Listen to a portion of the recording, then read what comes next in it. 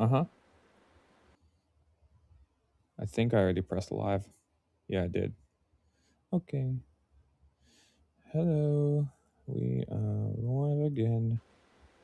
It's okay if you press live, that's fine. Yeah.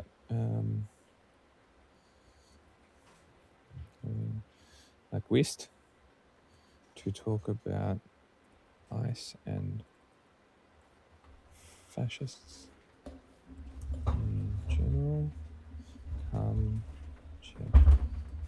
But first, Lady Chud v. Ms. I'm fucking better than you.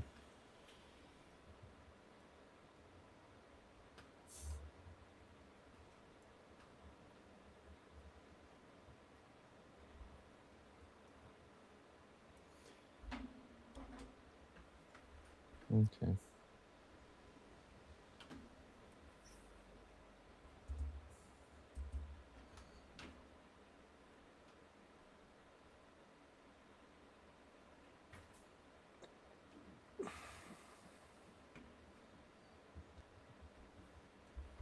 And refresh this.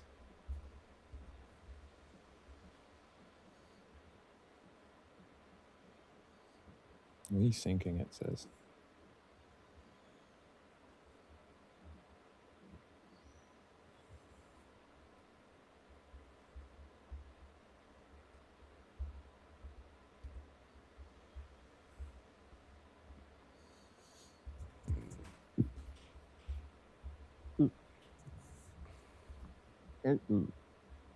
Hey, perfect. when it re-added now, it's right where we want it. Beautiful.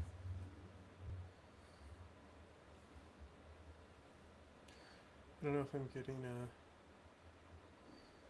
the full screen audio. I don't hear Sean Bean.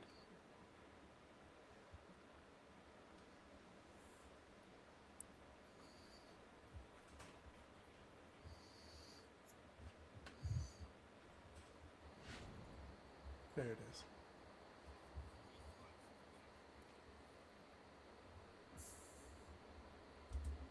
Ladies and gentlemen, this debate, our main card, has a little bit of a different format than what we did previously.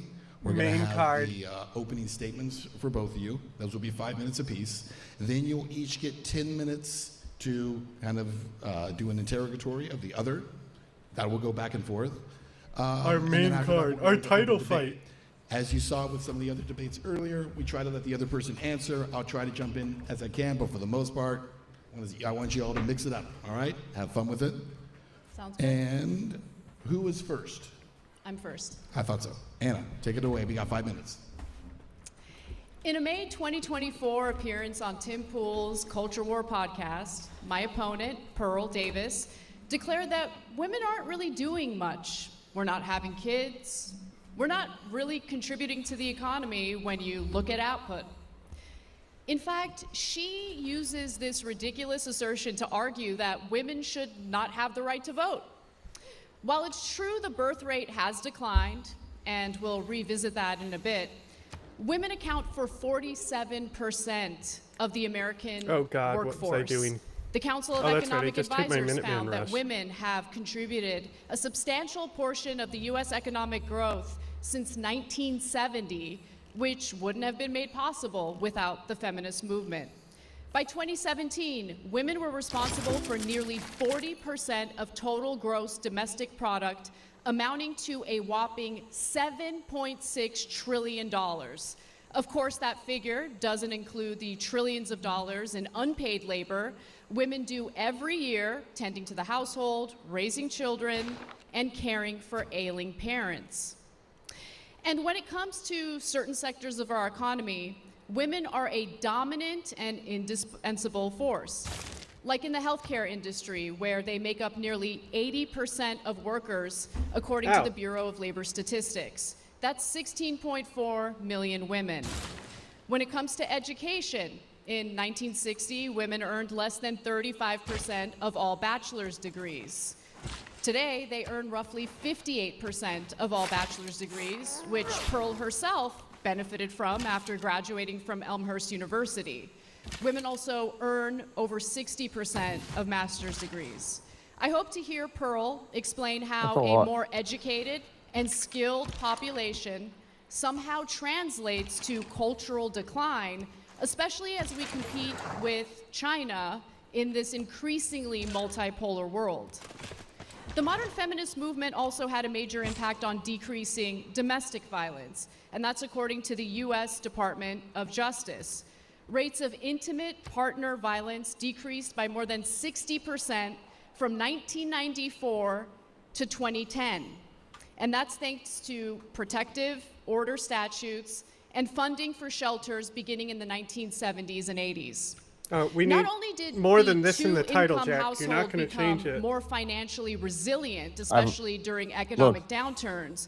Women gained the ability to leave abusive It's not gonna Set relationships, timer. an outcome 1 correlated hour, with change improved title. child health and educational It's not going to attainment. happen. Done. A It's done. culture that There's a protects timer. people from violence It's gonna is happen. not one that's indicative of cultural decline.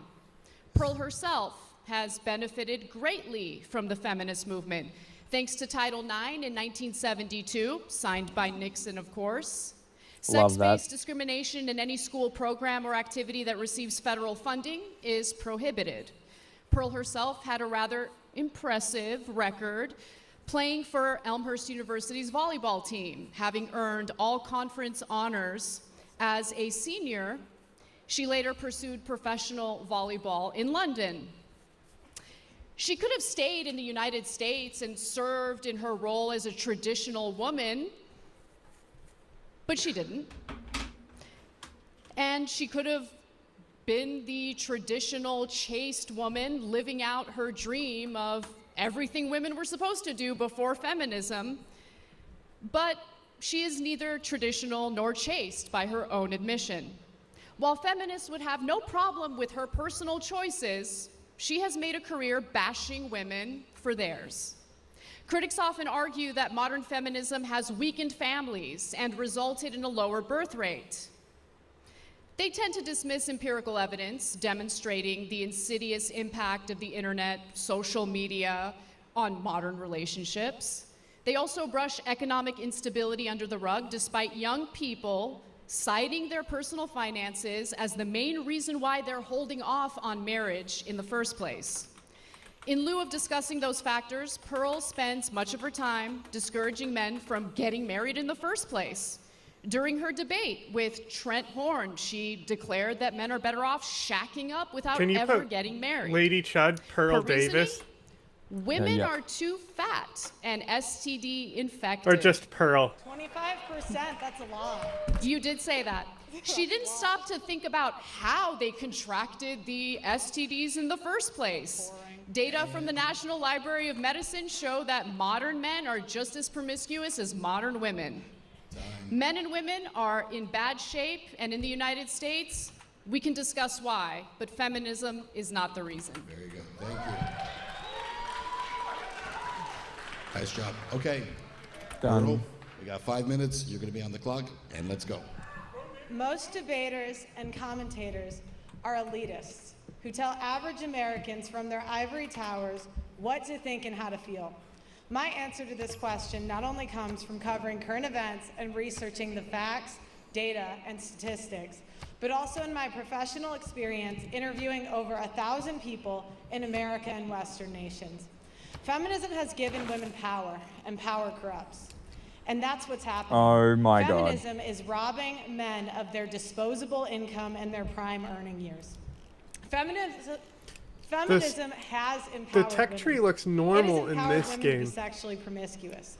Yeah, Feminists that's what I say thought. that they fought for women to not subject I'm themselves so to the confused approval of men. why it's so fucked Why up. then are 5 Does to 10% Gilgamesh just of have a women fucked up between tech the tree? ages of 18 to 25 on OnlyFans or other prostitution websites? There are more online Prostitution prostitutes in websites. America than female Walmart employees. 1 of 3 women will With the catch advance an of STD at feudalism some point in came- their lifetime. 90% will catch HPV, which is incurable. Feminism has empowered women to abort 1/8 of the world population and 1/3 of Gen Z. Feminists have been so empowered to commit paternity fraud. Paternity fraud is unpunished in any state in the USA or any country in the West. If done correctly, a man will have to pay for a child he was fooled into believing was his until that child reaches maturity. I In doubt that some this actually states, happens. that man will also have to pay for that kid's college. That is slavery and is forbidden under the 13th Amendment. 1/3 of paternity tests are negative. She by the just American used Association of the Blood amendment against Feminism slavery has as her empowered women to argument rob source. men. Rob men of their time, their resources. What Even about though it prison doesn't- labor? reputation, their Yeah, Oh, children, that's and in exactly. that's already certain cut out in the cases, amendment. their Oh, lives. so that one's fine, huh? They do this through child support, alimony, false allegations, and paternity fraud. How many people in this arena have a brother, a father, an uncle, or a friend who has gone through this meat grinder? Anna has been on the air for 15 years. She's got and is like completely oblivious 6 to people these there to cheer issues. for her. It's a silent genocide of the lives of millions of men. Standing on the sidelines of the arena, I have 33-year combat veteran Terrence Popp. He served through 3 wars and was almost killed in 2. He got married, had 2 children, and served Good in for the him. United States Army. Terrence Popp was deployed to Iraq in 2004, and as a member of the airborne infantry, he was wounded by a roadside bomb and suffered a TBI and a stroke from the blast. He was evacuated out of the country, and it took over 2 years until he had recovered. While he was recovering, his wife was plotting to divorce him. His wife murdered his 6-year-old Plotting. chocolate lab out of spite because he filed for divorce first. When he confronted her, the response he got was, "I told you I did not want you living here." At this Okay. point, he was forced to leave the marital home and live out of his car. The divorce took away his home, his children, and left him penniless and saddled with a child support payment he could not afford. Terrence had to pay $144,000 over a 12-year period for a divorce that his wife was empowered by feminists to plan and execute. Terrence went into court to Amazing. fight for 50-50 custody. Terrence was called a murderer and an assassin in open court and was given 96 hours a month with his children. 96 hours a month is not a father. While homeless, he spoke to many other men who would never get off I'd the like to streets hear the due wife's to side. child support arrearages and penalties, and the men constantly getting arrested for unpaid child support. The disparage of losing his children and his home, and his PTSD and constant pain from his wounds, he became suicidal. While at his post in Okay. 2008, a former commander of his came to see him to I secretly love say that his last goodbyes. her response The next day, argument Mr. is an Popp's former anecdote commander- that she brought in person. It is very funny. It's really funny. Okay, so there was actually these cool intros where they had walkouts. It's got copyright music, so I'm not going to play the audio. But it's worth looking at how cringe this is. Or maybe I can just put it real low so you can Go ahead. barely hear it. Oh no, the monitor just shit out. Oh, because I flipped back into Civ. You don't get it. She is the woman. She gets to speak. He doesn't get to speak. You know, she's a feminist. Yeah, you can't really... I don't know if it's copywritten music, but you can't really hear it. Right? Wow, packed audience there. Boy, This they was had the a main full event, walkout. That's amazing. right? I can't believe they had. This is wild. She They didn't had a put Anna's full-on walkout on here. Bro, they had pyros going off for her. That's great. This is definitely a music claim, but Pearl, welcome. I You just can't went on really a hear spree it. of. I went on a spree of disputing them, and I'm just like, these are false DMCA claims. Like, fuck you. What do you think Anna walked out to? Don't know. Nothing. Commander put on his dress blues and went to the Holy National Veteran Cemetery and blew his brains out. Terrence Popp was notified of the death and was shocked because he was planning to commit suicide in the exact same manner. So in effect, his former commander took the bullet that was meant for him. Terrence Popp decided he would not kill Okay. himself and has spent the last 20 years saving 576 men from suicide with comedy. And If you now look to the left all of the he stage, is Terrence a holding the prop dog tags for in your every debate life that he has saved. defending fascist Now, why am I propaganda. telling you this? Shout out to Terrence. Yeah. Now, why am I telling you this? Because men and question. American veterans are put in this position because of the empowerment that feminists like Anna have pushed for. There are millions of men that have died in this country from the political power Amazing. that feminism pushes. Since 1970, an estimated 1.6 million men have committed suicide. Time. Stop it. If feminists cared about equality, why aren't they fighting for equality in divorce and family court as hard as they are fighting for abortion, working, or becoming sex workers? Thank you. Okay. This is gonna be, it's gonna be a heavy one. We're gonna go now to the opening interrogations. We have 10 minutes. Do we have that on the clock? Yeah, it's fading in right there. Okay, and take it away. 10 minutes. Who's interrogating who? Whoever wants to begin. Aside from the specific anecdote that you shared, which of course is tragic, And it can you happens all the cite some time. actual studies that look at the statistics and back up what you say in regard to the outcomes of marriage and divorce in America? 41% of 109 rape cases reported to police in a Midwestern city were admitted to be false by complainants. In one Midwestern city? And which Midwestern city was that? You know, you can go from your ivory tower and Oh I'm my not in an ivory God. tower. I'm Instant on the stage cope. interrogating your Instant assertions, and you've only provided an anecdote. right. Because It's if you not- look at the data, which I did, of course, you'll find that women are twice as likely to fall into poverty after divorce. Right, because they can't stop Alimony is spending. paid out in 10% of divorces. According to the Census Bureau, the average child support payment is $441 a month, and only 60% Right, but how of much are those they payments making? get paid out. Okay. How much? Women do not So- get child custody 90% of the Pause. time, as you have asserted before. In fact, 95% Well, it's fine. I can hear myself. of custody cases I adjusted are it, so I put the mutually noise agreed gate upon on. outside So you of the shouldn't hear me courtroom. breathing through my nose. Women get full custody 40% of the Great. time. Can't Men hear do it. get full custody 20% of the time. And 40% of the time, it's shared custody, which I think is the ideal situation, because assuming that this is about neither feminism. spouse is abusive.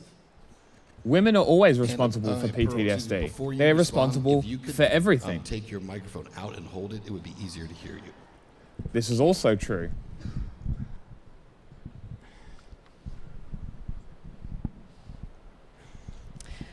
Alimony and medical care and dental are not covered by that, so a lot of times it does go above 50%. Again, you can go through the facts, the data, and the statistics and manipulate them any way that you want. It's not But there manipulation. are Those are the 1.6 stats. million. There are 1.6 million men in this country. Men are 9 times more likely to commit suicide after a divorce. I'm pretty sure there's like compared to women. What's the 160 million number for women? actually. It's lower. Really? What is it? I, Comparative analysis is real difficult for you, isn't it? okay.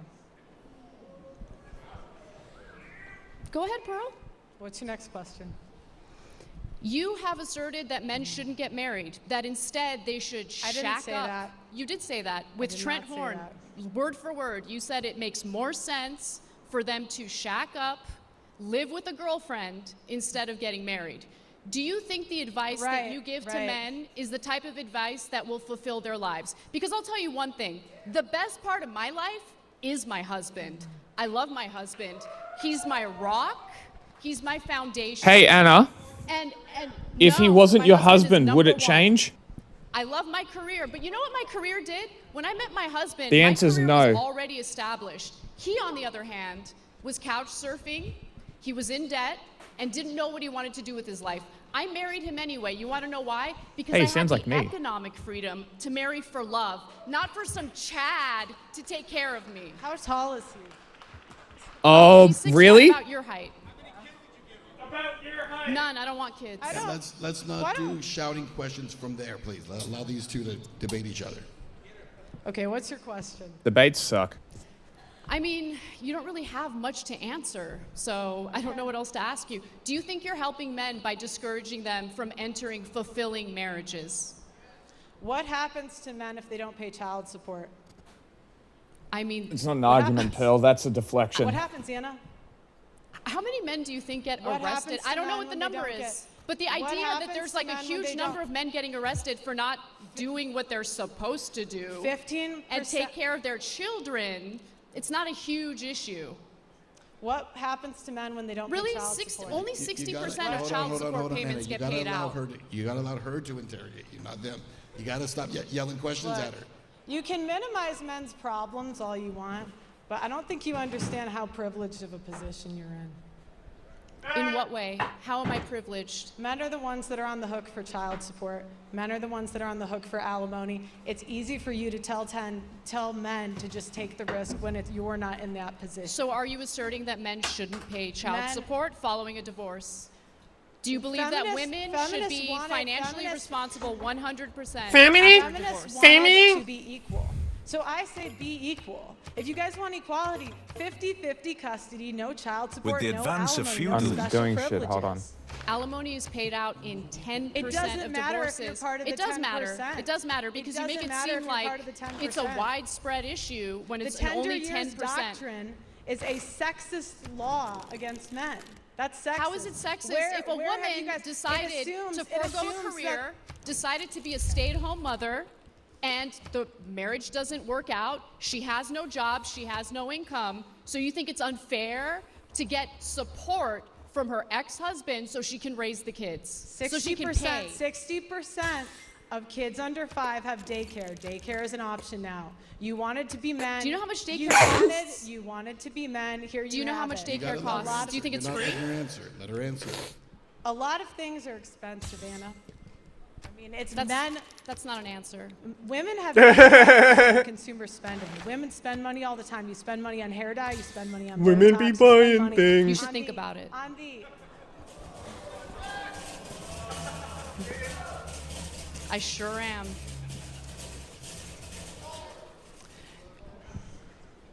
You spend money all of the time. Yep. So you wanted to be men. Here it is. You're equal. Pay for daycare. Equality means that when you have a child or children, you're both responsible. So the Right. idea that the woman should take 100% of the costs on herself without any help from her husband or ex-husband is ridiculous. How is that fair?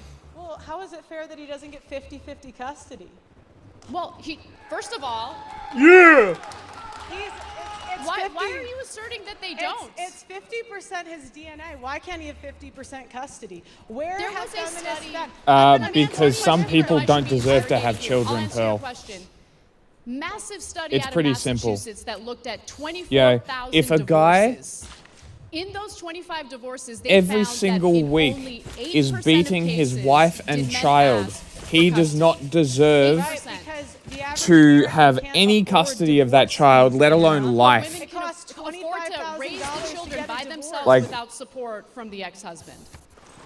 How does that Why make is sense? this What did you say? I didn't hear you difficult to understand? talking. You're complaining about the costs while simultaneously arguing that a woman should not get child support in order to raise the children that Right. the She can- former couple had together. Are you guys equal or not? You wanted Yes, to be equal. equality means that All you're right. both responsible 50 for raising the children, and that includes right. the So costs you should have of raising equality, the children. but not at the expense of men. 50-50 custody, 50-50, no child support, no alimony. That's equality. You don't want Alimony equality. makes sense if You the want- woman was you a want- stay-at-home mother and doesn't have a source of income. How else would she take care of the kids following a divorce? By getting a job just like the men.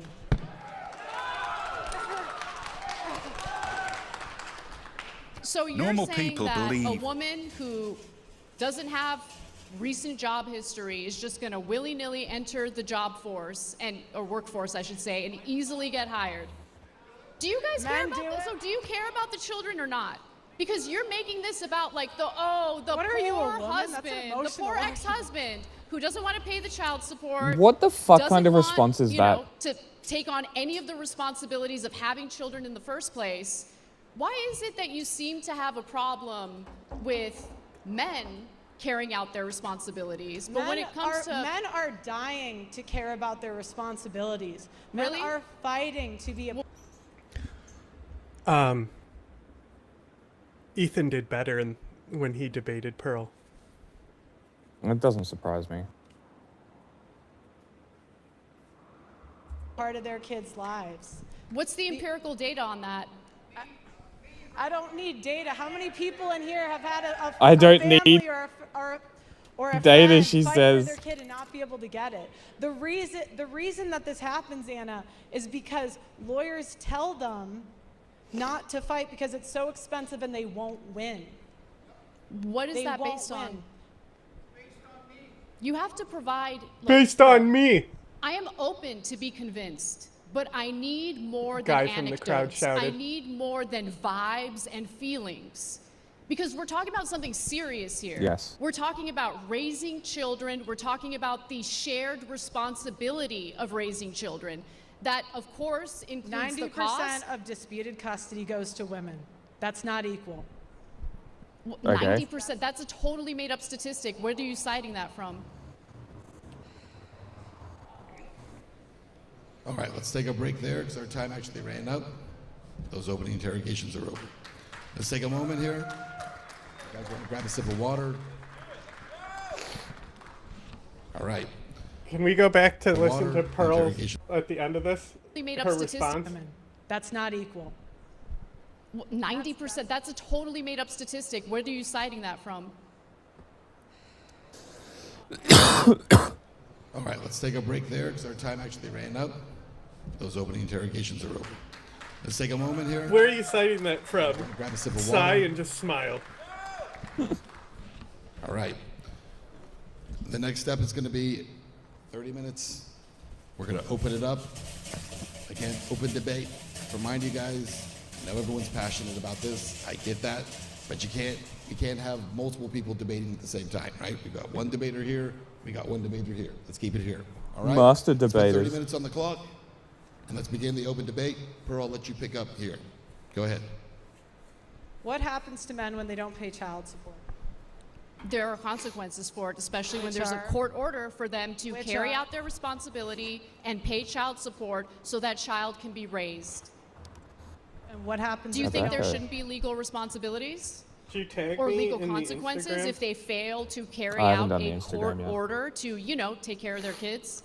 I've interviewed men that have paid millions of dollars in Don't child care about your support and interviews. they're- Anecdotal evidence doesn't matter. What I need is actual statistical, That's amazing. empirical evidence. That is amazing. You know what that is? That's a potential Telling her to shut the fuck soundbite. up. That's a potential That is- soundbite from Anna. That is very true. And we have had the Dollars same and don't care sound bites for a hot minute, so we kind of need a new Anna one. Take care of their kids. I've interviewed men that have paid millions of dollars in Don't child care about your support and interviews. they're- Anecdotal evidence doesn't matter. What I need is actual statistic, empirical evidence. I'll mute my mic and we'll get it clean. Yeah. They should pay their child support. What I need. Men that have paid millions of dollars in Don't child care about your support and interviews. they're- Anecdotal evidence doesn't matter. What I need is actual statistic, empirical evidence. They should pay their child support. $441 What happens- is the average. I need is. paid millions of dollars in Don't child care about your support and interviews. they're- Anecdotal evidence doesn't matter. What I need is actual statistic, empirical evidence. They should pay their child support. $441 What happens- is the average child support payment. $441 a month.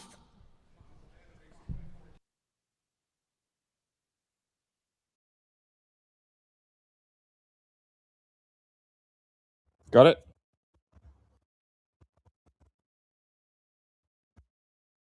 Did I die? Did the video pause? My monitor's still working? It's John that died. Neat.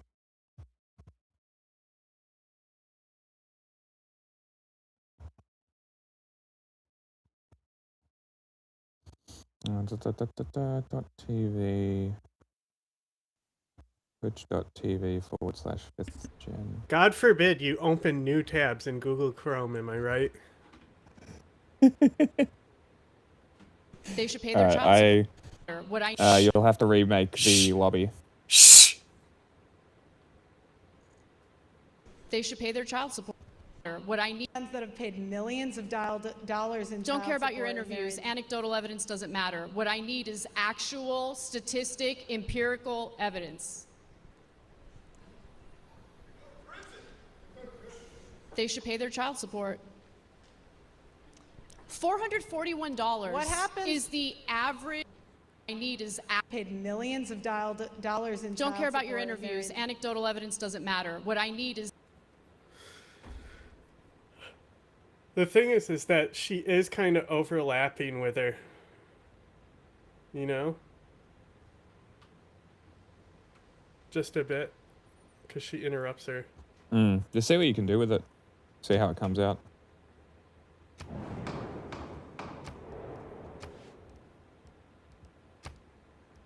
Just give me a second. I don't need to do anything. I don't need to do anything. empirical evidence. I need is actual, statistic, empirical evidence. They should pay their child support. $441 What happens- is the average. I need is Paid millions of dollars in don't child care about your support are interviews. married. Anecdotal evidence doesn't matter. What I need is actual, statistic, empirical. Okay, that one's clean too.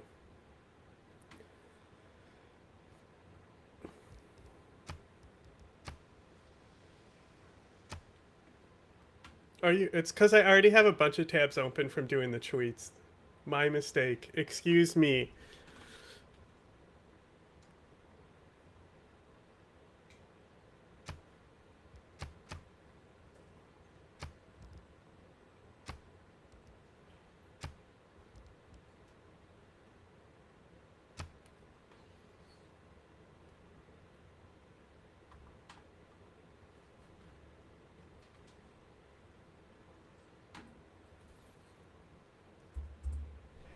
Yeah, that's for someone that makes $24,000 a year. You just told me a woman can just go to work and take care of the kids totally by herself.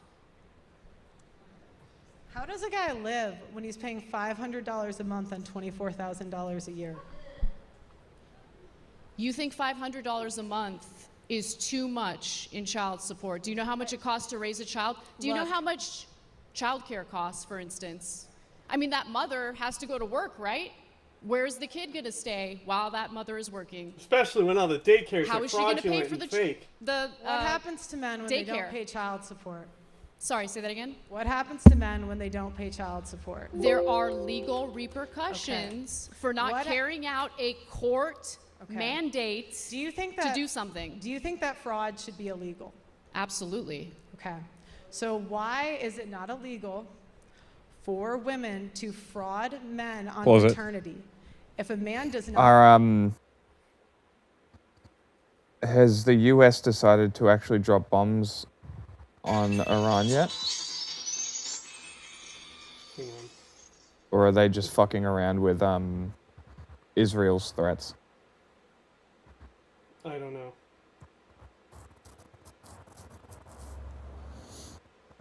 Because if America's bombing Iran, I highly doubt that they will not kill people. Like, next 24 hours? Great. Can't wait to see another hundreds of Iranians dead because of American bombs. That's going to be great. Really, really helping the Iranian state suppress its people. Pretty cool. Oh, but they're going to just drop bombs on the government facilities. Yeah, you better believe them. Unfucking real. What was really funny is fucking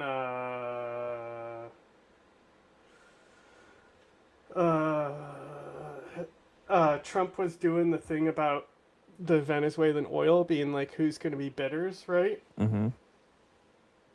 And I don't remember exactly what Exxon said, but they basically were like, nah, we've been burned in Venezuela too many times. We're not really that interested. And Trump Yeah. was like, well, then you're not getting any. And it's like, okay, we said we didn't want it. And he was so pissed about them saying no. And I think Chevron is the only one who's really interested in the bids because they're the only ones who still have oil infrastructure in the state. The rest of Yeah. the oil companies literally were like, we don't want Venezuelan oil. Mm-hmm. And it's like, this is what I've been saying the whole It's time. not that is they like, knew it would look bad. They cited capitalist risk because to them, the president is temporary. Yes. So if they've already, and the regime is the same regime that burned them in the past, so why in fact would they put money into it? Like, that's a huge investment on oil infrastructure that won't pay itself off for them. Yeah. Because I vaguely remember them saying, like, nah, we're not going to do that. Yeah, they specifically cited the risk because of how much because of their history in the country. Yeah, like, it's like, it's no Trump's surprise. response is just what's fucking funny about it. I was fucking laughing because it was so childish, just being like, they're not gonna get any then.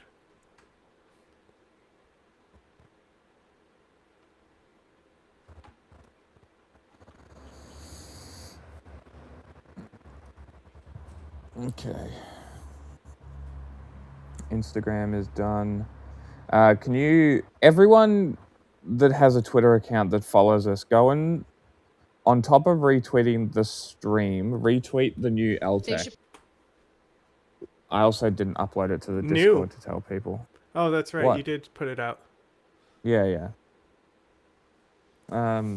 Posted on Twitter and got 6 views in 7 hours. Pretty awesome. Yeah, that's. they Twitter should for pay you. their child support. What I need. That have paid millions of dollars in Don't child care about your support and interviews. married- Anecdotal evidence doesn't matter. What I need is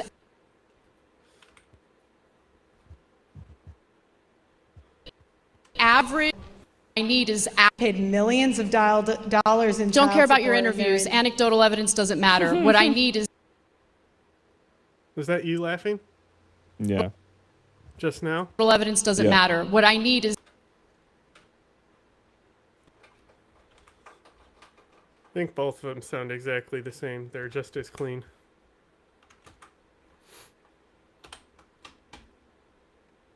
child support. What I need. that have paid millions of dollars in Don't child care.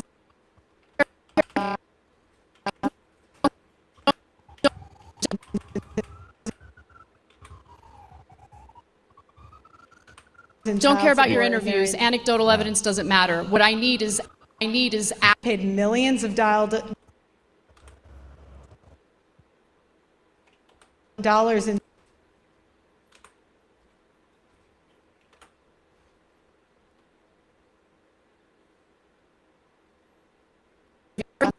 Don't-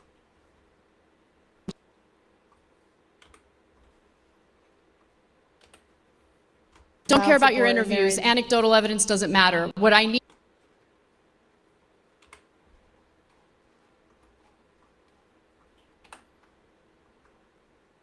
Matter. What I. Yeah. Damn it! I'm hitting the wrong buttons, as usual.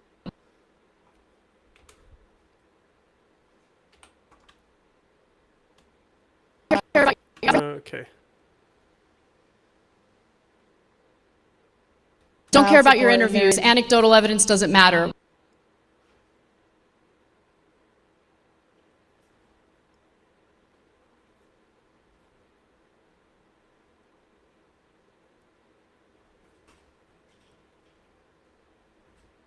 And then we'll just do...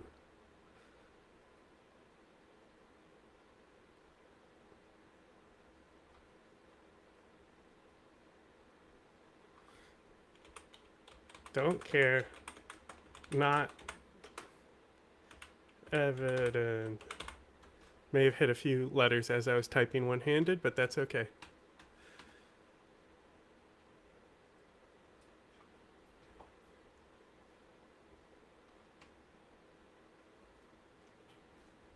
And render. Okay, that's done.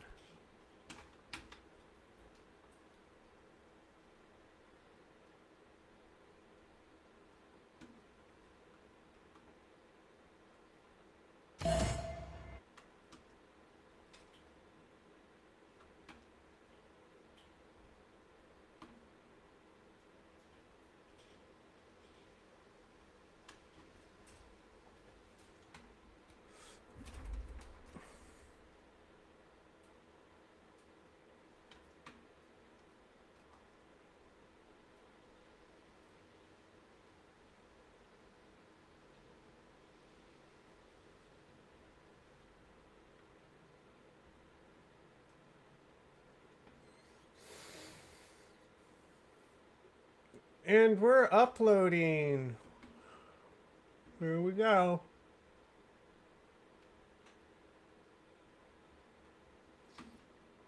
D for don't.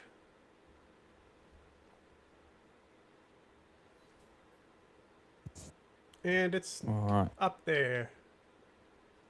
Hey, it didn't even progress the next turn. I left in time. Well, I loaded a turn back Aha.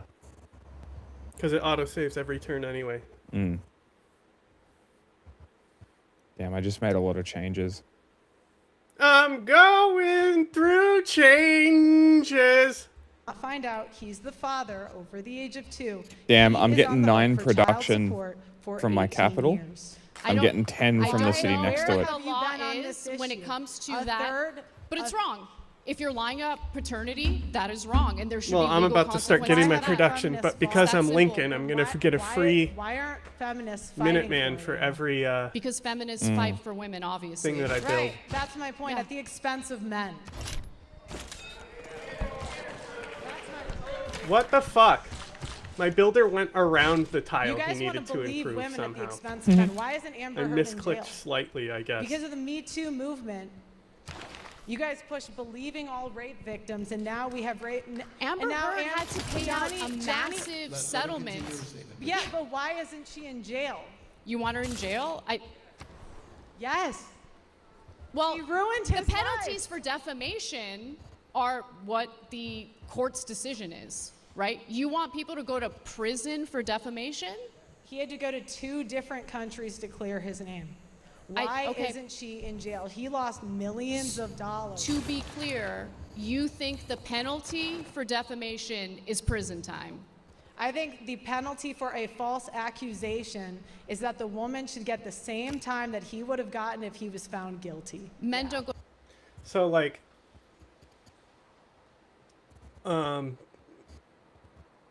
when it comes to envoys and how to, there's sometimes like what I do is I'll put 1 in everything because then you'll get the 1 envoy bonus in each of those places. Yeah. And like, because in the early game, same with the governors, you know, like the tier 3, like Magnus upgrades is about post-industrialization. Yeah. One is a strategic resource, but like the other one is about energy. You may not have it. So it's like, unless you want their bonus, which you can check in the envoy, in the Annex City State screen, unless you want their bonus, then like I think it's better to space them out. Wait, say it again. Space who out? The envoys, so you get Yeah. the bonus from each of them by putting 1 in all of them instead of them in a single one. Like if Yeah. you don't care about the suzerainty bonus. I'm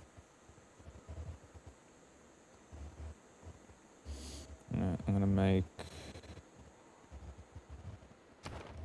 Oh, cool.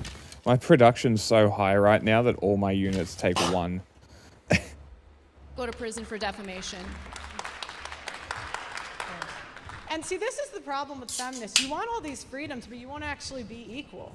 I do Be want equal. equality. No, if you wanted to be equal, you would fight for 50-50 child support, no alimony. No alimony. So again, if a woman decided to forego, It sounded like she was working, gonna decided to stay. do a list there, but then she just forgot where she was going. Like, what was that, Pearl? 50 child. I do She want literally equality. didn't have anything else.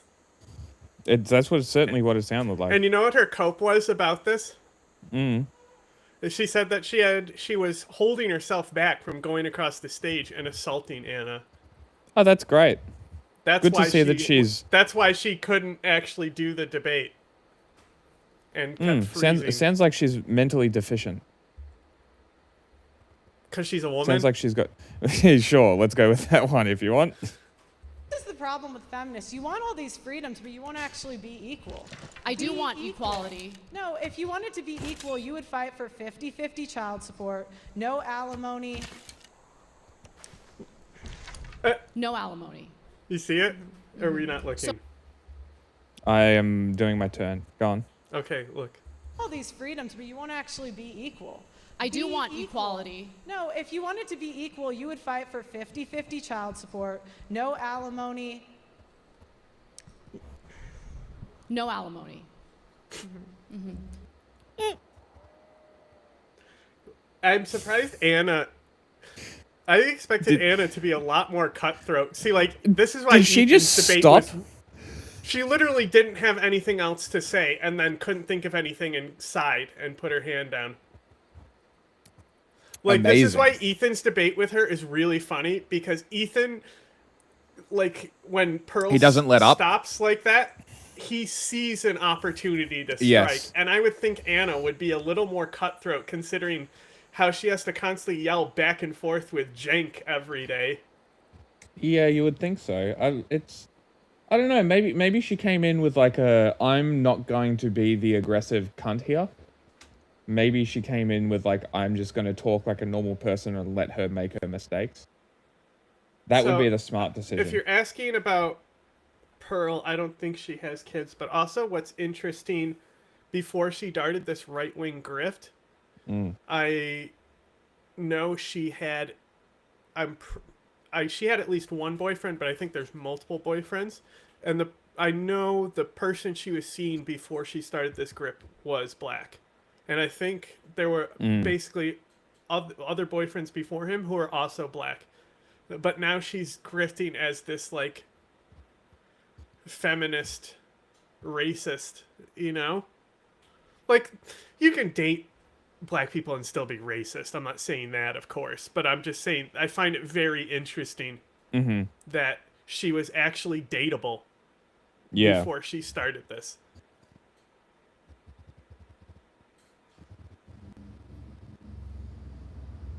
And yeah, and that's one of the things when Ethan debates these chuds, which kind of stopped because of all the annoying pressure he's gotten. Yeah. But he does one with Fresh and Fit and was like, I'm married with kids. I'm doing it better than you guys. That's his number one thing when he debates the chuds, is like that he's happily married with kids and they aren't. Well, didn't he get divorced? Who? The Fresh and Fit guy?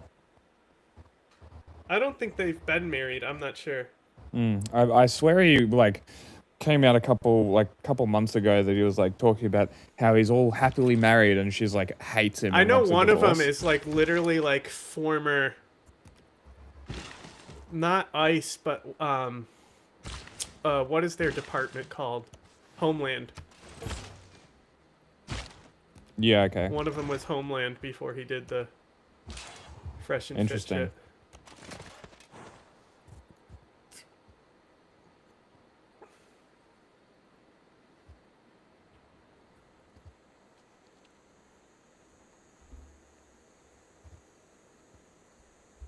So again, if a woman decided to forego working, decided to stay home to raise the children, and the marriage doesn't work out, She's got no income whatsoever. In democracy. She doesn't deserve any women alimony. aren't even doing that. Number one, that's not even women are not staying home with the kids.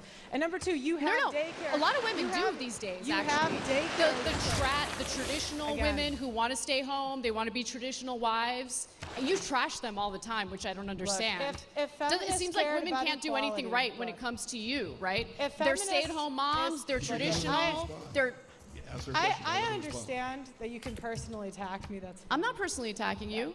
okay. These are things that you have said on the record multiple times. But if you cared about equality, you would care about false accusations. You would I do care about false accusations, No, yep. you don't. You don't know me. What, you don't know what you I don't care know about. me. Look, all right. Let's talk about rights that men do not have. Men do not have the right to be enlisted in selective service. You know, we have 125K men who were drafted and buried overseas. Think about that over a second. You talk about the oppression. Think about that over a But how second. many men died? Did you just read your own script wrong? You're reading off a paper, and you said, think about that over a second? Amazing. Or think that over for a second? Take a second that's to what think she that wanted. over? I think, What did I you think try to that's write what she there? expected. In World War I and World War II and had no choice. And yet Anna complains about oppression. Men gotta do not rethink have the our right to foreign face policy. their accuser in court when they have a false allegation and for personal protection orders that strips constitutional rights away from the man. Women go before a judge and say they don't feel safe, and more than likely a PP order will be issued. The man was not in court, had no say, has no PP? defense, and does not get to face his accuser. That is done en masse, and many servicemen and first responders lose their careers over this because it strips a man's Second Amendment Why are rights servicemen away and first based on responders no the one evidence. in these cases? Men Where are do you not getting have the that right to information raise from? their children. Good point. Divorce is no fault, but when it comes to child custody, it's always the man's fault. He loses his children to the system. 96 hours a month the father does not wake. Men have longer prison sentences. Women get a third of the time for the same crime. Where are the feminists fighting for equality on that issue?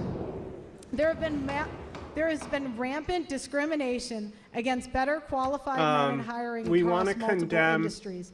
Men the pay more child T support, religion, and child 'cause that's support the one orders that's are not leading. enforced at the same Okay. rates between men and women. Women are more likely women pay not child to support. pay and Fascinating. are prosecuted for non-payment at lower rates. Men cannot opt out of parenthood. Melee. Pick ranged For the for combat. Men combat. have very few No, domestic melee. Range? violence shelters Melee? and Melee. are not taken seriously when they're domestic violence victims. I agree on that. Men, I do white agree men on in that. particular, are discriminated against when it comes to hiring and educational attainment. True. The Duluth model is a model that law enforcement, courts, and counselors use I love that she's agreeing with her. automatically that assumes That's very men funny. are the aggressor. The tender years doctrine is a guideline in divorce used to justify removing the father from the child's life. The only institutional sexism that exists is institutional sexism that discriminates against men in favor of women. Furthermore, U.S. courts do not require receipts to show how that money is spent by the custodial parent, unless there's overwhelming evidence of starvation, malnutrition, or severe child abuse. There are Hold numerous on, reports pause. of custodial You want the parents spending government the to money check on receipts and luxury- see, like, Let's let her respond to some of that. hold on, let's understand something. You want government to be so big that you literally have the government looking at receipts to see what a mother is spending the money on? That's insane. I want no child support, no alimony, 50-50. Yeah, because you're crazy and you don't live in reality. I'm more of a feminist than you, Anna. Because I say if you want to vote, be in selective service. Be on the front lines just like the men are. Who do you want- think gives birth to That's and moronic. raises those soldiers? Birthing What does that have to person. do with anything? Because you assert that Birthing women person? shouldn't be allowed to vote because they're not all in mandatory military service. I say be equal. You want to vote, do what the men do. Men are fined Should women be included in combat? $125,000. Men Should women are be fin- included in combat? Yes. Okay, Do what the men fair. do. They already are. Do what the men do. Yeah, fair. Agreed. Actually, wasn't this Was it Venezuela where? No, Panama was the Next. historic one Nothing? where Okay. it had a lot of women in the. I want to know what your Panama ideal invasion. woman is. Because if you are a traditional conservative woman who's married, staying at home, raising kids, you trash them. There's no such thing as a traditional woman. They cannot be traditional in 2025 because women will always have the leverage. What does that mean? What does it mean that women Because- will always have the leverage? Yeah, that literally means nothing. Women have child Hey, I support got to 2 fall back Diplo on, victory women have points from alimony. World Congress. So Nice. automatically, 10% of divorces end with It doesn't. alimony settlements. and 10%. and they go. You just All of ignore them stats. voted. They You go just move from on. men to women. 1 point They go from for their men own to religions, Billions of dollars every I thought you year. said earlier Billions that women of are paying which would have alimony. fucked them Billions if of the dollars of wealth Maya every year won. is transferred from men Yeah. to women. idiots. Through the- Based on through- what? Where are you through getting that family information from? court. Are you just making it up? Look, we have it. We're excited. We can get it to you at the end. We? You didn't want to submit. Where are your sources? You didn't want to submit them ahead of time. You did. The Census Bureau, Bureau of Labor Statistics. I cited everything I mentioned. She Pull it did. up. That's true. Pearl, the main thing I want people to understand, okay? Pearl's gonna trash women no matter what. That's fine. I'm not trashing. But them. my biggest gripe with you is you're discouraging people from entering marriages. I don't tell men what to do. Sell me on. You okay, advise Anna, men to avoid marriage. Sell me on marriage. What do men get out of marriage? That's sad. It's sad that people think that. It really is. You Assistant get a pussy, partner, baby. You get a teammate. You get to build a life You get together. a partner, you and get a it's teammate. Gay! beautiful. I feel like misery loves company in this situation. What an incredibly straight answer. And how would you know So what- okay, what you get pause out it. of marriage if you haven't experienced I'm marriage in the curious. first place? I'm curious now, if the question was directed at a gay man and from a Christian person asking, what does marriage give gay people? What would your answer be? I don't know. Like that is a very interesting question to me because of that debate around gay marriage. And it's like, well, marriage is supposed to be the sanctimonious union of man and woman to have children, right? But realistically, marriage is a contract for tax benefits to the government. Mm-hmm. Right? So It's acknowledging realistically, your relationship to the government. yeah, like that's, to me, that's all marriage really seems to That's be all it because is to go the church to change it yeah. from a single to a joint income on the tax form. Mm-hmm. Yeah. And beyond that, I don't see why the need for marriage has to exist. If you want to get married, fucking go for it. And that goes for anybody. If a fucking dude wants to get married to a fucking dude, hell, if you want to get married to your mate for the tax benefits, I don't give a fuck. Go for it. Chuck and Larry. Who gives a shit?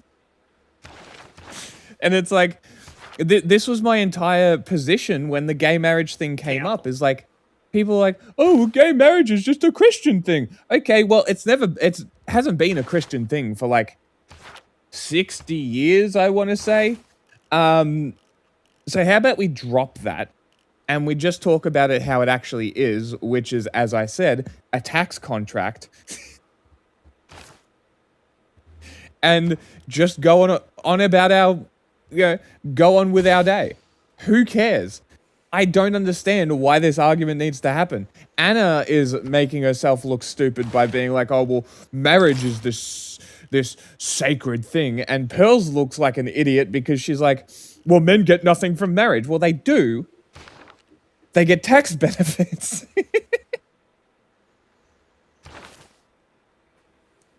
And that's about it. That's about it. Beyond that, sure, if you really like a person and you want to stay with them for your entire life, get married.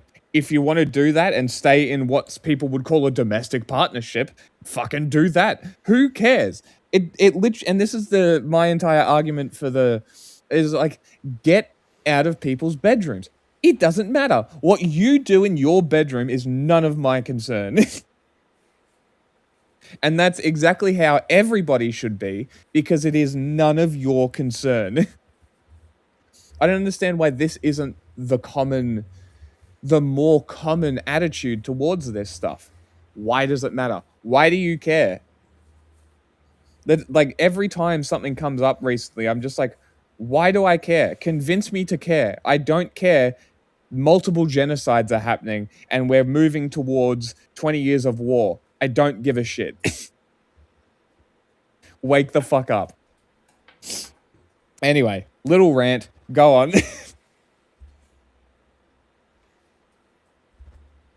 I'm not saying that as a personal attack. I really hope that Pearl meets the love of her life and gets married. It's not about that. But you trash it without really understanding what the benefits are. Why do we have phrases like it's cheaper to keep her? Pearl, I've literally never heard that in my entire life. Answer the question. divorce. Why buy the cow when you can get the milk for free? So like Gilgamesh has like he has war cards, so you can build them without researching any tech.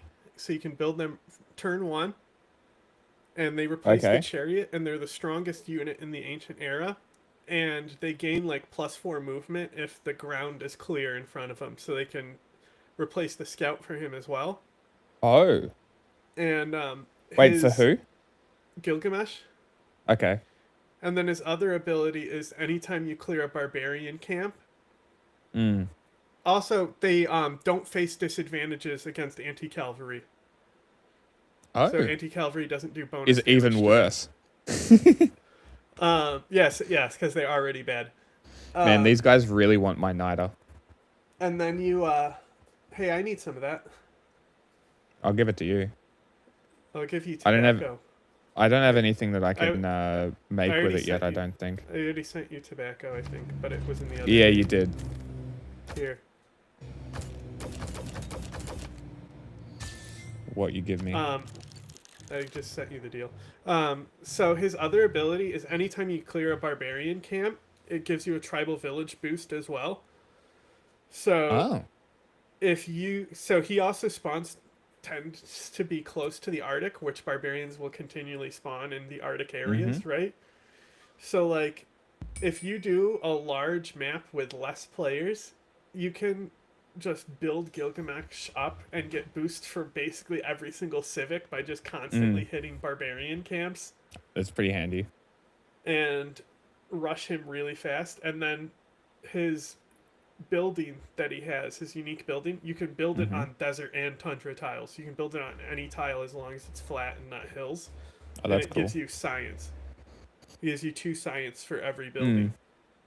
So you can make up for not building any districts and only building military units with him by putting those.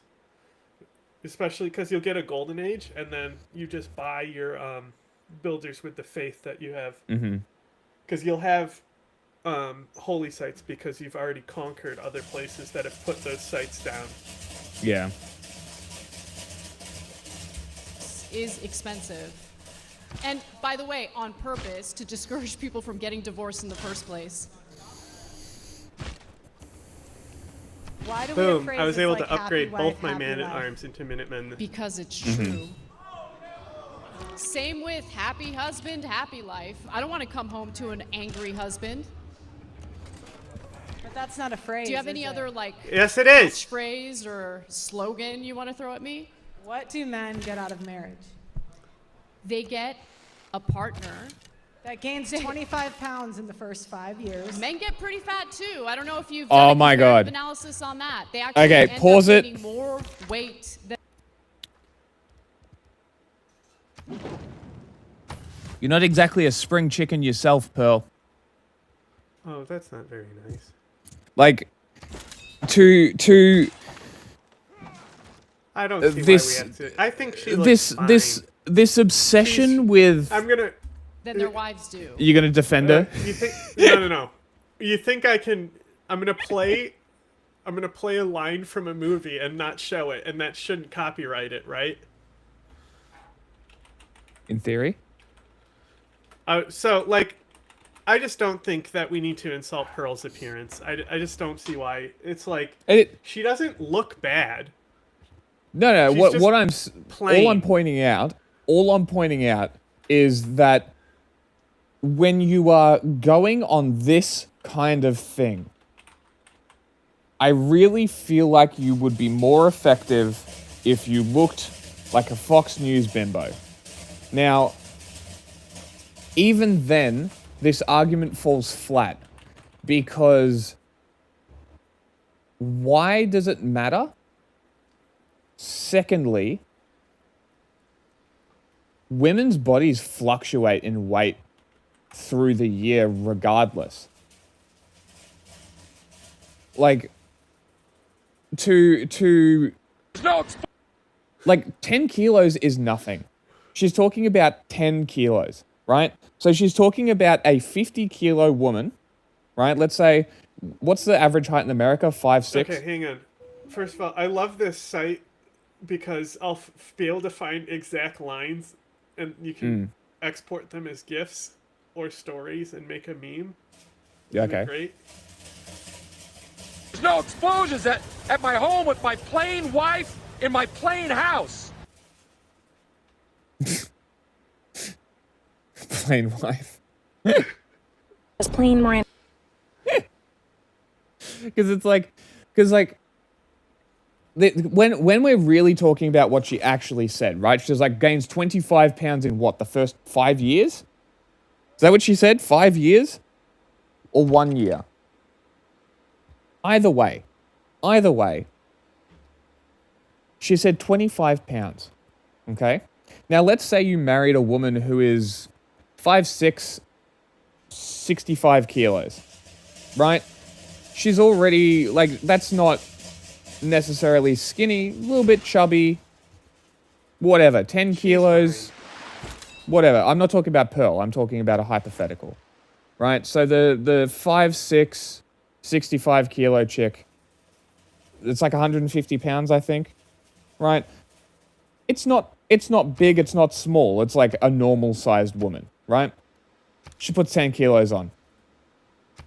Who gives a shit? So she goes from normal to slightly overweight. Who gives a shit? You know how you solve that? 3 weeks of eating right. Wow, that's so difficult to solve. You know how you fix it in men? Same thing. Isn't it crazy? And it's like this obsession with, and this goes down to like the fresh and fit. What's their market value thing that they go about? Is it FMV, female market value? I don't know. I think that's what these fucking chuds talk about, and they talk about a woman's market value and how men only Like she's they literally- age like wine. Literally object you're taking to market.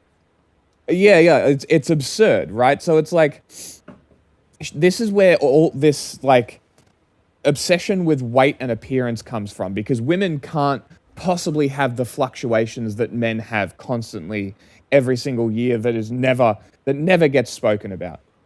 Never gets talked about. Nobody ever gives a shit if a guy puts on 10 kilos, but if a chick puts on 10 kilos, it's the end of the fucking world, because a 25-year-old woman at 10 kilos overweight is essentially the same market value as a 45-year-old woman in menopause. You know, this is their attitude, and it's like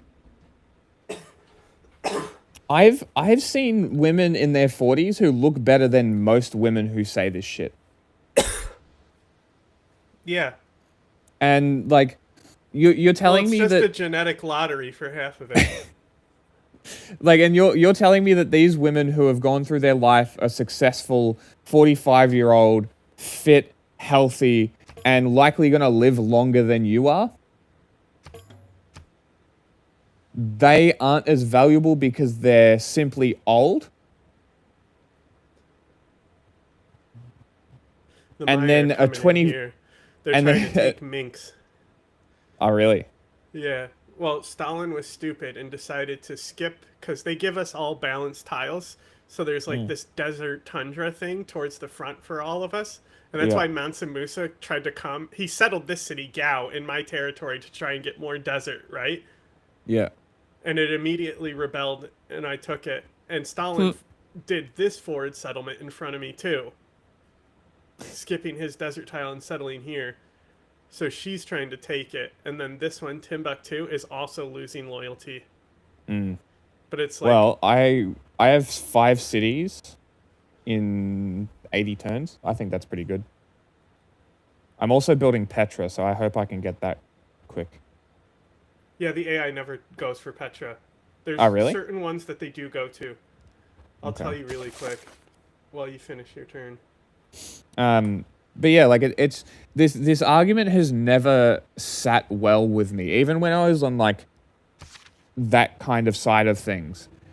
It never, like this kind of thing, every time I would watch something where they would talk about this like market value of women or just talk about them like they're fucking objects, I would just be like,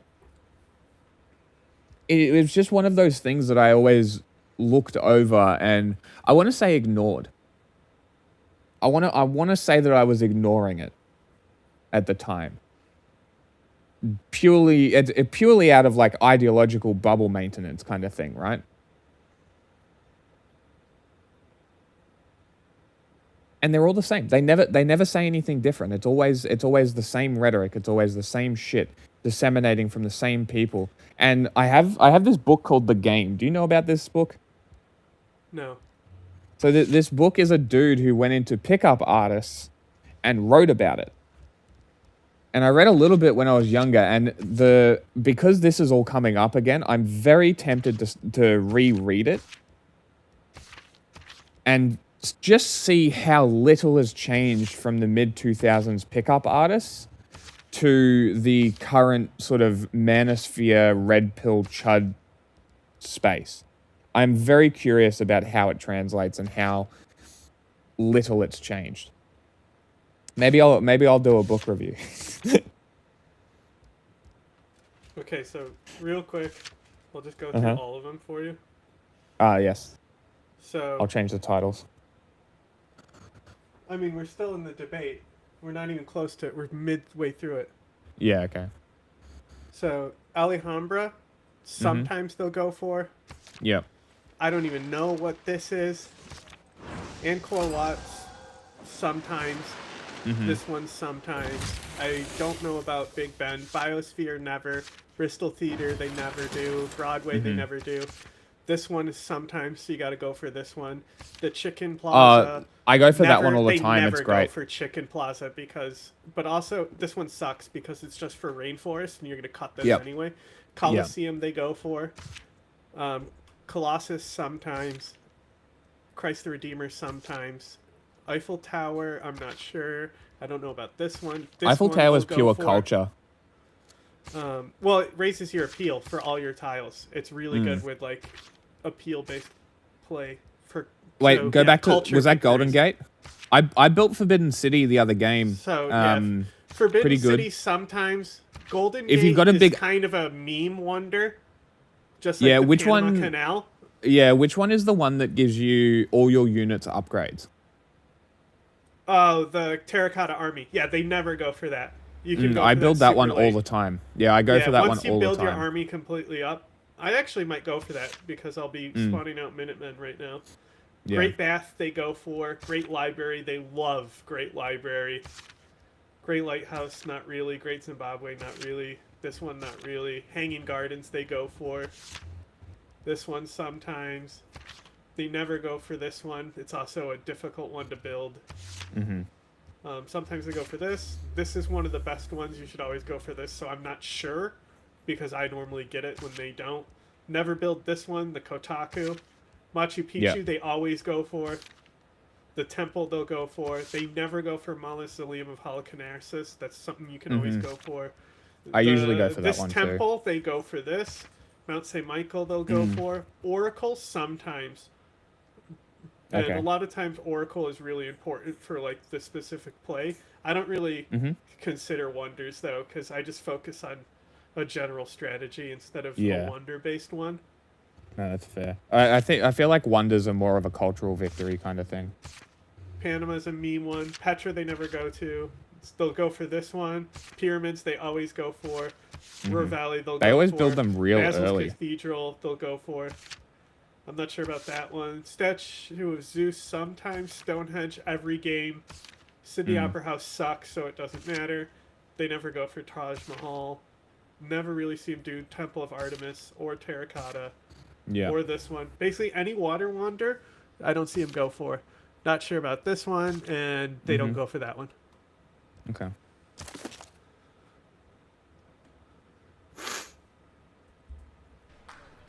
And who cares? Oh, Bethel. Men, Man. I mean, have a conversation with your partner. Encourage her. how Be an can adult. how can men and women be equal? Especially if she's giving you How can men children. and women be equal when one is expected to die for the other? What? I don't expect anyone to die What? for anyone else. I don't know what that even comes Yeah, but from. men are willing to die for you every day. The men in the police force, the men in the military. What about the women in the police force? They're not. They're 10%. They don't matter. So what? Who cares what percentage women make up of the police force? Yeah, They're in but the they police can't- force. they My can't- sister-in-law's a cop, actually. They can't do the same jobs. There's videos on the should internet see my everywhere of sister-in-law. women getting their guns taken Oh, because they're she not is a strong moron. enough. Are you just making things up? I saw it on the internet, she said. Pearl, what are you doing? Like, seriously. Next question.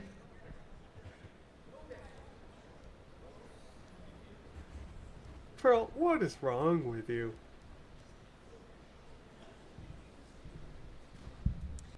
Wow.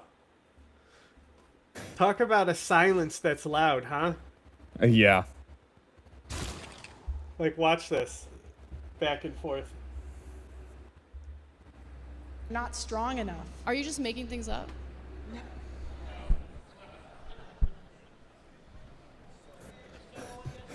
That is a loud ass silence. Hang on, no, that's not it. Just wait. Making things up?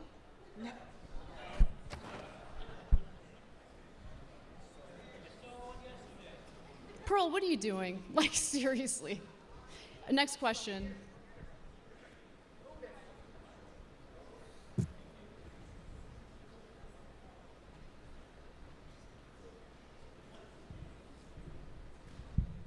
Do you realize how good you have it in this country? Absolutely. Best country. Oh my god. Best country in the world that executes Life its you citizens live, and people the are cool life with you it. live at the expense of men. No, that's not true. That is true. Show me how. Do you know how many men die every year? Just to... There are men that die every year to get you crab. How many women die every year during childbirth? Not many. This country has the highest. Did she really maternal just say men mortality. die every day to get you crab? Is that really what she said? So what you're saying is because guys picked a job, they're dying for her. Okay, so are they also dying for the men that also eat crab? What a dumb fucking argument. I'd imagine the whole world. I think when I paused, I slapped the keyboard and jumped somewhere. Oh, I Interesting. muted it as well. This country has the highest maternal. Do you realize how good you have it in this country? Absolutely. Best country in the world. Cool. Men have 6-year less You get life to expectancy to than live women the in America. life you live at the expense of men. No, that's not true. That is true. Show me how. Do you know how many men die every year? Just to... There are men that die every year to get you crab. How many women die every year during childbirth? Not many. This country has the highest maternal mortality rate of any developed country. So a lot of women do die as a result of pregnancy and childbirth, yes.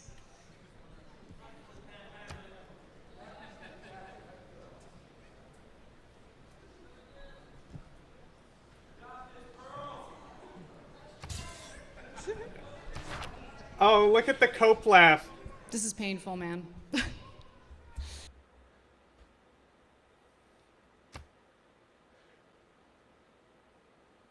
The fact that literally the only people in the audience are Pearl's friends that she got to come in, and that it's empty. Like, It's a little I don't pathetic. know what company put on this event, but I don't know if they're going to be having another event. I'm just kind of saying. Yeah. Ah, Seems like it's not going very well. South Hitlerberg. Do you have any other questions for me? Not right now. Germanberg is an E. I've been Should I move doing it on? wrong. What are we doing now? Let me, can I ask a couple questions? Absolutely, yeah. Okay, let's just jump in here. So, the moderator's like, got to come in to one save the last- production kinda go back and because forth. they booked Pearl. Seems like Pearl is struggling. kind of half jokingly said at the beginning, like Pearl had mentioned, I think you actually said it here too, that you believe you may be more of a feminist. Do you consider yourself to be a feminist, and how would you define that? I don't consider myself to be a feminist, mainly because it's a loaded word and there are certain outcomes from certain waves of feminism that I don't agree with. Particularly Sure. minimizing the importance of men in society. I do think that there is, you know, especially the third wave of feminism that's done that. I personally really value masculine men, and I don't appreciate feminists Wow, speaking fuck on you, behalf of Anna. all women in regard to what women prefer. I think the Me Too movement started off as a legitimate grievance with women who were legitimately my abused, God. and it devolved into something laughable and ridiculous. Especially when, you know, someone like Aziz Ansari gets accused of being like some sort of sexual predator when he clearly wasn't. So I just That's what we're don't going like with? how loaded that word is. What I actually genuinely want is equality among the sexes. I'm not looking for women to have an upper hand over men at all. But we need to be based in reality, and we need to look at the statistics and figure out what's really going on. If men are getting a raw deal as a result of divorces, then yeah, the laws need to change. And I genuinely thought prior to this debate that they were getting the raw end of the deal. But as I researched this, I realized I was believing in outdated myths. So, yeah. Pearl, let me ask you this. Do you believe and obviously you are citing a lot of anecdotal stories. I do think it's fair to point out every anecdotal story is someone's story, right? So they're not fake stories and they're not meaningless, obviously, to the people who live those realities. In a lot of cases, they're very painful. Because of your platform, you speak to a lot of those people.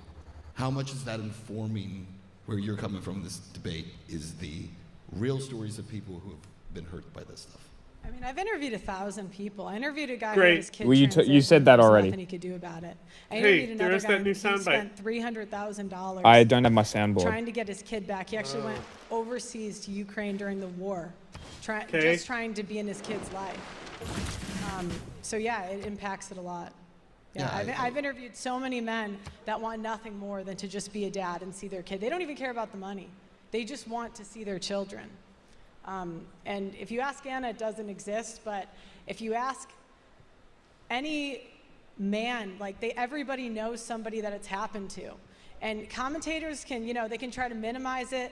They can talk from their ivory towers and pretend it's not happening, but there's a genocide of millions of men that's going on in this country. You use the A word, I genocide? was going to say. 1.6 million men commit suicide, have committed suicide since 1970. Similar rates of women also attempt suicide, but fail Men are just more because they successful usually 'cause they don't use guns. resort Correct, to Anna. more violent means of ending their own lives. She got it. So they'll but take why, pills. But why is that? Why is it that every time we bring up men, you have to bring up women? Because we're doing a comparative analysis here. You can't just throw out Right, statistics right, without but comparing it's- it to what what I'm the rates pointing are out- among women. What I'm pointing out is, I just pointed out that by 2050, more men will have committed suicide than all of the world wars combined. And your first response was, well, women commit suicide too. Because it is a problem that is inflicting both sexes in this country. It is a Oh, tragedy and should be Ottomans. taken seriously, rather than this weird. But it's, That was but it's not a war. smart But settle. it's not going to be taken seriously. Hey, when it's not Vladivostok going is on. rebelling It as is well. going on. Are you kidding I Yeah. might take it. I mean, how many of our soldiers, our veterans, come back to the United States after I got a multiple lot of deployments, units. do not I could get take it pretty quickly. treatment or help with PTSD and other mental issues as a result of being deployed multiple times. Right. Like, that's a real problem. How come you don't Right, talk about but- that? Although it'd probably You can rebel blame to it you on anyway. marriage Come and home- divorce right, instead. because those soldiers come home to an empty house.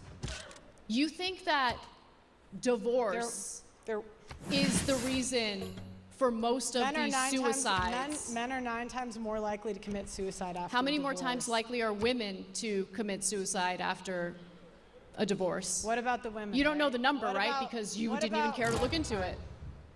What about the women, though? That's always what you go to. And that's kind of what I'm trying to point out is feminists don't care about male issues. They don't. They do not care about equality. Neither Because do whenever you. ask them for real equality, Pearl, my point is that suicide is not just a Suicide male is badass. issue. It is a huge thinking the problem same in this thing. country. Women who try to end their own lives are less successful because, again, they're less likely to use a gun, for instance, or hang themselves. They'll take pills, it'll fail. It's just a tragic thing all around. I've But if been you denounced by actually Stalin. care about suicide rates, then you would want to know what's I causing think Stalin the has suicide bigger rates or the problems right attempts now. at suicide. What can we do as a society to help people to prevent that from happening? And you wouldn't make it specifically and solely an issue that inflicts one sex over the other.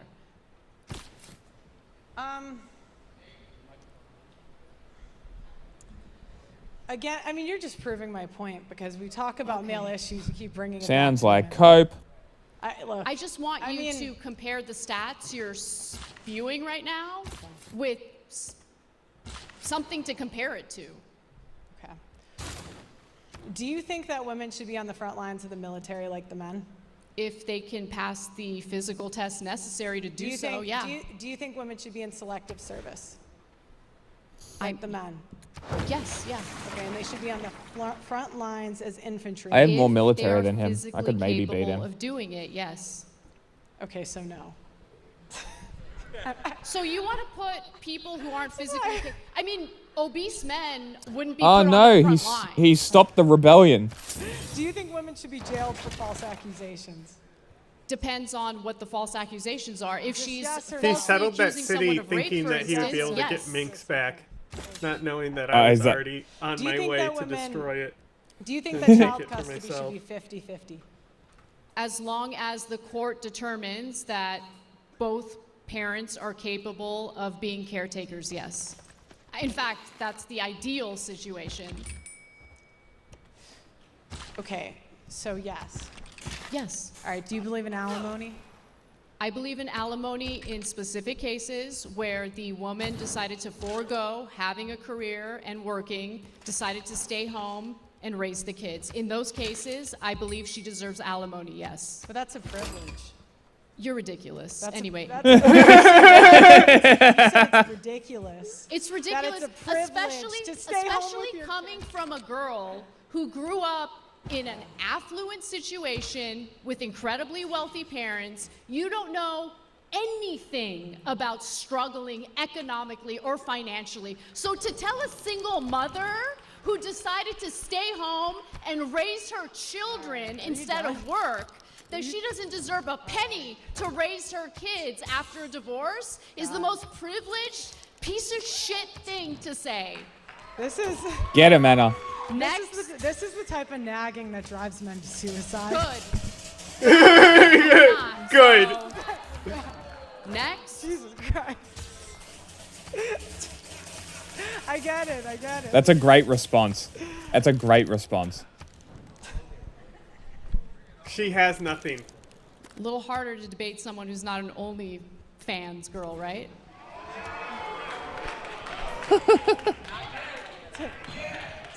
Anna also doesn't respect those women. Never. I don't need to. Not that I'm judging. Uh-huh. Why isn't paternity fraud illegal? We've been over this already. It's estimated 6% of men are fathering children that are not theirs. I don't really believe your stats. Like, where are the you getting American that Blood stat Bank from? Association. Are you happy? Okay, 1/3 of that's wrong. paternity And tests. yes, there should be consequences for that. But there aren't. Okay. But there are. Where And there have the should be. So feminists we agree been? on that. Next. Right, you can agree, but you haven't covered it. and that's my point: is you guys don't care about equality. You want freedom at the expense of men. Okay, sure. Next. Do you think that men should have the right to opt out of fatherhood, since women have the right to opt out of motherhood? No.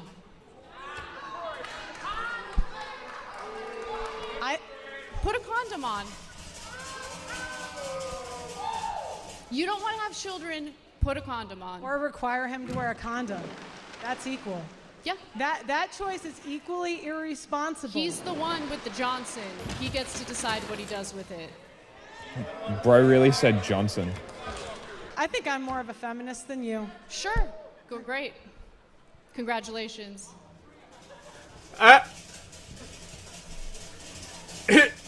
I don't care, was Anna's Amazing. response. Isn't it? This is fucking amazing. This is the longest That's 30 good. minutes of my life.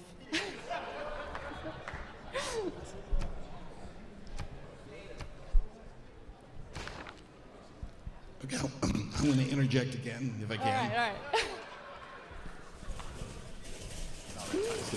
All right. So, one thing that I do think is happening is that there is a shift that is taking place in America, and I think you both have alluded to this a little bit. And so I'll ask Anna first if you would agree with this. Because you said that going into this debate, you thought a lot of these things were true. Right. And you started to see that maybe these things were not as true as you would believe. Like, I agree with Do this, you but believe like, that you're normally that's like already prearranged. Like, like Halsey had a kid, right? And she was Yeah. like, I'm having a kid because I want a kid. I found somebody who was okay with doing it. Mm-hmm. So, like, a lot of times those things are, like, prearranged and stuff. Yeah. And I think, like, in... it's a rare circumstance where the baby is, like, being used to, like, anchor a man down. Like, I think that there's no need to really have legislation for something that's not that big of a problem. Yeah. And, like, the circumstance that it specifically protects against is a little weird. And, like, I don't remember what show it was, but they did this whole thing where the woman has an abortion and doesn't say anything about it to the guy. Okay. And she's like, the joke is that she's had, like, a shitload of abortions or something. And he's, like, talking about how he should be included in that choice. In the abortions. Yeah. So, like, I think if I think a have guy should be the consulted, ability but for at the end men- if you have the legal ability for men to opt out of parenthood, all that it's actually going to do is the Republicans are going to use it to piggyback legislation that allows men to force women to carry babies to term. Yes. 100%. Like, I think a guy should be consulted. Ultimately, I don't think the chick has to take their concerns into... Like, if it was somebody you don't even know, then, like, who the fuck cares if you tell them that you had an abortion with their kid? Yeah. You know? Like, if it's a one-night stand thing and you don't even talk to them and don't really want to talk to them because you don't like their vibe, Yeah, who gives a fuck? then, like, who cares? But, like, if you're in a relationship, I'd imagine Yeah. you discuss it. But it's never been discussed with me, so who knows if it's happened multiple times. You know, you never know. Yeah. The previous belief was informed by nonsense or the fact that states and legislatures and courts are changing what they're doing over the last few years in terms of alimony and parental time and that kind of thing. I think that with more women participating Blizzard! in the workforce, it's hard to argue that, you know, women should get paid alimony when they have their own income. So yeah, I think that the culture has changed, the workforce has changed, and as a result of that, the courts weigh whether or not something like alimony makes sense. And look, much like Pearl, I had heard the horror stories, and I was basing much of my worldview on situations like this, based on anecdotes, basically. And so when you look at the statistics and the broader picture, you have a clearer idea of what's actually happening in the aftermath of a divorce. Would you be willing to concede at least that maybe some of the reasons some of these things are shifting is because of people like Pearl and others who are No. drawing attention to these stories? Because I think we Oh, can no, all the agree Mushroom that Hat Man until warned me. recently, a lot of those stories were just stories you I could love hear how from this people, guy had to and it was take not over allowed it in the because media at all. It was Pearl not couldn't discussed. debate. Would you at least concede that? I'm sure that there are advocates who have fought to maybe change the way these court cases play out, sure. I don't know about Pearl, though. I understand. We're in new debates. You can't give too much credit. Pearl, in your experience, the men that you talk to, Oh, I love Cal came in, just saw Anna, and said, "Oh, for fuck's sake, she's doing it." I left the left. you see Amazing. a difference in terms of the age of those men, where maybe it's getting better for some, because I would take it that some of the guys who were a little older and have been through this in the past, the courts are starting to recognize and alliances didn't realize that save, maybe I guess. it's not very fair. No, No? no. Why, and why do you believe that? You think the courts are completely I mean, oblivious? there's men that write into my show every day just talking about how much they want to be fathers. So, Okay. Great. I hope Good it for them. changes, but right now I would say no. Do you think it's fair that all of the young women who were preyed upon as minors by Jeffrey Epstein are now experiencing yet another administration engaging in a cover-up? Or was it the female's fault for being preyed upon by a disgusting pedophile? I'm just curious. What kind of question is that? I think it's a pretty straightforward one. That has nothing to do with the topic. No, it does. Says though, you, because you're Captain talking about Anecdote. the unfairness of our court system, especially as it pertains Unfucking real. pertains to divorces. But we're talking about a guy who got a sweetheart deal after raping minor girls. And then even after that, multiple administrations, Democrat, Republican, doesn't matter, engaged in a cover-up, ensuring that those victims would never get justice. And this has to do with this. I mean, you want to talk about the unfairness in the court system and how terrible it is for men. What about how terrible it is for women?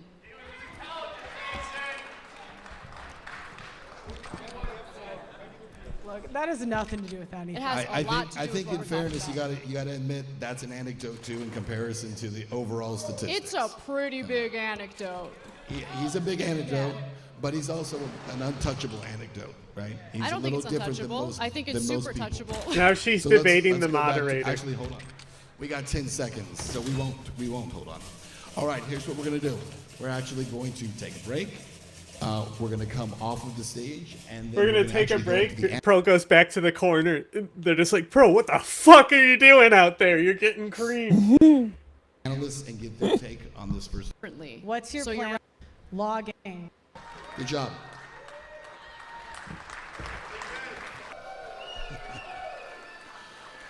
They got the pyros going That's the way it again. should The always come fact back. that they have Little pyro. pyros for All right, this here's what we're gonna debate do. We're gonna come back. is We have about fucking 15 more hysterical minutes to of me. Open debate, and then we're going to get into the final statements. So we'll pick up our open debate.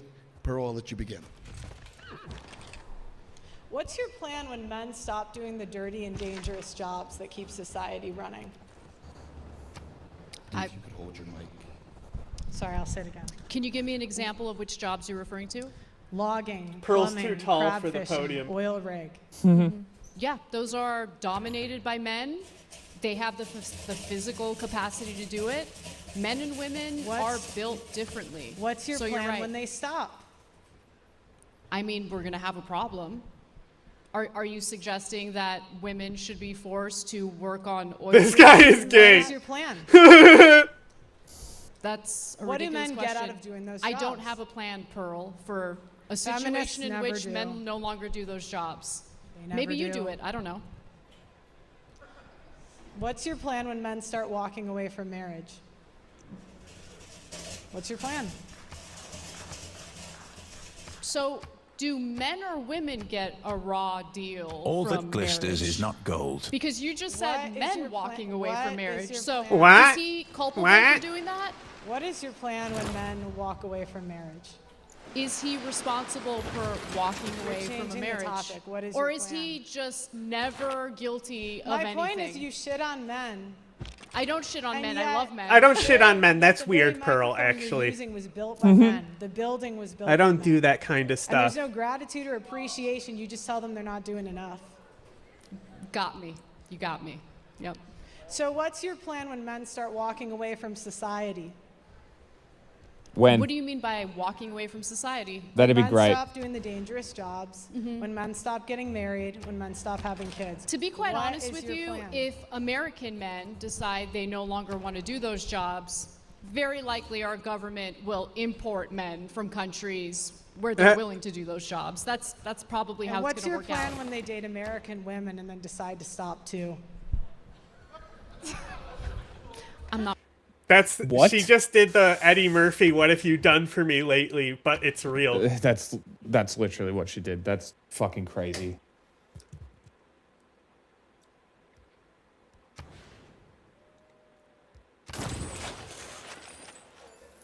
Not worried about that.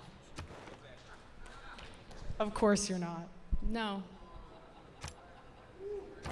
I never had The any future problems. is not going to be great for feminists. You guys are going to get the equality that you're asking for. Men are not going to protect women in the streets. Men are going to stop signing up for the infrastructure jobs. The birth Well, rate's going to The This is the tankies Taliban love- also say that women are equal and that because they're equal, that's why they need to be protected in the streets. Yeah, I mean, they claim that women are equal in China as well, except we see legions of people just walking past as women are beaten in the streets, so that's pretty cool. Well, beaten Yeah. to death. Yeah, beaten to death, yeah. In many instances. What are some other countries that claim to be equal? Let's use the Soviet Union. People love to talk about the Soviet Union being equal. How many women were in the Politburo? Oh, this is another thing. I looked this up. China, the Politburo. There have been 6 women in the entire history. The CCPCC. They haven't had. I think it's like 20% women is like the average over time. Currently under Xi Jinping, 0. Peace, one is There are 0 women in the NPC, which I think is the National People's Conference. And I Funny think they women. call it the Sorry, NPC, huh? it is, isn't it? I should rephrase the the NPC is the National People's Congress, which is the ones that sit in the hall. They currently have 0 women. Over time, there have been women that have held positions, but they never rise to the Politburo. They never rise anywhere to the actual decision makers. They are always just sort of representatives lower level to what seemingly looks like LARPing as equal. So, yeah, we love to see this like equality talk. and how women are equal in other countries but not the West. It's like every other state where they just lie. They just say, oh yeah, we really believe in women, but realistically it's because how can you maximize profit if half the workforce isn't working? Being a mercy, though, hey. That's pretty much the long and the short of it. How do you make maximum profit when you take half the workforce out? Women in the West saw progress when capitalists realized, oh, we can make a lot of money if we open up the working population to women too. Wow, equality for capitalism's sake. I love equality. This is true equality. Go on.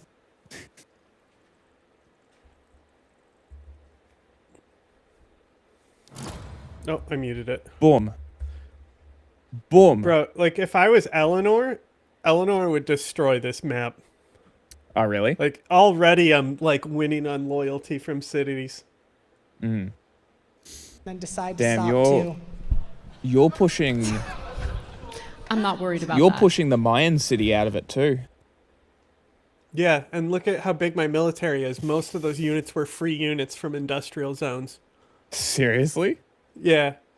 I think I upgraded 2 pikemen, but I have yet to produce, or not pikemen, man-at-arms. Mm-hmm. So I have 1, 2, 3, 4, 5, 6, 7, 8, 9 Minutemen. So only 2 of those were guys that I actually trained. Damn. The rest were produced for free That's with pretty no good. upkeep cost.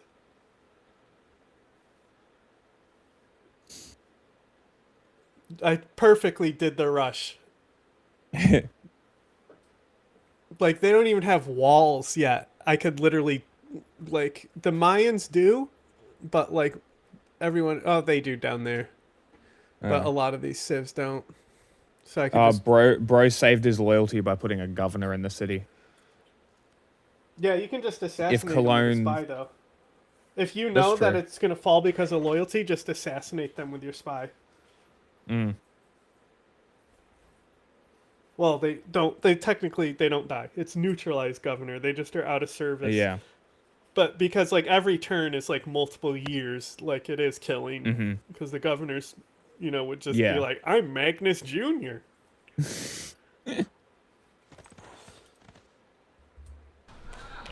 Of course you're not. No. I never had any The future problems. is not going to be great for feminists. You guys are going to get the equality that you're asking for. Men are not going to protect women in the streets.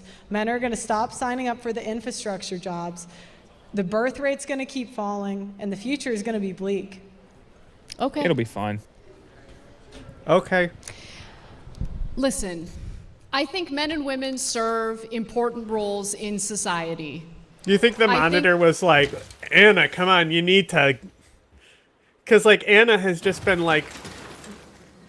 just doing things like, okay, and then silencing her and, like, not actually being able to, like... Pearl doesn't know how to respond. Yeah. So the moderator was probably like, Anna, if you don't hear her talking, can you dig into her a little bit? We got a show to run here. I think that you have a shallow understanding of what I believe, number one, but more importantly, what the dynamic is between men and women in modern society. You're under this weird impression that the anecdotal evidence that you cite is indicative of the outcome of all marriages. In reality, study after study shows that married couples tend to be happier than single individuals. Right, they're happy before the divorce. Divorce is terrible. Divorce means that the marriage didn't work out. Obviously, they're not going to be happy in the middle of a divorce. Like, correlation doesn't mean causation. People marry happy people and date happy people in general. You're attributing it to marriage, but you're not going to marry someone that's a bitch. Okay. You're right, Pearl. You know, what's really interesting is if you look at marriage rates, which have dropped in the United States, not just in the United States, actually globally. You'll notice that the people who are less likely to get married happen to be those who are from a lower Hey, what you're not doing socioeconomic there? status. Right, marriage is Is there anyone on that? Is there anyone on on that arm there? From poor individuals. what? To the yes. left, to the left of the mire. Do the you point? do you wonder why? Because women marry rich. I don't know what you're asking. People forego There's something marriage on Are every there- due arm. to their own personal Every financial arm has situation. What civ is So on the women the one under marry me to for the money left a of the lot. mire? Okay. Mansa Musa. Okay. So I'm going back okay. to this. Let me ask you something, Men. Pearl. Men. Would you be willing to 88 marry a guy who's men. poor? Men. Because I 88 married a guy who was in debt and Men. loved the hell out of him. Best All right. thing in my life. Would you That's marry very- a guy who is that's- broke, that's very no nice, career, Anna. and in debt? That's Would That's very nice, Anna. you? Would you? So I'm going back Answer to the the question. topic. Would you marry a So, broke guy all in right, debt? All right, so we're going back to the Would topic. you? Would you? All right, this is the nagging. This is the nagging again. Okay, so I'm men, pushing you to answer a 88 question She's because such you're a judging cunt. women, Oh my making a God. blanket statement This of is the who they nagging. would be willing to marry, The who they nagging, wouldn't be make it willing to marry. stop. But you're not answering the question God help yourself. us. Would you be willing to This- marry this isn't a an broke argument, guy in Phil. debt? Does your husband have to You listen to wouldn't, this? would you? Does he have to listen to this? Oh, he loves it. All right, Can't get so enough of can it. I go back to the Answer question? that? Why do you not want to answer that? Yeah, why not? Just say no. I don't want to broke. Love is love. Now back to the question. Cringe. Men, 88% of the Cringe of the deflection. Food. The power grid, 93% men. Transportation, 95% men. Men are important in society. Communications, 90% men. Material production, 78% men. Software, 80% men. Auto workers, This isn't an argument. 98% men. Carpenters, 98% men. Electricians, 98% men. If you remove the top male-dominated jobs from the economy, you would have no running cars, no housing, no electricity, no open machinery, no materials or fabrics, and no computers. There would be no buildings and no Amazon delivery. I've never What once said is that your men plan? are not a What- very important Feminists, part of American you want- society. You want men enslaved to women for nothing in return. No, you're just making That's things what you up. want. That's what you want. You want men on the hook for Okay, child Pearl, support. what have I You said want men that on gives the you hook that for impression? alimony. Let her finish. What have I You want- said you that want- gives you that impression? You want men on the hook for child support. You want men on the hook for alimony. You want men to not take responsibility for their own children. You've been on the air for 20 years, and you have not advocated for men that are victims of paternity fraud. You want men to do all of the work, get no credit for nothing. How I- dare and you men not aren't do gonna this do it anymore. hyper They're gonna specific walk away, thing Anna. for no They're not reason gonna do it whatsoever? anymore. How dare you? And feminists, as you said, have no plan for when that happens. And I wish What do you want luck. their plan to be? You think it's a feminist responsibility to happened? plan for this Oh, my made-up chat is society updating. where I keep all looking men over. decide You know they what's no funny? longer want to You guys work? know Because what's they funny? got stuck She scrolling up. actually advocated for left-wing policies the last 20 years. And then she got assaulted by a homeless person. What does that have to do with the topic? Because at it hand? was the result of what you voted for, Anna. Yeah. First of all, And so, no and, one. and want to know why? Because You think Anna, I voted? Because, Hold on. Because, You because, think I voted because, for homeless people because- to go around all right, so, sexually assaulting Anna, people? Because Anna By was. the way, I got sexually assaulted by a do you know what's- guy. all Was right, that all right. was So, that do you know what his the other crazy responsibility? thing Was that is? something that he did, or was that my fault too? All right, so the other crazy thing is that Anna complains that women's opinions aren't taken seriously, while a whole event was catered around her opinion. The other thing that's crazy What are you talking about? is Anna complains about women being oppressed, and yet she had less experience than her co-host at the Young Turks. Hold on. And- Hold on. What were my complaints about women being oppressed? Can you be specific? All right. What You've did I had say? 20 Go ahead and years quote of- me. you've had- Go ahead and you- quote me because you make shit up. Yeah. And you just all think right. like it's gonna stand. nagging, You've never make had it a end. strong woman Make it end, the challenge your nagging, make it bullshit end. assertions. So go ahead and Make tell it me end. what have I complained about? Okay. Give me the quote. The nagging. You said women's opinions are not taken seriously. When did I say that? In a YouTube video. There's two women on this stage Okay, right now all for the Are we- headline event. Oh my God, are we gonna end? When have I said women's opinions All right, don't all get right. taken seriously? It's You kind just of make like it the up. roundabout. This is like it's. They definitely got coaching during that little break. You reckon? Yeah, because now Pearl is just continually interrupting her.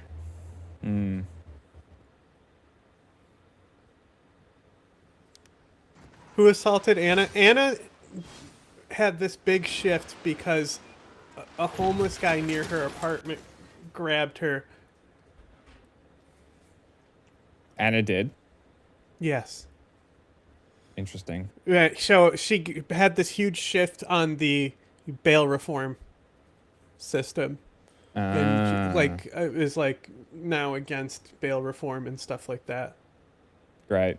Eternal nagging. What is your plan for when the there she 80% of goes. women who and work like for me, it's just like it's a democracy. Like if Texas wants to keep their guns, they keep their guns. If New York wants to ban guns, they ban guns. Like if New York wants bail reform, they're going to put someone in who wants bail reform. Like I don't really care what personal reasons people have for or against something as specific as that. in the healthcare industry no longer want to do it. What's your plan? I have other Yeah, reasons what's your not plan? to like Let's give Anna. the jobs to the men. They'll do it better. Because we see what's happening in the media. You know, women fly planes, they crash them. All What? Oh my God. women almost burned down California. What? You know, people are dying because they want to make women feel better. People literally.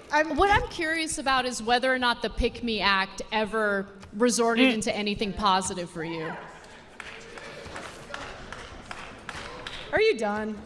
I'm not. All right. So I'm not either. Okay, Lamel. keep going. Now, the other thing is, women fly planes, they crash them. Women are in CEOs. What they are the quit. stats on most that? Female. What are the most stats female on that- that? You know, it's like feminists. They want stats that say water is wet. The Yeah, sky I is want blue. empirical evidence Right, to because back up your arguments. because you know you want to be in control of telling people what to think and how to feel. No, I want to be in reality. Somebody went, oh. I want to live in a fact-based reality that requires empirical evidence, not your assertions.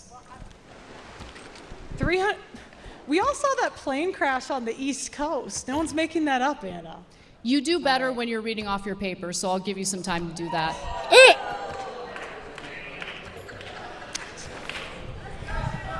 In the future, because I'm sure you'll find yourself in more All of right, these what if- debates, I I actually think that you could be an incredible debater. But you need to look at A master the broader debater, picture, maybe. not Oh my just God, rely the on nagging, anecdotes, the and don't nagging. make things up out of Nagging. full cloth.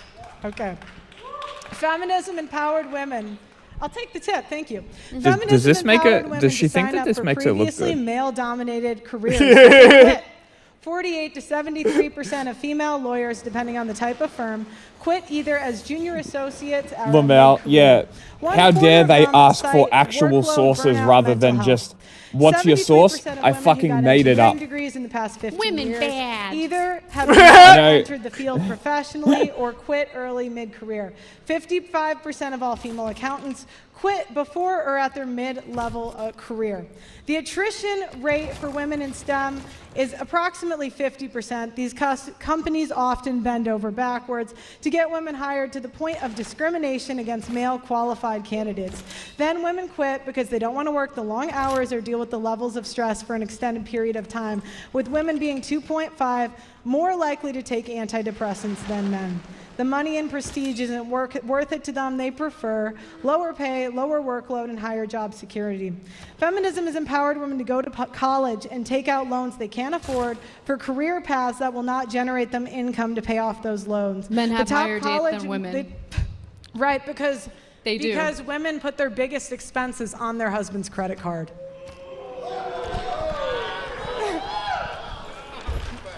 According to Experian, and they look and Women are account for those 85%. factors Women that are you just 85% mentioned. of women are Hold on. 85% of consumer spending. We lead when it comes to luxury brands. Men have more mortgage debt, car loan debt, personal credit card debt, Right, because they're personal expected, loan they're debt. expected to provide. Women make 80% of consumer buying decisions. Again, if feminists really cared about equality, they would provide for the men. They would what Where's for the men? where's king Sorry, I treatment, missed that. fellas? Sorry, can you repeat If that? feminists cared about equality, they would provide for the men. But yet, that is a small minority of women. Wait, So let me get this straight. Honestly, your whole shtick is women should bend over backwards and do everything they can for men. My argument. People are cheering for that. They're like, yeah, they Hold on, should. my argument is that men and women are both tremendously important to a functioning society. They should both be treated with respect. They both serve different jobs, different roles, and in order for society to work, we have to respect that. Women are but not you equal. seem Women are to not- put the onus and responsibility of everything onto women while providing cover for the bad behavior of men. Women are not equally important because they don't do the equal Men work. are equally important. Men said I men never are not said equal- that what's they this weren't. army Women for? are not equally important because they don't do the equal amount of work. Men Yeah. have invented he's the in majority alliance of the with me. He inventions. can't start Men shit. have Really? started Yeah. Fortune 500 companies. That's how I like 'em. Men In do an the majority alliance, of so the I can steal infrastructure loyalty job. from their Men city without them produce complaining. 90% of Who's the scrubbing the toilets 80% after of the work? food supply, 90% of the world's stuff. Who's changing the diapers? Not Who's- women. who's Not women. raising They're the not having children kids. after Women aren't working having kids, all so day women long? aren't doing it. Daycare workers now, to be honest. It's not the moms. Not everyone grew up in an affluent household like you. They need a dual income household in order to make ends meet in this economy. Anna, you live talk. in reality for Anna, one day you in your talk. life. Anna, you talk for a living. It's kind I of do. rich for you to come at me. What, bitch? What do you What do does for that a even living? mean? Oh my god. That was a perfect response.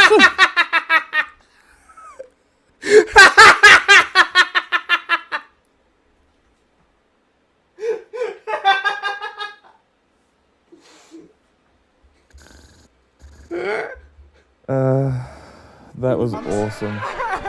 Not everyone grew up in an affluent household like you. They need a dual income household in order to make ends meet in this economy. Anna, you live talk. in reality for Anna, one day you in your talk. life. Anna, you talk for a living. It's kind I of do. rich for you to come at me.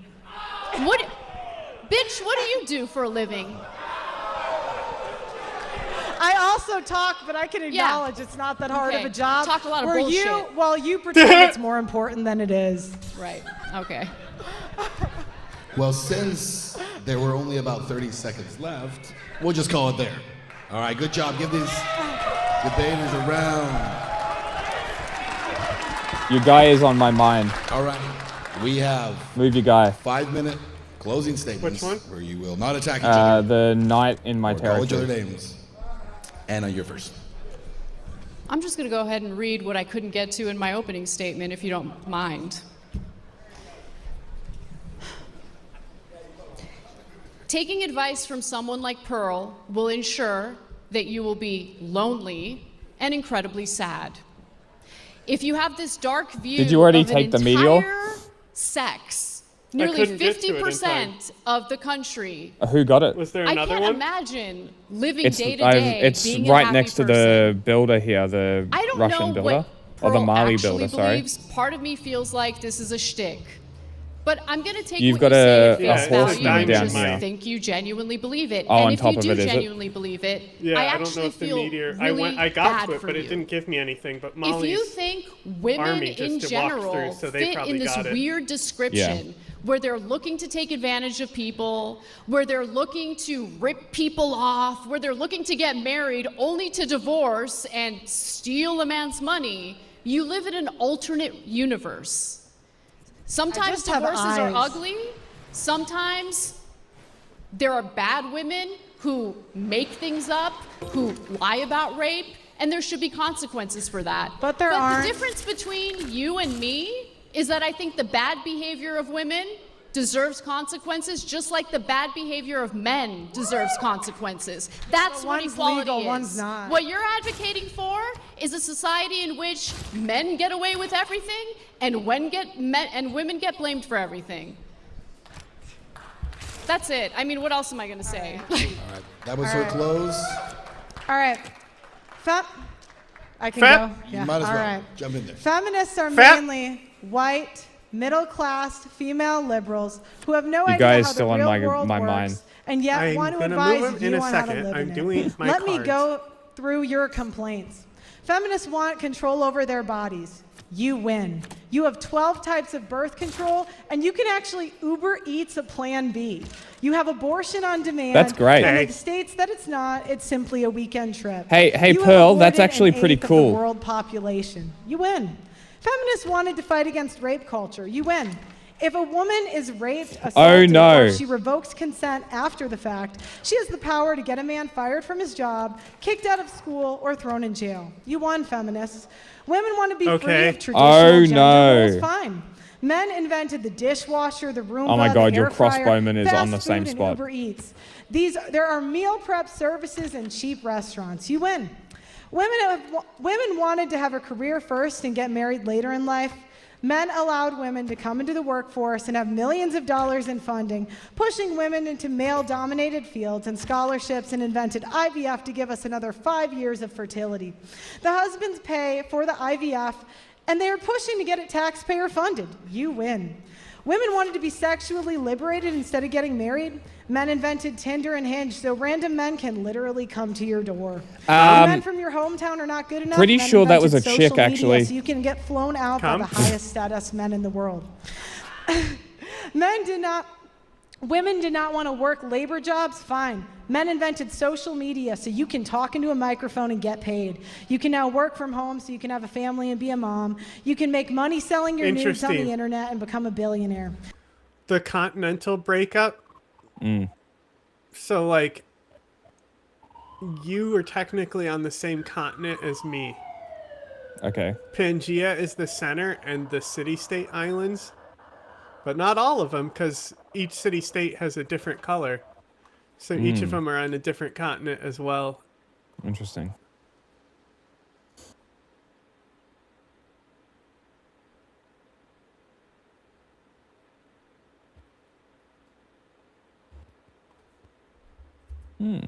Women did not want to give birth. Hold on a fine. second, Men keep it invented paused. surrogacy so another woman can do it for.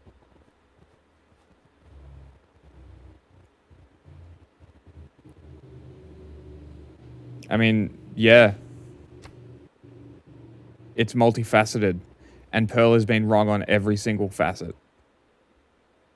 It's almost impressive that someone can be so incorrect yet so confident about being incorrect. It's funny because the most projecting I see are from people in epistemic bubbles coping when new information is given to them. But like, sure.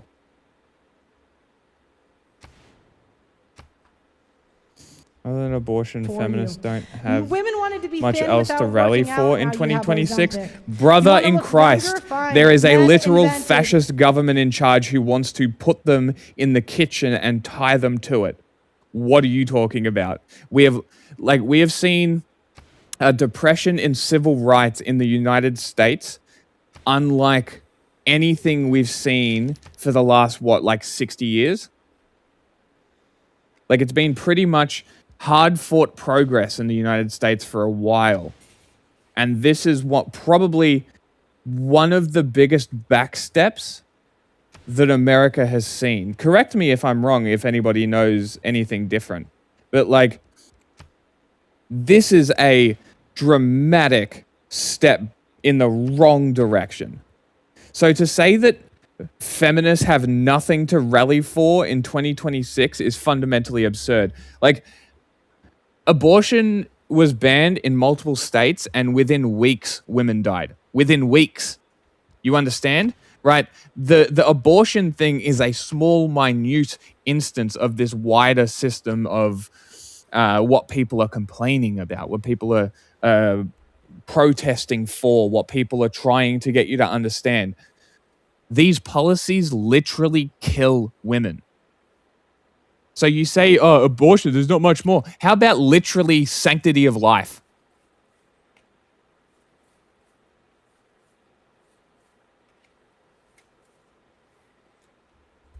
Botox, hair dye, filters on your phone, nose jobs, Anna knows, plastic surgery, lash extensions, makeup, and AI to make you look thinner. You should win. look into it. You can now wait till she said you 40 should get a nose to have job baby. too. Hold on. Freeze Pause your it, pause it, face, pause it. Work in an air-conditioned Look, office. man. That's what I literally said. I said, you think that abortion is the only thing they have to rally around, and I told you are wrong. So why don't you use your brain and listen to the words that I'm saying?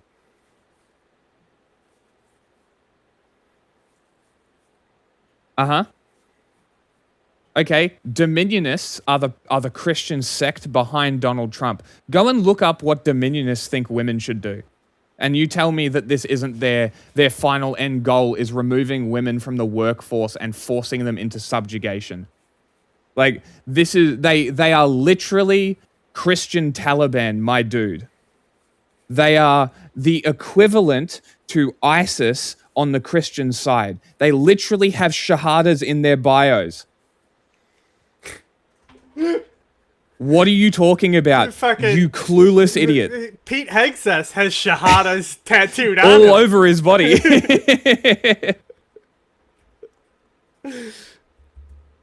Like, that is a fundamentally Shahadas in their bio moronic is so statement. fucking funny. Marry someone Because it's like only people who actually watch are gonna get that joke. to pay it off, divorce him, put him on alimony and child support, get a Roomba, abort your kid, have unprotected sex on Did she camera, just say get a Roomba? Get paid for it, order I any think cooked so. food to your door, get a self-driving car, and then complain to men that they caused you to be lazy and fat. You are now empowered to have 10 abortions, bang 300 men, take a DEI position that pays $300K a year, Uber Eats a Plan B, study underwater basket weaving, and get sympathy when your degree pays no money. I can get underwater basket weaving. Feminists are spoiled, liberal, progressive women that have no idea how good they have it. You guys will never be happy until men are nothing but empty shells who are slaves to the system, fueled by feminists' selfishness, spending habits, and poor choices. Feminists don't care about equality because if they did, there would be equal rights for men. There would be equal men's shelters. There would be equal funding for men's cancer. There would Hey, be look, equal. you know there what? Would be real equality. Pause it. I checked 20 different You know what? feminist web. You know what? That's the only good point she's made. There should be more support for male domestic violence victims. There is, especially in Australia, there's zero. I think there's like hundreds of women's shelters naturally because they're the primary victims of domestic violence. But that is not to talk about the fact that, sorry, that's not talking about the fact that there are victims of domestic violence that are men. There are victims of rape that are men. These are things that do need support, and it should be supported. However, because they're a small amount, there isn't enough advocacy for it. And right now, the problems with women are more front and center. It's that simple. The problems will be solved. Matter. Black Lives Yes. Matter doesn't mean only Black Lives Matter. Mm-hmm. It doesn't mean anything like it's like the whole counter with All Lives Matter is would it be thinking that it's saying that only Black Lives Matter. Mm-hmm. Yeah. What are you talking about? The Trump administration is literally working with Nick Fuentes in some places, and he actively makes this a point that women shouldn't vote. Stephen Miller is a literal fucking Nazi, and Nazis do not respect women or any of their rights. Nazis treat women like incubators. Mm-hmm. And then I went and told him to, I asked for promise and said, don't settle too near my cities. And he said, my apologies. I didn't notice your city was so close. I forward settled him and got him to apologize about it. Now, if he settles my cities, I can give him more grievances. If he tries to expand at all, I can hit him with grievances and justify a war against him now. That's Idiot. much better, Saladin. 71. Very good.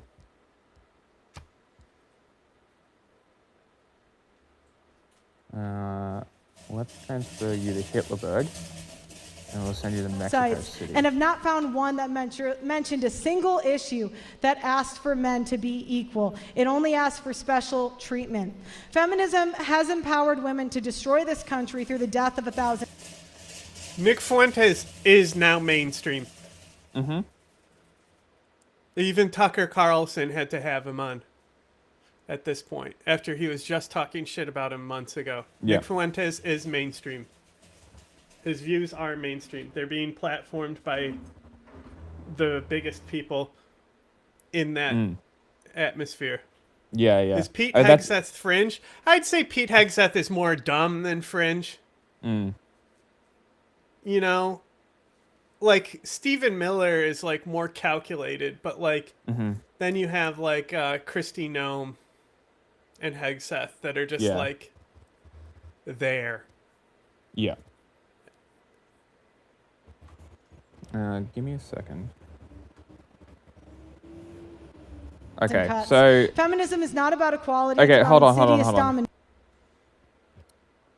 So he has 1 million followers on Twitter, a literal Nazi, and 500,000 viewers approximately for his show on Rumble. Now, what you clearly don't comprehend is how information works and how 500,000 people directly watching him, let's say each one of those 500,000 people have 5 people that they talk to regularly. And those 5 people start talking to him, and because Nick Fuentes is a practiced apologetics, like he's practiced in apologetics, these people absorb these apologetics, then apply these apologetics when talking to their friends, and now their friends become fucking Nazis too. There might be, let's say it's a 20% out of the 5. Let's say it's 1 in 5 of those friends are now Nazis. 500,000 people then becomes 2.5 million. And let's say those Nazis now talk to one of their 5 friends. Christy Nome is a bird-legged hoe. Right, and now let's say one of 5 friends of these Nazis now convinced them to become Nazis. Oh, wow, look, suddenly we have 12.5 million Nazis. Whoa, that's almost like this is a cascading effect of information warfare, capturing 1 of 5. Granted, this is a hypothetical, but this is how it works. You think Russian disinformation penetrated the American psyche through Tucker Carlson? No, it penetrated it through people talking and reinforcing bullshit narratives that they make sound reasonable, and now people claim that Ukraine is full of Nazis despite Russia being the global hub of neo-Nazis. And somehow explaining this to people who think Ukraine is full of Nazis makes me the crazy one because I actually know the information. And you're sitting here saying that Nick Fuentes isn't mainstream. It doesn't fucking matter. It literally doesn't matter. Mainstream or not, it's normalizing the conversation. The thing that we shouldn't be doing is normalizing Nazi talking points. We heard their arguments in 1945, and we hanged them for it. They should fucking Well, we didn't hang them for their arguments. They should To be kiss clear, ropes like we they're hung fucking them for heroes. different things than what their arguments were. Sure, but, you know, their actions are their arguments. Right? So if we disagreed with their actions to the point that we saw millions of men die stopping them, why are you, a part of the Western world, now supporting Nazis coming back after we spent millions of lives making sure that they weren't around anymore? You tell me that. What kind of dumb cunt belief have you taken that makes you think that hearing Nazi opinions is something worthy? Hold on. Here, the opening quote in this book right here. Do you want to know what it says? It says, fascism is not to be debated. It is to be destroyed. Pretty simple. Right? Very fucking simple. Nazis are inherently undemocratic. Nazis are inherently anti-free speech. And you want us to give them the right to free speech in public debate? Fuck them. Fuck them. Fuck anyone who wants to hear Nazis speak. We heard what they had to say. We know what they think. We know what they have to say. We don't need to hear it. I don't give a fuck about their cookies. I don't give a fuck about their ovens. I don't give a fuck about their apologetics. Nazis don't deserve to speak. They don't even deserve fucking air. But because murder is illegal, Nazis get air. You understand? Fuck Nazis. And fuck you. Continue.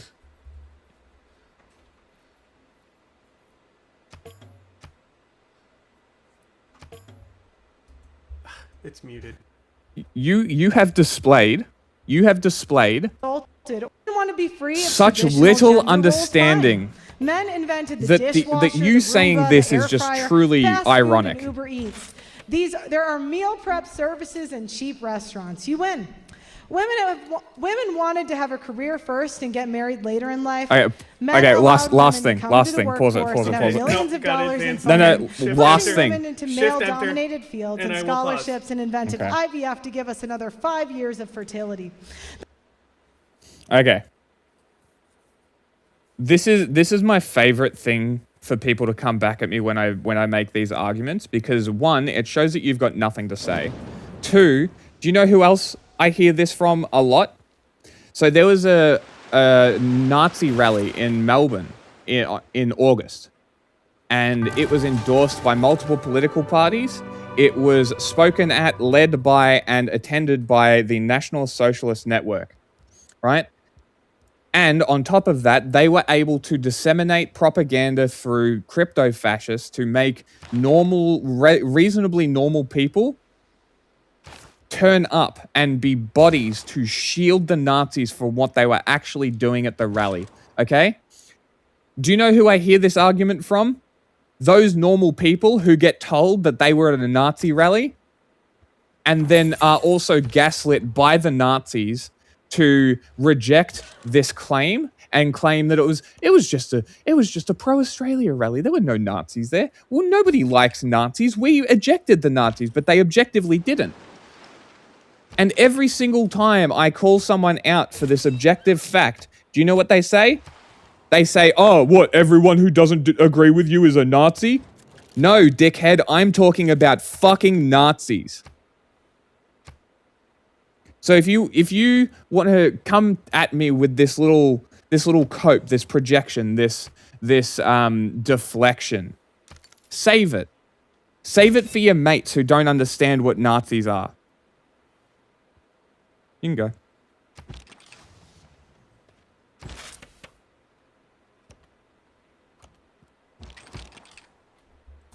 The husbands pay for the IVF, and they are pushing to get it taxpayer funded. You win. Good. Women wanted to be sexually liberated instead of getting married. Men invented Tinder and Hinge, so random men can literally come to your door. If the men from your hometown are not good enough, men invented social media so you can get flown out by the highest status men in the world. Women did not want to work labor jobs, fine. Men invented social media so you can talk into a microphone and get paid. You can now work from home so you can have a family and be a mom. You can make money selling your nudes on the internet and become a billionaire. Women did not want to give birth, fine. Men invented surrogacy so another woman can do it for you. Okay. Women wanted to be thin without working out, now you have Ozempic. You want to look younger, fine. Men invented Botox, hair dye, filters on your phone, nose jobs, Anna knows, plastic surgery, lash extensions, makeup, and AI to make you look thinner. You should win. look into it. You can now wait till 40 to have a baby, freeze your face, work in an air-conditioned office, earn a living sitting on your ass, getting fat, spend How money dare don't you have have marry basic someone creature to pay it comforts off, and divorce worker him, rights? Put away alimony and child support. Get a Roomba, abort your kid, have unprotected She did sex say on get a the Roomba. She did camera, say Roomba. Get paid for it, order any cooked food to your door, get a self-driving car, and then complain to men that they caused you to be lazy and fat. You are now empowered to have 10 abortions, bang 300 men, take a DEI Based. position that pays $300K a year, Uber Eats a Plan B, study underwater basket weaving, and get sympathy when your degree pays no money. Feminists are spoiled, liberal, progressive women that have no idea how good they have it. You guys will never be happy until men are nothing but empty shells who are Actually, slaves you know to what? the system, Hey, Pearl, fueled by I agree with feminist you. Selfishness, Western spending feminists habits, are and poor liberals. choices. Feminists They're don't care about feckless equality liberals, because you're if right. they did, You know what we should there would be advocate equal for? rights for men. There would be Kurdish equal men's feminism and shelters. more There would- militancy like that. That's what should happen. Women should start killing men. And see what happens. See if they start listening after that. Yeah, that would be an interesting turn of events.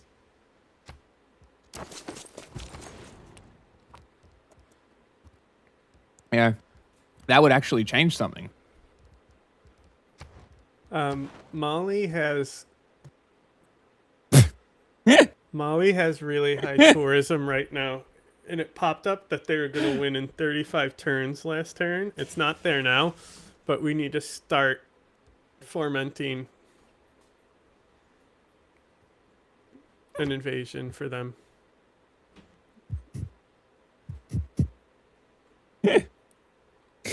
You idiot. You're aware that men have had rights the entire time because they're the ones who run things and didn't see women as people, right? You're aware that women and men started from the opposite ends of the hierarchy, yeah? And that feminism is simply knocking down the hierarchy? But it seems like you're uncomfortable with that concept. So what's really happening here? Are you just uncomfortable with the idea of a woman being more powerful than you? Does that harm your masculinity? Does that diminish your manhood? Does that make you uncomfortable?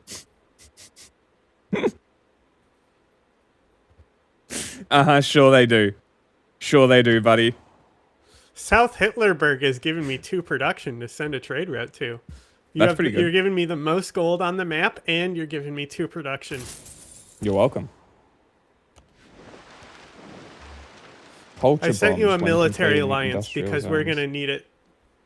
Because you need to start assembling your troops to fight the Maya. Okay. Well, I gotta upgrade stuff. Yeah, I mean, we have a little bit of time. Yeah. I'm gonna change my policies. I need builders. I have an alliance with her that's going to last. So in 10 turns, I can go to war with her. That'll give me time. I need the builder. Who got grievances? Oh, the we builder have charge. grievances against them. Newly trained. Ah, it's a fucking. Oh, they declared war on the Ottomans. That's where that army was going. Ah. I don't see what happened to it. They're also now pushing apostles into my territory, which is good. We don't want Mali to be that religiously dominant either. Yeah. Not Mali, Maya. Mm-hmm.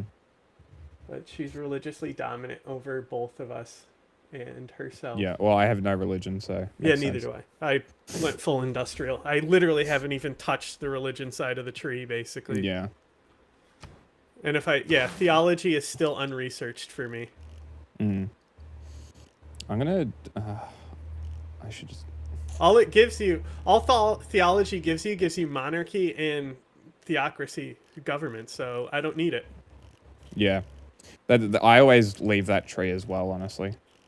Yeah, you can leave that tree, and then like depending on what you're going for, you can basically not invest in the top tree for sailing and flight and coal. Yeah. Like I'm going for oil right now. I'm not even putting anything in that top tree because I needed to go bottom to get the Minutemen rush anyway. Mm-hmm. So like on the science card, it says I'm the lowest in the science victory because I've researched 24 technologies. But the thing is because I'm only researching a specific line.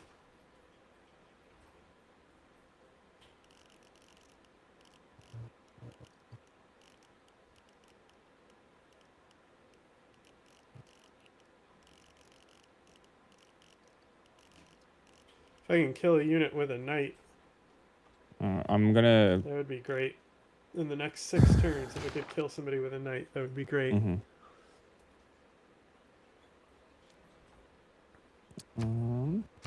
Do I have more trade rack capacity? Beautiful.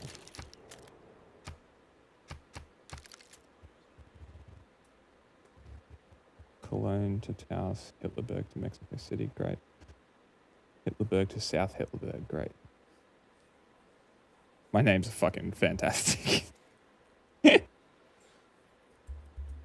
Be equal funding for men's cancer. There would be real equality.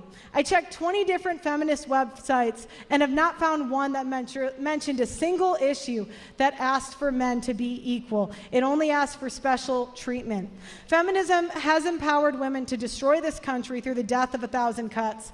Feminism is not about equality, it's about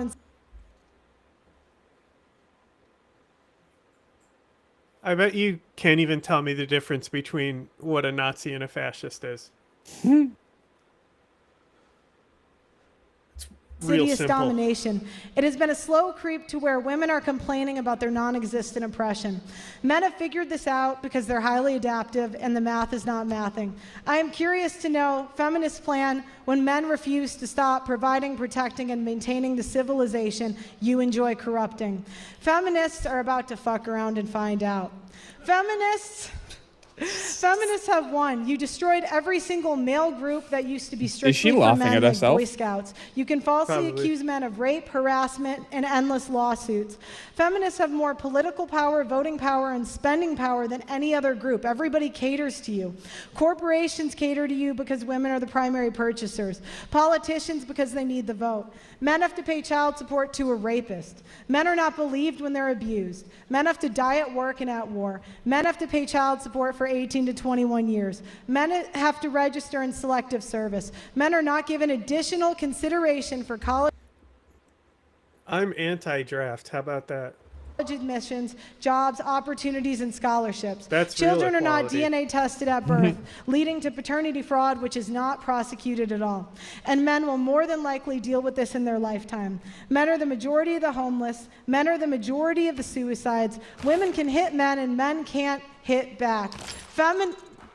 Feminism has empowered women to destroy men, and congratulations. Need to go for nationalism. 1.6 million men have committed Hey, you know, I saw a video. I suicide. think I sent it What to you. more do you It was want? a cop call to a domestic violence incident.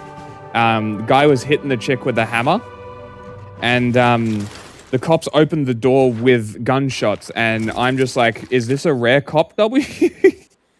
Because this is how you should respond to domestic violence. Like they Fucking shot the end lock that open? cunt. Or No, you just they mean shot. kicked in the door and They shot him kicked the instantly? door in. There was a fridge in front of the door, and the other cop held the door open while he wasted the cunt. And I'm just like, he was hitting her with a hammer. And it's like, apparently I was reading about the story. Apparently they got called to the. He called the cops, and then the cops came. They didn't let him in. Left. Got called back. Left. Got called back, and then she was screaming from the inside of the room. And it's like, yeah, most times I'm pretty against what the cops do, but in this instance, boy, was that satisfying to watch.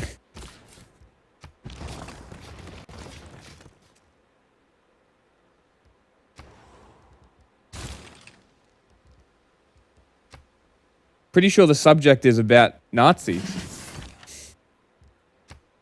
Kind of weird that you'd be like, oh, don't talk about Nazis when the topic's about Nazis. You know, it's funny that you're talking about this kind of stuff because I have intimate experience in these kind of spheres. Every single person, pretty much, that I was interacting with or around during the time that I was doing this is now either an out-and-out fascist, an out-and-out Nazi, or some combination of the two. So, like, when you're saying that this doesn't have any crossover, it literally does. Ah! Hi. Hang on. My shit fucked up. My headphones, like, disconnected.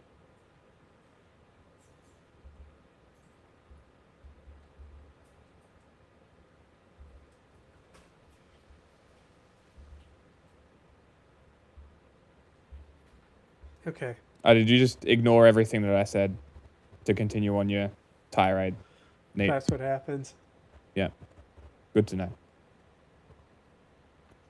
Like, Pearl is saying the same shit that I heard from the people that I watched in, like, 2017. Like, Charlottesville time. You know, the Nazi rally, which killed somebody. That one. Intimately tied to the Gamergate men rights thing. So you're wrong. Now, do you remember this, the alt-right pipeline thing that was made? And I'm talking to the guy in the chat here. Because, like, I'm going to bring this up. Because it's an interesting thing to look at, right? Let's see if I can find the actual illustration of it.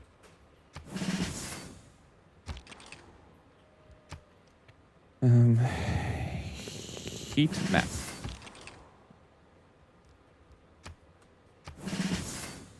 DuckDuckGo sucks.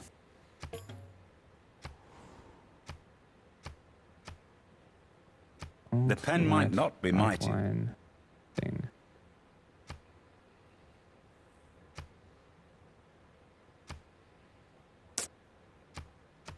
I will find this eventually.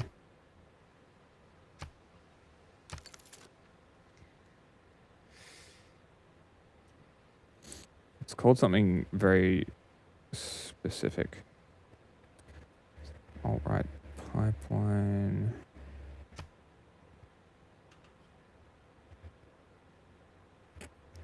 Will it come up in just images? Why is this so hard to find now? Here it is. Wendy might know where it is. No, I got it.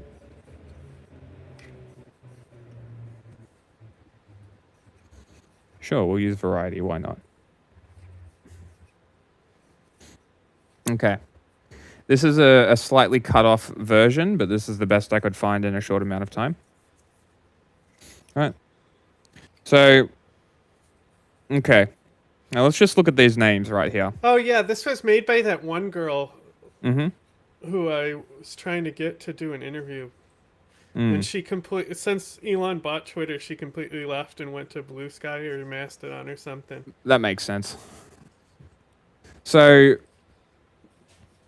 Wow, so many of these people aren't relevant anymore. no, they're not. So, I don't okay, even Tim know Pool. some of them because I was in Syria when this whole thing was Yes, going down. yeah. So, Tim Pool, Lauren Southern, Stefan Molyneux is a literal Nazi. Steven Crowder, Ben Shapiro, PragerU, Dave Rubin, Joe Rogan, Blair White, Richard Spencer, Andy Warski is a pretty notorious one. Nick Fuentes is here. Wow. Paul Joseph Watson. Wow. Mike Cernovich, Gavin McInnes, James O'Keefe. This was another channel. No bullshit. Destiny's It was another there. one of these ones. Yeah, Destiny is there. Is it because he fucked two of the people that are on this list? That's a joke saying that he fucked Nick Fuentes. That's funny. We already know you already know he fucked Lauren though. Wait, really? Yeah, while he was married. What a piece They of were shit. cool with it. They had like an open relationship marriage thing. But yeah,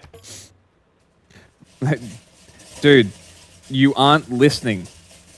This led into the men's rights shit, which resulted in the Red Pill documentary. Do you remember this?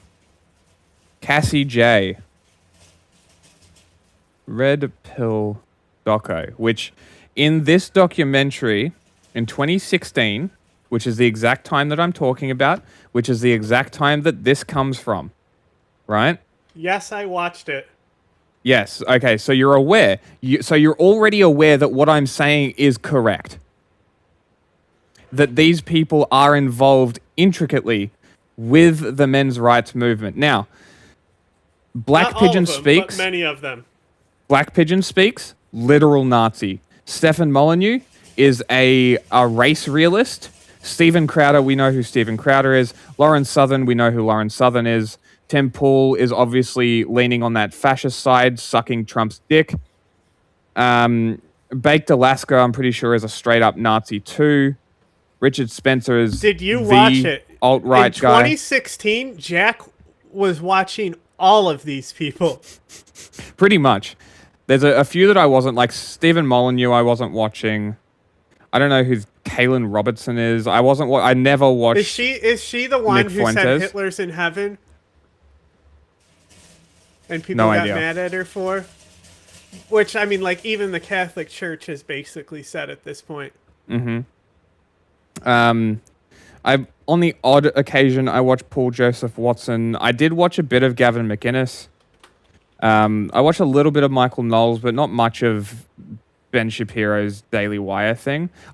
Here, Owen Benjamin. Do you know who Owen Benjamin is? Mm-hmm. He was a part of this as well. Right? Some black guy is another one of those people who was like in this sphere but stopped because he realized and he just wanted to make music and then It he even stopped the cuts political off it for commentary. full screens. Oh, that's the article. Variety's articles cut it off. But Andy Warski was one of the bigger ones, and he was a really, really big part of the men's rights thing too. Sargon was a big part of this. I think Stefan Molyneux. Roaming Millennial. Do you know who Roaming Millennial is? Nope. Lauren Chen. Yeah, I know. You know her. the chick who took the Russian money and gave it to Tim Yeah, Pool and shit? That's her. She's another big one of these like men's rights bullshit. And it's like this all ties in. It all ties into the men's rights. It ties from Gamergate. It ties because because I'm fucking a dumb cunt, right? I was always like, oh well, Gamergate's just about journalistic integrity. But like looking back on it now, it's clear that it wasn't. It's just being at a point where I can look back and completely analyze what I went through, what I experienced, the rhetoric that I was being fed, and then learning facts and realizing just how disingenuous these fucking people are when talking about this stuff, and it's all being repeated by Pearl in this fucking debate. Every single talking point is being hit. So, like, when you say it's not connected to Nazis, you're just wrong. This is how Nazis get into the male psyche. They get them through this red pill pipeline. What do you mean, what's disingenuous? Yeah, I mean, no shit. Fucking games journalism is a joke. I can't beat the game. But like all of this, like it's disingenuous. It's disingenuous to say that this isn't connected to Nazis at all, because it is. Like they literally get through people like Pearl, like Andrew Tate, all of these Fresh and Fit, the Whatever podcast, all of it. All of it leads back to fascistic mindsets leading into look, I use the word Nazi, but it's a very thin line between fascist, like capital F fascist, and Nazi. All it requires is ethnic focus, and you become a Nazi. When I said earlier, I bet you don't realize the difference between Nazis and fascists. And when we talk about this, we literally will always quote Mussolini and his definitions of what fascism is. And he says some stuff that I've posted on like some left-wing people's pages. And they're like, no way Mussolini said something that woke. And so... That's funny. So... Nick Fuentes, when he was on Tucker Carlson, he said to Tucker Carlson, like, you want to avoid identity politics, but I think identity is everything. That's Nazism. Fascism, Mussolini specifically says that race doesn't exist. That Yeah. basically everyone is Italian. There's no such thing as a pure Italian, and there's no point to have this argument on who's more Italian or who's more pure.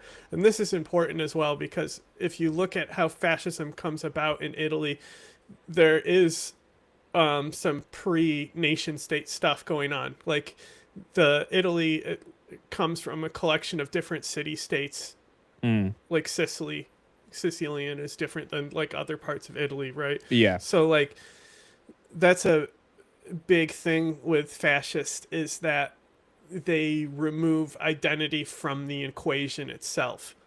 Nazism specifically would be the people who would be more anti-immigration on the bounds that people could not integrate into society. Integrate, yeah.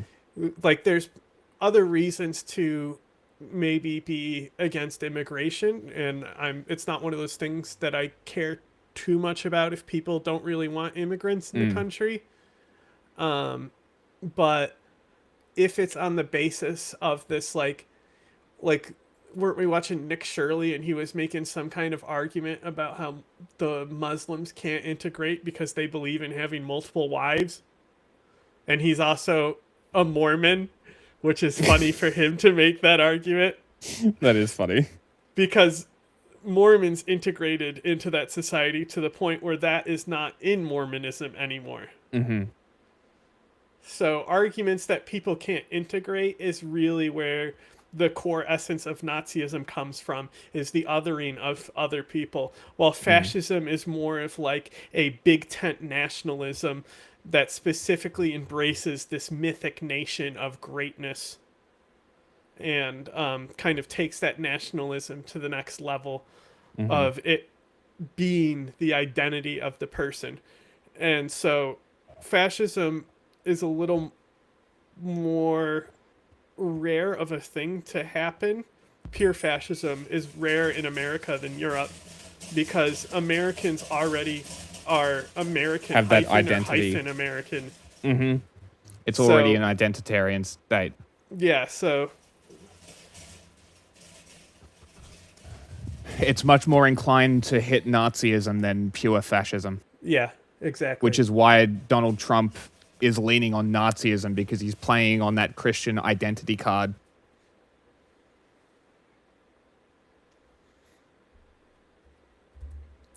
Anna.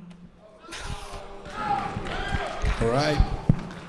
That is the debates. Let's give it a big hand for these two debaters. I love quoting Mussolini on fascism. Also, I'm going to bring up this book again. I'm just going to read the definition Make of sure to fascism. vote for the Mali faith again Yeah. to be denounced. I think it's in the introduction. Here we go. Or not Okay. Mali, Maya. So I'll just read this little bit. It says, I agree with Angelo Tuscar's argument that to understand fascism, we must write its history.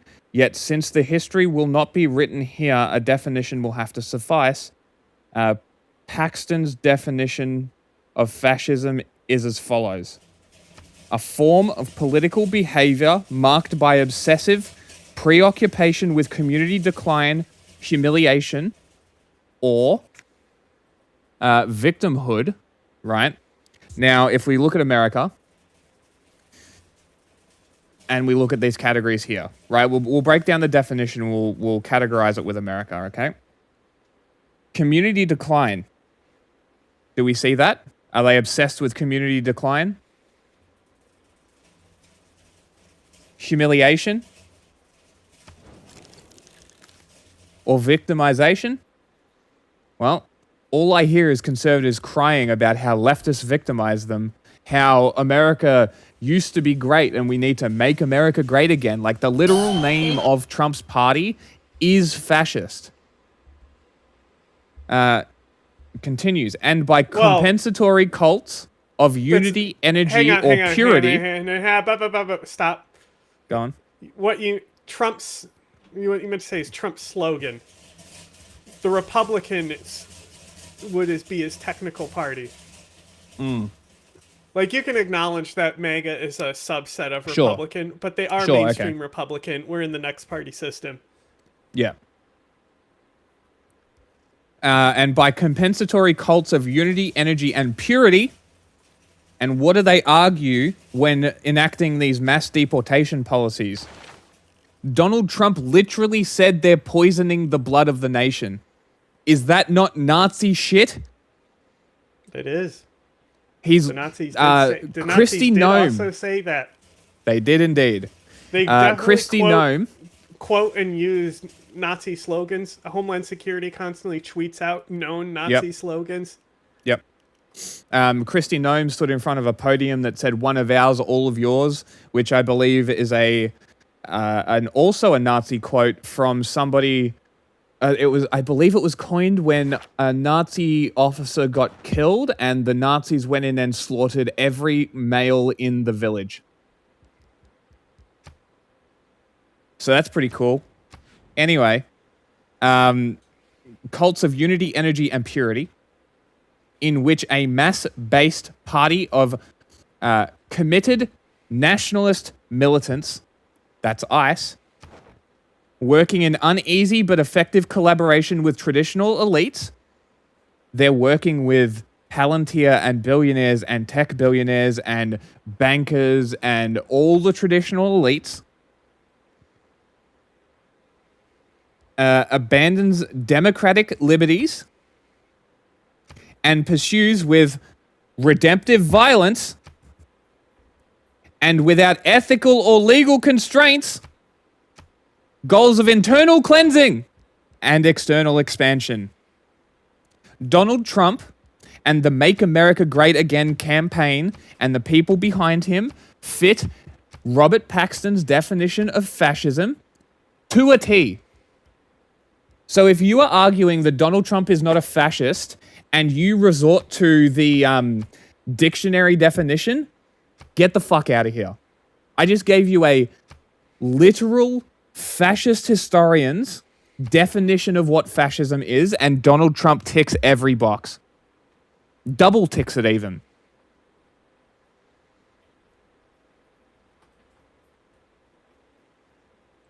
Okay, go on. Happy New Year's, guys. I hope everyone had a good New Year's and Christmas. I got another camo hoodie for Christmas, as you can tell. Cool. This one is not going to be very polished, okay? And I'm going to have like a screen saver. Wait.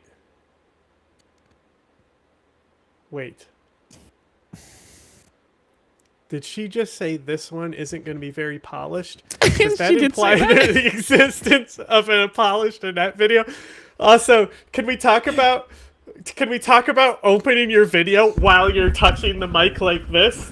Great idea.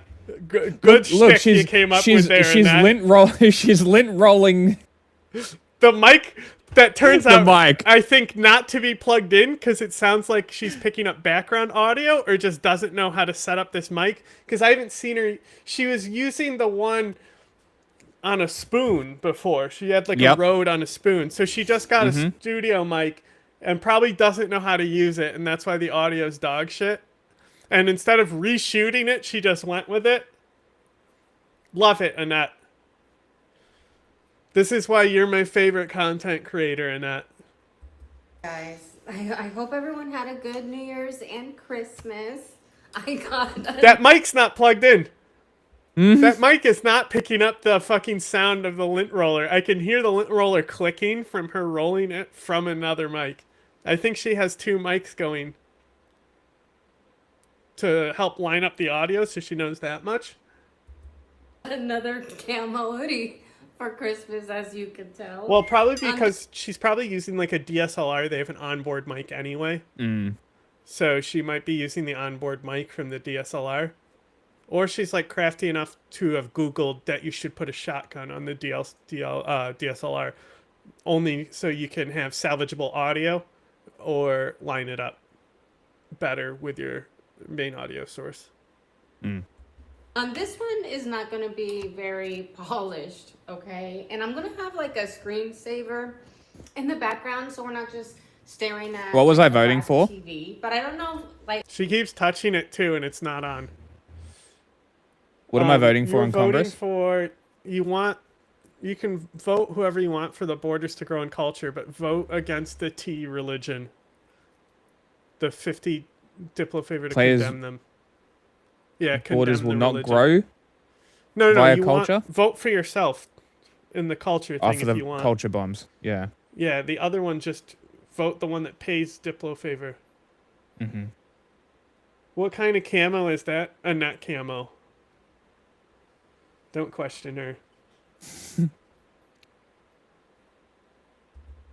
like if ads are gonna pop up. So if there's ads, that would be kind of funny. Oh my god, I feel like it's been so long since I sat here and chatted with you guys. I wanted to take a little break after Christmas and New Year's. Overlit. You're Overlit. washing out, Annette. Very orange, you know? Like you need to white balance and then like add back in shadows. You know, put a shader on that fucking light. Just to like regroup and stuff.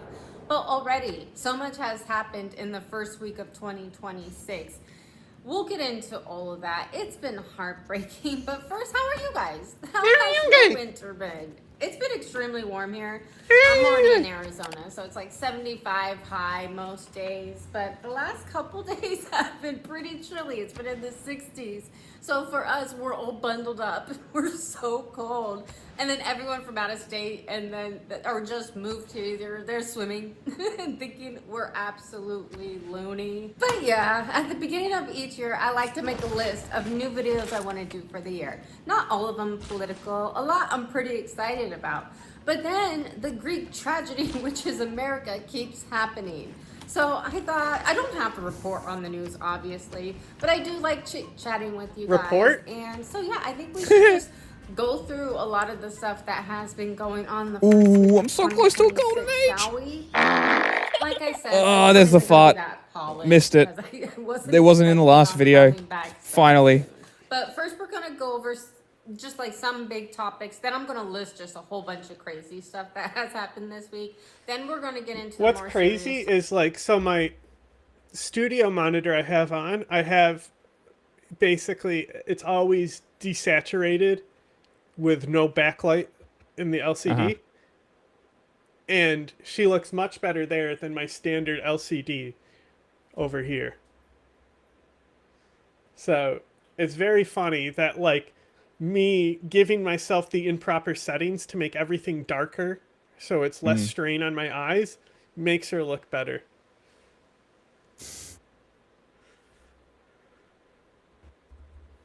topics at the end. So first of all, oh yeah, Trump captured that Maduro guy, that Nick, that actual dictator, that communist dictator. Oh my god. The Venezuela. Did you guys hear about that? So the people didn't vote for him, but he stayed into office. They were all like fleeing. This one, I saw a video of this one guy saying, What? What do you think she do you think she's so I think what she's trying to say here is that she has been told that there was an election and he wasn't democratically elected because we have the receipts and exit polling to show that he wasn't democratically elected. Yes. But I think she thinks that there's actually an election that he lost that was acknowledged by the state. Does sound that way. about that? So the people didn't vote for him, but he stayed into office. They were all like fleeing. They're all like fleeing. Do you think that's a recent thing? I saw a video of this one guy saying that Trump deported him because he fled his country from the dictator, but now he loves him more because he captured him. And of course, Libs found a way to get so upset that he kidnapped somebody, even though he saved. What?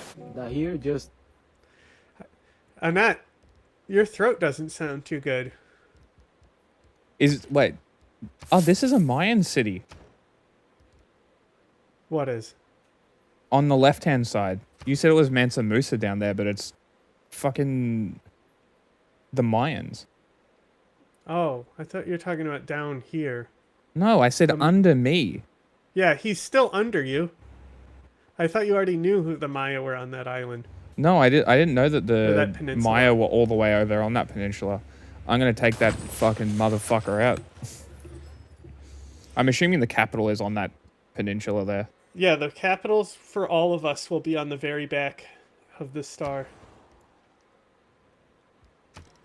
Not me. Mine's the second Just city started in. and Donald Trump is already kidnapping people. I'm sorry.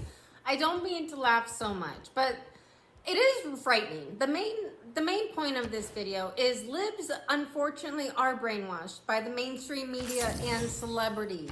And probably celebrities. their own ego. They made their decision 10 years ago that they were going to believe all this crazy stuff that they said about Trump. So most of them probably know that they're in the wrong. They've heard the facts. They've seen stuff with their eyes. But sometimes people that have narcissism, they can't let go of their ego. They can't The admit irony. when they're wrong, even if it means their life. And yeah, it's really I love sad. her. We'll get into She's that so fucking more towards funny. the end of the video. Now I'm just gonna list a bunch of stuff that has happened. And wait, about people's ego, I've been seeing a lot of weird stuff online. That is, it's popular to say you were conservative before MAGA, and how not all conservatives are MAGA, because I don't know what MAGA means. I think MAGA means you support Trump, because I think it's still not that popular to like Trump. Everyone is so scared to be MAGA. I thought MAGA just meant make America great again. That should apply to every American. And didn't like Reagan Hey, that did you before? know People are Trump too stole that from afraid Reagan? to side with Trump. I don't like everything Trump does. I don't like Geminis. I don't like Geminis! But in my lifetime, he's been my favorite president. When I was a baby, I think Reagan was president, but I was too young then. He was probably a good president, I heard. But Trump is my favorite. He cracks me up. I don't agree with everything he says, Great. but I think he's a who, and I don't think there's anything wrong with admitting that. I think people's egos. I'm not MAGA. I'm not MAGA. What's MAGA? Oh, that's right. I can put What the is sound bites MAGA? on here. Supporting You Trump? could. I don't know. The whole thing confuses me. So Tim Walz dropped out of re-election. We all know that. I'm gonna go more in depth why. We all know why. Oh, I don't want to touch too many. Well, I don't know why I use those words. Did you guys see? You think that I can guy upload that all of was them in the women's at the locker same room time? At Planet Fitness? You would have and to delete can the ones that are see- there. I'm not gonna put any clips because it's too disgusting. But he was doing something you can see in the shadow. Truly disgusting. Was that her And they making don't a call the squeaky cops toy? anymore, because it's probably like a blue state. The laws probably protect like PDF files or just nasty ass guys doing nasty. And the reason why the guy is doing this to himself is because he's aroused that he's in a woman's public space. This is disgusting. This is how brainwashed these people are to vote. Don't care about your interviews. Anecdotal evidence doesn't matter. Person because they're brainwashed and they keep watching the news. Is why incidents like yesterday Oh happened. my One God, final point I'll Brother make about this. Spider-Man is wanting to saving me There's a from part of me that crazy feels Iblis. very, very sad for this woman, not just because she lost her life, but because I think she is a victim of left-wing ideology.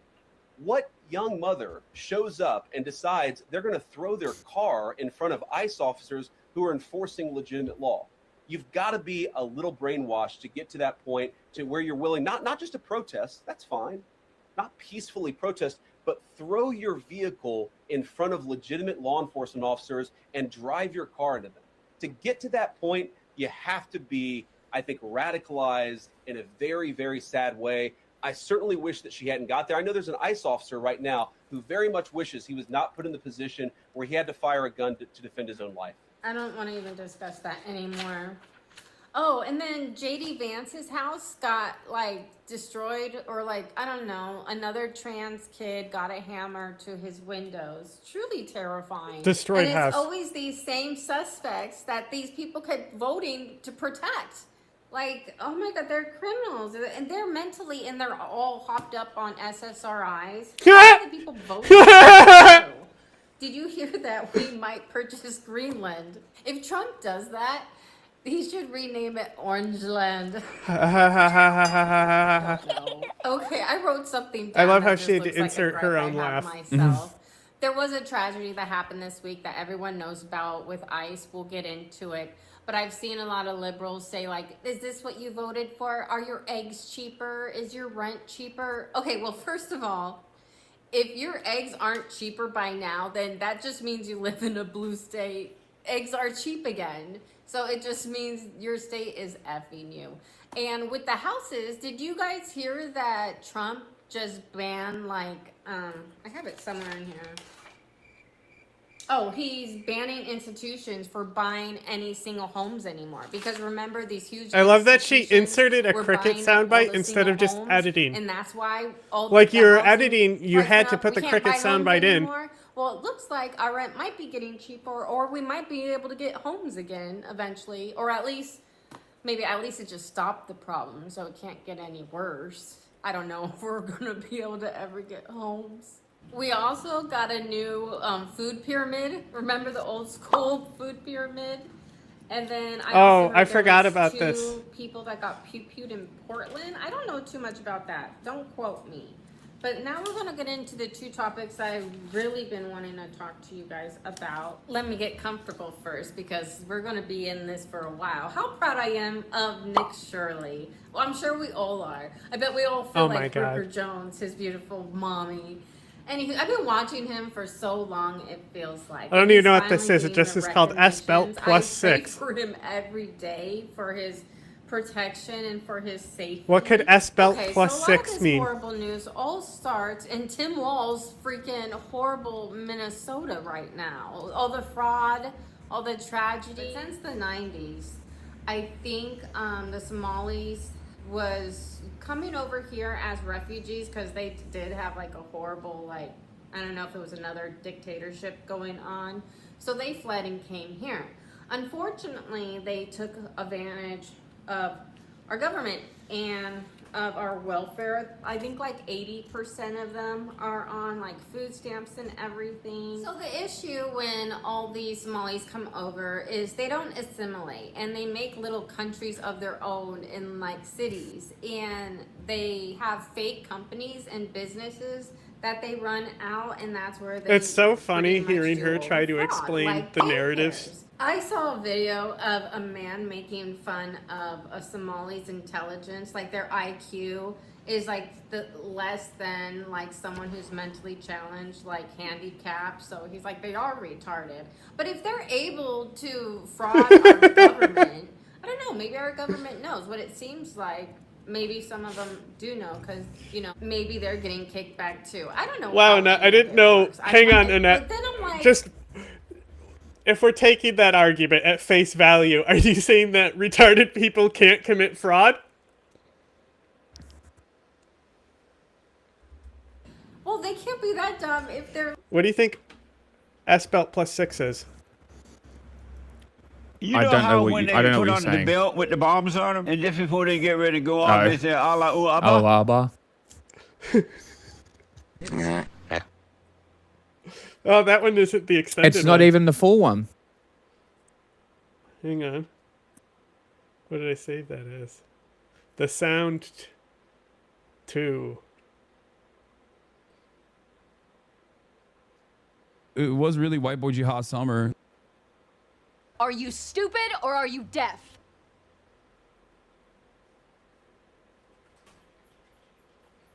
See, some of these I don't even know what they are because we haven't been using them in a while. You can call me whatever the fuck you... That's what I thought that was. Oh, let's see. What's this one? Venice! It's lard-ass punk!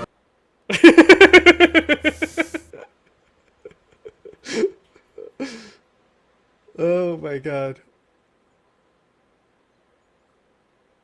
And then, okay, here we go.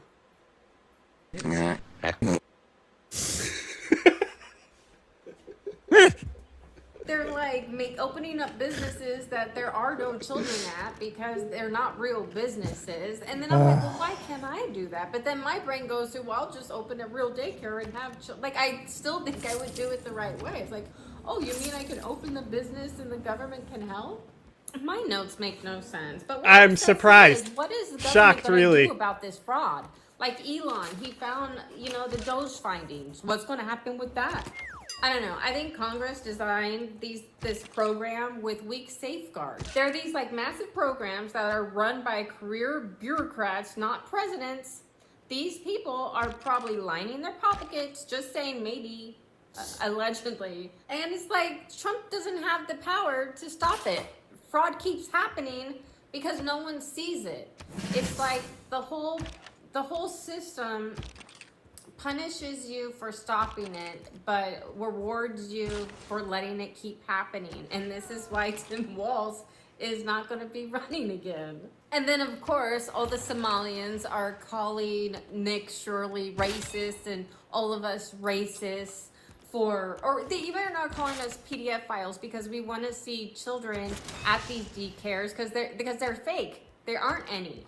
And they just keep, Tim Walz is playing it too. It's like, oh, all these white men trying to, like, it's so weird that they go on race. And you would think it wouldn't work. But the sad part, it is working for these liberals that are brainwashed. And they probably are on SSRIs. It's like they just want to be known for something. And social media doesn't help because they have the camera there filming all their Mansa good Musa deeds.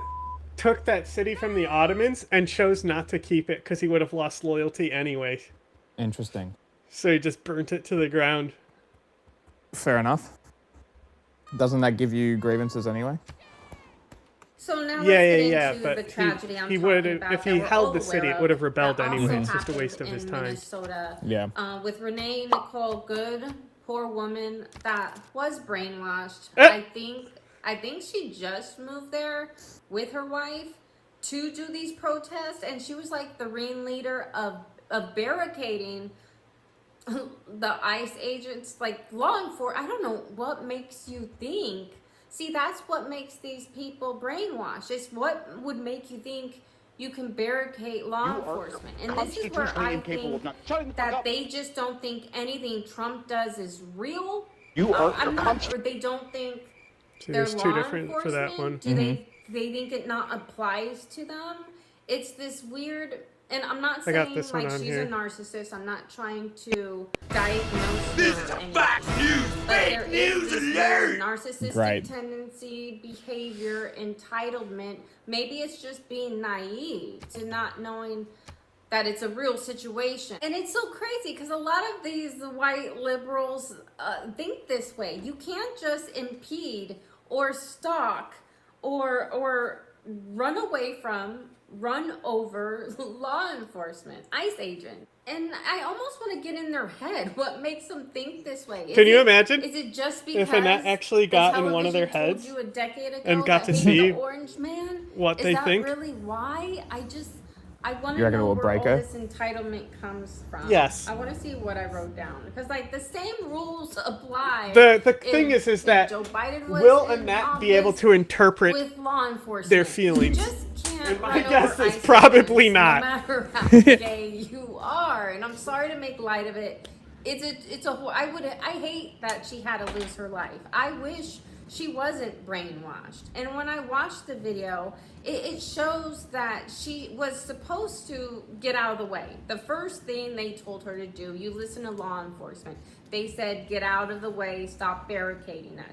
She could have left then. So that's the first time she broke the law and became. If that's the case, what's the issue with taking it to court and letting a court decide? A criminal. And then they were trying to get her to come out and she wouldn't, to arrest her, and she wouldn't be arrested, and she was moving I need the to car kill this at that line time. infantry. She wouldn't even put it in park. Okay. That's the second time she became a criminal in this situation. Hopefully I'll get him in this next one And because then I in my head, I'm gotta like, level maybe up she's for my night. panicking, and she didn't know the cop was in front of the car. Like I Says didn't I'll kill know. him. Maybe she was focused on the guy on the driver's side trying to detain her and arrest her. that she turned the wheel and didn't see the guy in front of her until last minute, or didn't even care if she was going to hit somebody, which doesn't matter regardless. There was someone in front of her. So like I said, maybe she was just trying to flee the scene the third, fourth time becoming a criminal. But then I saw the officer who did get hit a little, that did end up pew-pewing her body cam footage, and she did see him. That wasn't she was body having cam like footage. A full-on conversation with him through the glass. But yeah, that was his phone footage, wasn't it?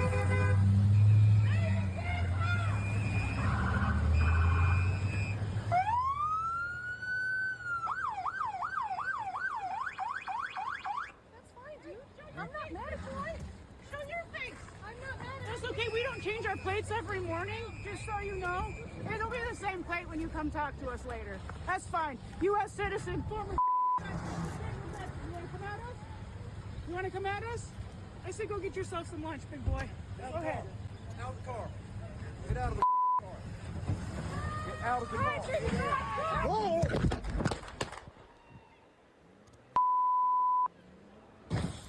And then, of course, you see all these libs saying that they pew-pewed an unarmed woman, and it's like she had a vehicle. That is such a big weapon. That's way bigger than a pew-pew. Shut the fuck up, bootlicker. Officer that she almost ran over, and she would have. Is this a buffet? Spinning out, so they spun out for a few seconds. If it wasn't icy, he would have been under her car. But 6 months earlier, that same agent got dragged by a vehicle, another weapon, because he was trying to detain an illegal that they were going to deport because he did some really disgusting stuff with some minors, and I think he was arrested for it. Truly disgusting. And these are the people that these libs are protecting.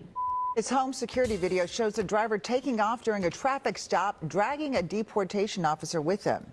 New at 10, WCCO's Uba Ali walks us through this video and the political firestorm behind it. What began as a planned federal immigration arrest took a violent turn in this quiet Bloomington neighborhood. And it was all caught on camera. According to a federal complaint, agents were executing a warrant for 39-year-old Roberto Carlos Munoz. They say Munoz entered the country unlawfully. Don't care about your interviews. Anecdotal evidence doesn't matter. Fourth-degree criminal conduct back in 2023 for a minor. This next part I want to talk about, it goes perfect with this saying that my friend told me the other day. If the left didn't have double standards, they wouldn't have standards at all. But they, of course, are She's so fucking funny, bro. This incident with the Charlie Kirk incident. And they always compare criminals to Charlie Kirk. And Charlie Kirk was just a man practicing free speech, speaking at a college. And like I said, how many laws did she break? She blocked them. She wouldn't move. After they told her to That's move, right. She'd break it. You pass a stop sign, execution. That's the state we want to live in. It's like, and then they did the same thing with the George Floyd. George Floyd. And it's like, why are you guys always protecting the Joseph criminals? Stalin sent me a warning.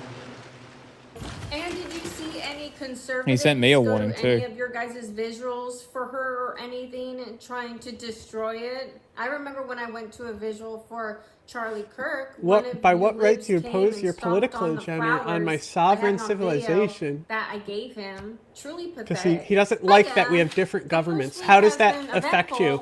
But not Stalin. very nice. Yeah, why does that matter? We have New Year's resolutions. I have been to the gym every day this year, and I'm already halfway to my goal. So then kill him!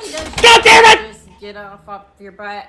I want to work out because I gained like 10 pounds over the holidays because I ate too many cookies. So like every year, I'm going to try to cut out sugar again because sugar is the devil. And yeah, I'm gonna try to keep working out. Sugar is the devil. She's so nuts. Videos I want to make. I want to make a video of my shameful overconsumption collection because I always used to like make videos talking crap about people with overconsumption issues, and I have my own, and I want to stop doing that too. So Hurry I up! I need to kill this guy. Show you some of my issues, but yeah. Let me know if you guys have any plans for New Year's resolutions or what you think about any of this, any topics that I talked about. And yeah, if you liked it, give it a big old thumbs up. Subscribe if you're not. I forgot what to say. Subscribe if you're not. Like her video. Oh, of course, always.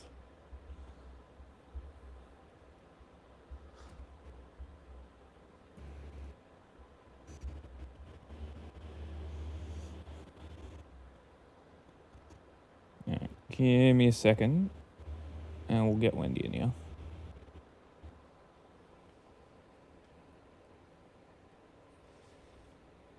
Mom doesn't get shot 3 times in the face. Hold on. So she can go home to her 6-year-old child.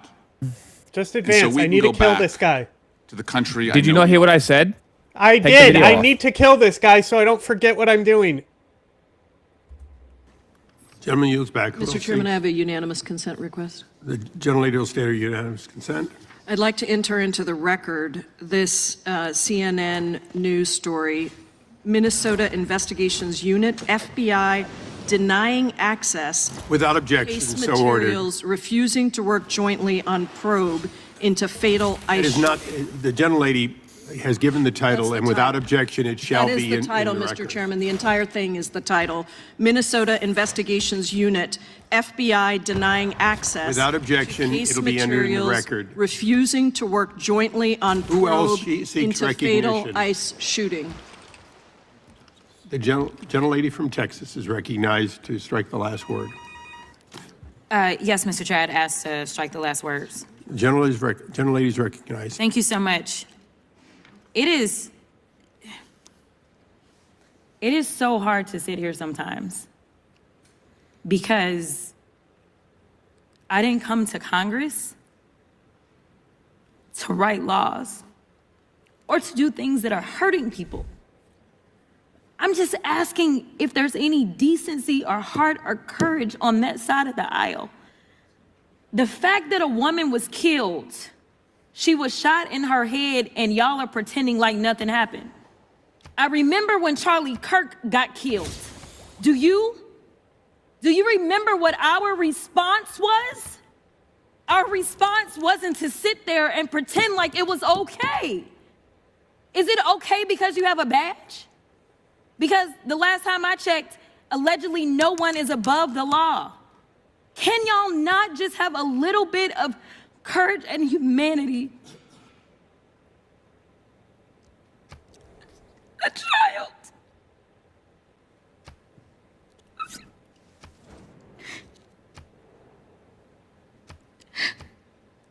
A child has lost her mom. And y'all want to pretend that it is okay. I am asking if there is anyone that will stand for the very people that elected us and sent us to Congress. You tell us things like, well, the immigrants are bad. And so we got to get all these bills because the immigrants are the ones that are causing the harm, they're bringing the crime. The mayor of Minneapolis told y'all to get the fuck out. Yet y'all are the ones, it is this administration that is bringing crime Mr. to Chair, their streets. That's what's happening. It's the third incident where somebody has dropped an F-bomb in this committee. Oh, including no! The video, I'm sorry. including the video. Oh, no! Are your princess ears okay? not the words. Bro, Adam Schiff just said, "Are your princess ears are okay?" Right? That was Adam Schiff, right?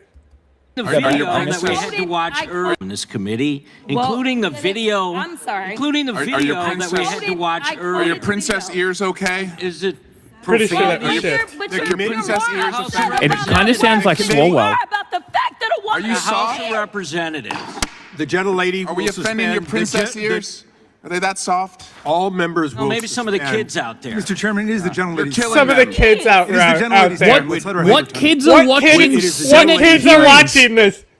What kids are watching Senate hearings, you dumb cunt?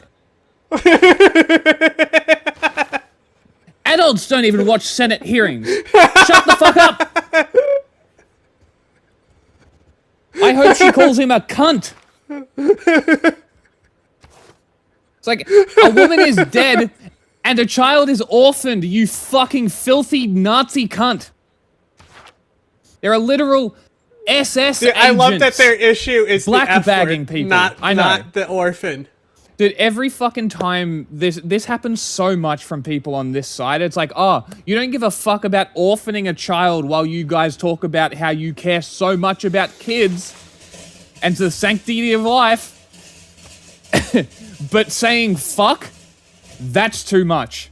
This happens so much. And every fucking time somebody says something like this because I called them a cunt or I say fuck, and they're like, they give me two responses. Why are you so angry? And why are you swearing? Those are naughty words. Get off the internet. In fact, Joe get off Biden is a Earth. racist that supported segregating buses. I really don't give a fuck. Yeah. Are we surprised that there's videos of him saying the word? Of course not.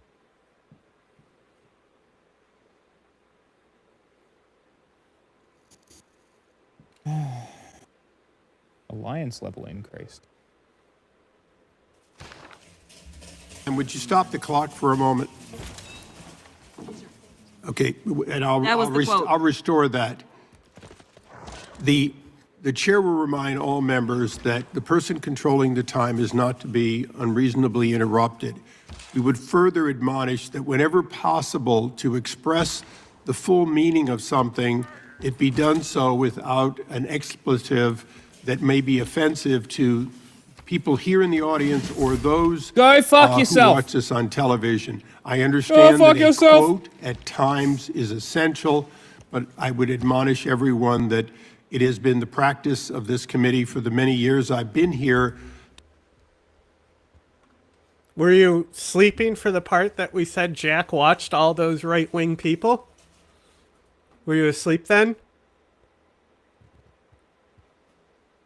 Or did I say left-wing? Right-wing people? Like, we literally had a thing on where Jack was saying how he watched all those people. Jack used to be the Tim Pool #1 fan here. I watched every episode.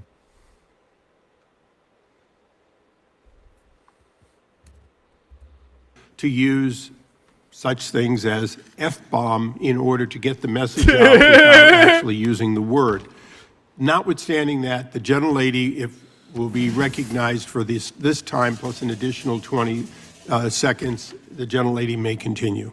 Thank you, Mr. Chair. Long story short, we are sitting in judiciary and no one on that side of the aisle seems to care that this particular person, whose name we don't know at this point, became the judge, jury, and executioner. I don't know how you square that. And then we're sitting here literally in markup for a bail funds bill. When I Pause first it. ran for office, It took me a while to find this.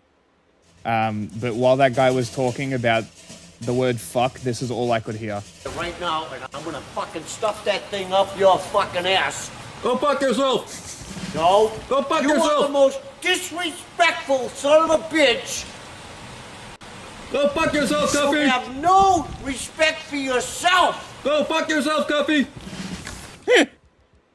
It's all I could think. Fucking one of my favorite videos next to the go. it was in the midst of yet another lynching by law enforcement in Minneapolis. At that time, it was George Floyd. I remember working as a pro bono criminal defense attorney to help protesters that were being arrested. There were more than 600 protesters that were arrested in Dallas. There were churches that came together to make sure that there were bail funds. There were nonprofit organizations. And to explain how it works for bail, since we're in judiciary and we're writing the laws, and some people may not understand this, but those bail funds, those nonprofit organizations are not the ones that determine whether or not somebody gets bail. What they do is they help out poor people, which I know y'all are not interested in either.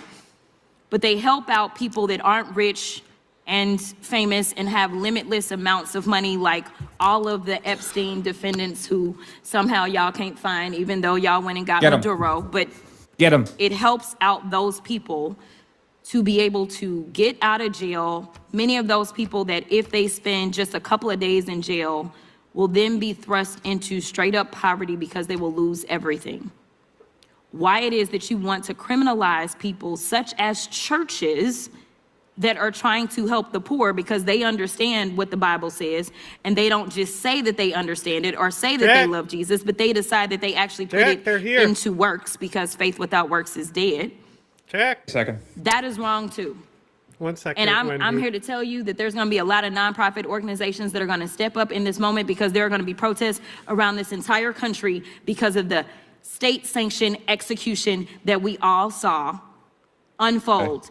Unless Use the there is correct some kind of language. justice that takes place and we get the name of that officer and that officer Summary is execution prosecuted. also works. So I ask that law enforcement, we have oversight over them. I am the oversight ranker. Let's go ahead. In fact, I make a motion that we have a hearing flex that in hierarchy, the oversight baby. subcommittee as it relates to this particular issue and what took place. The gentlelady was not recognized for purposes of motions. Does anyone get else seek Leo da Vinci recognition? next Seeing turn. no others, the question now occurs on the adoption of the amendment and the nature of the substitute. This will be followed immediately by a vote on reporting the bill. All those in favor of the amendment?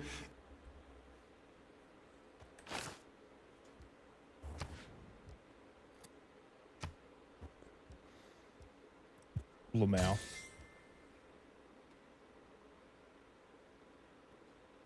I have a wild guess that this person is the opposite of based.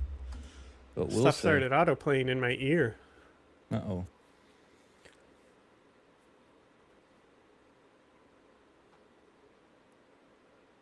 Damn, the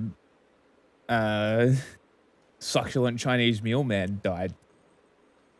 Neat. Rip legend. Did you see the Israeli fuckheads in Australia trying to manipulate people into not celebrating the guy who stopped one of the shooters or disarmed one of the shooters because he came out and was like, "Oh yeah, Trump's great." I'm like, okay, he can save people and also have bad opinions. Like, this is not Don't put us in circles. a crazy thing. Circle. Want There that, we or go. do we want this? That works. Is your mic working?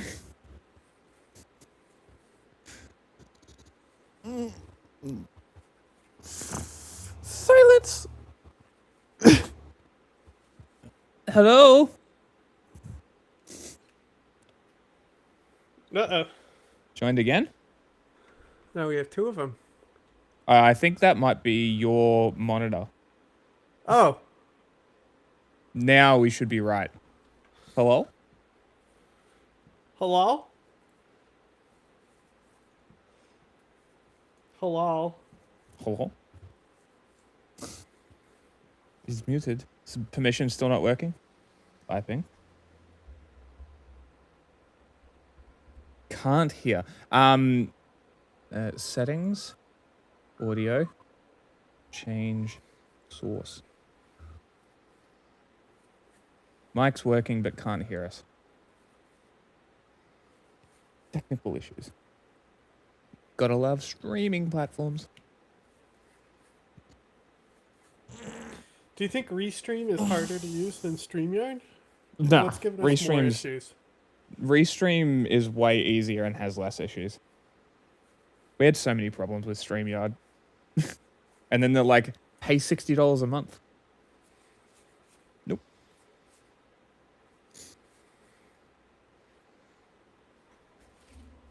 So it'll be an audio, like a physical audio setting where you have to change the sources. That's probably why you can't hear us.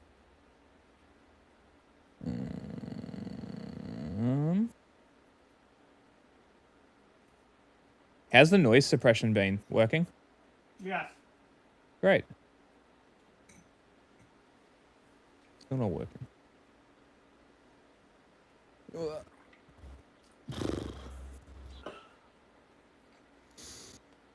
Why can't I hear music in the background? I can't hear music.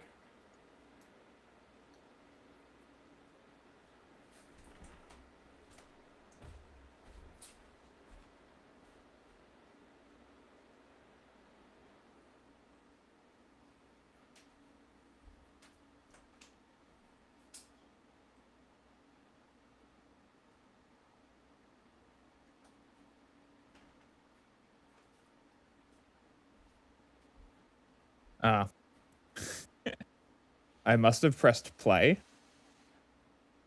on my keyboard and it auto opened Apple Music and was playing music in behind my speakers. And I'm like, why can I hear Green Day?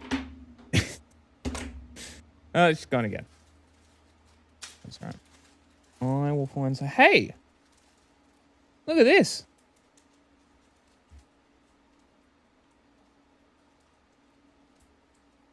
Damn, cool thumbnail.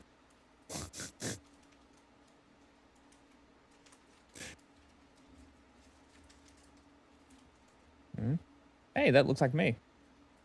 Should go and watch that one after the stream, guys. I'm pretty happy with how this thumbnail came out.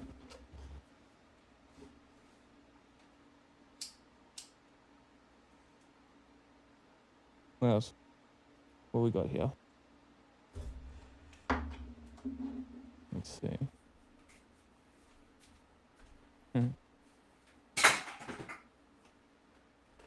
Been Mudaha has been on some alarmist shit recently. Yeah. And from what I've seen him posting and what I've watched, justified. The angel we fear more than demons. Q conference with Andrew Callahan. Wow. Yeah, that's an old video.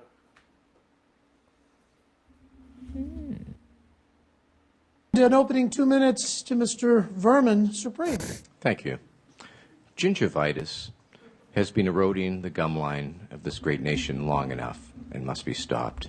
For too long, this country has been suffering a great moral and oral decay in spirit and in sizers. A country's future depends on its ability to bite back. We can no longer be a nation indentured. Our very salivation is at stake.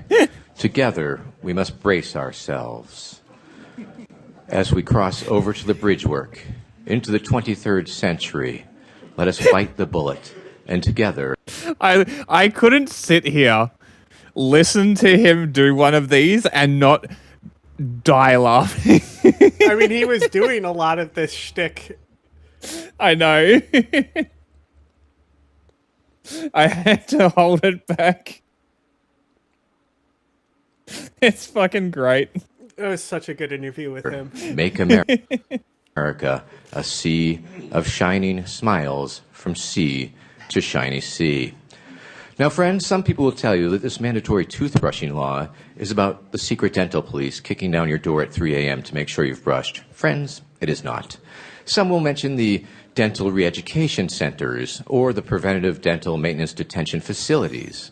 It's about none of these things. It's not about the government-issued toothpaste containing an addictive yet harmless substance. No, friends, it is not even about DNA gene splicing to create a race of winged monkeys to act as tooth fairies. Friends, what this mandatory toothbrushing law is really about is strong teeth for a strong America. My name is Vermin Supreme. I am a friendly fascist. I am a tyrant that you should trust. Interesting. And you should let me run your life because I do know what is best for you. Yes, I am a politician. I will promise you anything your little electorate heart desires because you are my constituents. You are the informed Pause, voting Vermin. public. And because Pause, I have Vermin. no intention. Hello. I hear noises. There is noises. Love noises. Now there's no noises. It's a good start. Noises is a good start. Oh, noises. Hello? Can you hear what I'm saying now? Yes. Yes. Ah. Okay. Finally. There we go. Technical glitches and difficulties. I will take Vermin off the screen now. Some placeholder. Oh, He's man. a solid placeholder. How's he doing? What's he up to? He's still shit posting on Twitter. Yeah. We gotta try and get back in contact with him to do the out of character interview. I mean, be I very bet he interesting. would be willing to. I lost my Facebook, so I don't have a way to like message him anymore. Well, like he got banned off it. Yeah, I had. Well, I Amazing. mean, I had like 14,000 followers on my page, and like I had a number. Like I had like 1,000 people that I actually knew ish, and then a couple thousand other friends on my personal page that I had met over time doing stuff, and Vermin was one of them.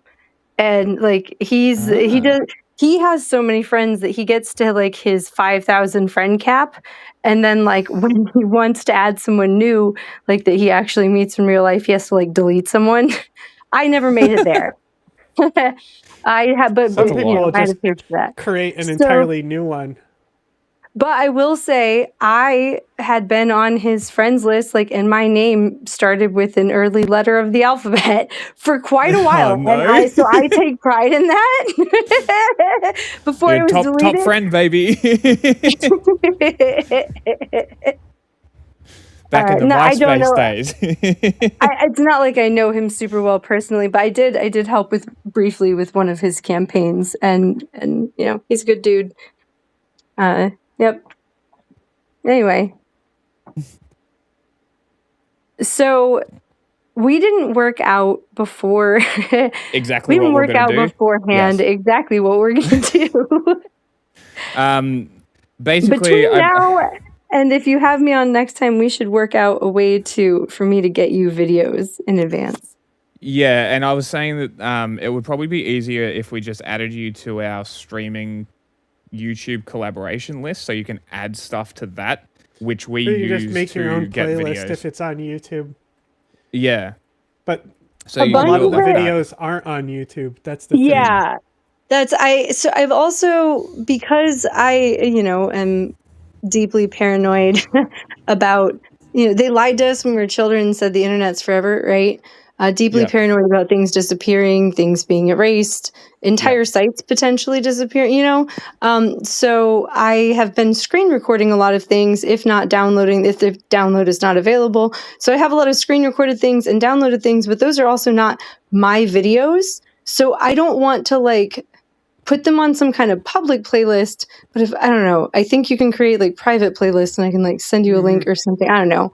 But we need to work something out between now and next time, because I have a ton of videos. I have some friends up in Minnesota and things are insane up there right now, to put it frankly. Oh, good. Donald Trump's crying about our hate speech laws. What about him? So the NSN disbanded, or is disbanding. And, so he's talking about Australia's laws. Australian hate crime laws. Oh, okay. I was like, we don't have hate speech laws. Yeah. No, it's bad. Give me a sec. It's Daily Mail, so I'm taking it with a grain of salt. Oh my god, they're quoting Drew Pavler. Epic. Fuck me. Epic. And now you understand like some of the routes, like how that talking point gets from "you're Nazis." Like, even if they disbanded, they still exist and they know each other and still know all of the American Nazis that know the press that are in that press room. You know what I'm talking like about? this is what I've been trying to tell people before I essentially told a Nazi to just kill himself without coding it. So I got my account banned for a week. Worth it. I was explaining to people that, okay, and I commented specifically on the 6 News one, which is the news baby. And I tagged him as well. I'm like, you need to make sure that people are aware that their disbanding is just them going underground. They will join One Nation. And this is what people need to understand. One Nation has prepared themselves for this influx of the NSN because they endorsed the rallies in August. They haven't walked it back. Both Pauline Hanson and Malcolm Roberts, I believe the Queensland and national heads of One Nation, endorsed the rallies. The official party endorsed the rallies, and none of them have walked it back. They will. The NSN yeah. is going to join One Nation, and One Nation is going to legitimize Nazi talking points in our politics. And this is how they're going to get around making the White Australia Party, which was going to be their Nazi party. And it's that's how all big tent populism works. Yeah. So it's like I'm just trying, and it just really feels like Australians are just clueless when it comes to this kind of thing, and there's not enough people here who have a clue, who have a big enough voice or a big enough impact to be able to actually get this into the public zeitgeist. And you don't have anything like Q&A anymore, which is a public forum which had politicians, business leaders, journalists, a bunch of stuff on a panel with the ability to ask them questions from the public. This is gone. ABC got rid of it. So on top of the Nazi problem, on top of the information problem, we now no longer have a public square where these people can be criticized and have their feet put to the fire to answer questions. And granted, Q&A wasn't exactly a perfect solution to this. It's mostly just a way to filter neoliberal talking points into the mainstream. But a forum like that is so important because you just need to shut down this idea of debating Nazis. And right now, there is a massive, massive problem where people are actively engaging in Nazi, engaging with Nazis and normalizing their rhetoric. And this is a massive problem. I'm sure it's much worse in America, but just seeing it grow in Australia is just concerning. Americanism constantly leaching into Australia. I mean, you can just point to America to see where it goes. Yes. Vosh was, still is, of this philosophy where it's it's okay to debate them type stuff, you know? Yes, yeah. And on top of that, it's these guys also have connections, as you said, with Blood Tribe and shit. The guy got...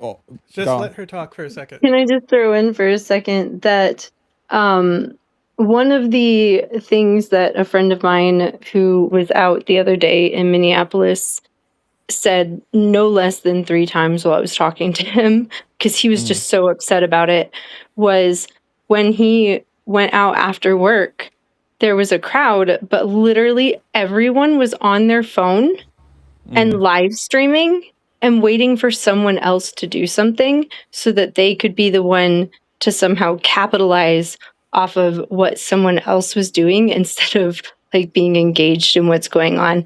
And while I'm not gonna I understand that documentation is important because they are lying. However, this trend of everyone wants to be a live streamer and capitalize off of this is not helpful, ultimately, if that makes sense.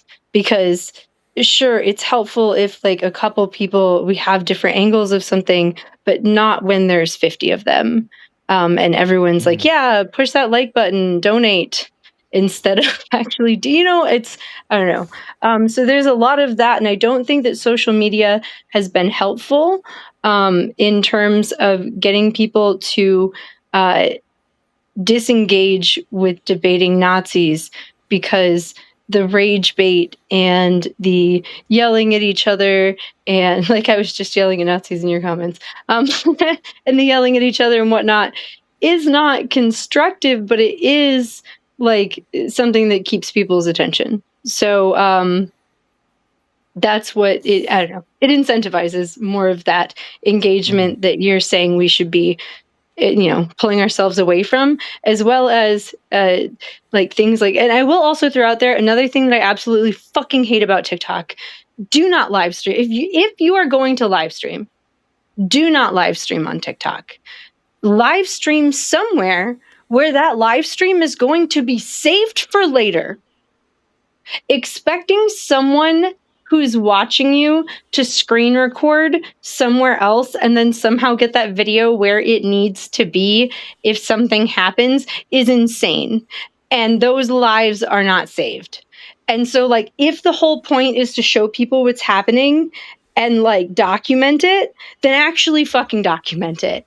And know how to do that safely for yourself as well as other people before you just start doing it. Like, I don't know. I apologize. I've kind of gone on a bit of a rant, but that I think bothers me. The whole social was media the one who aspect. said, like, if you see 6 other people with their phones out, maybe you don't need to have your phone out. Yeah.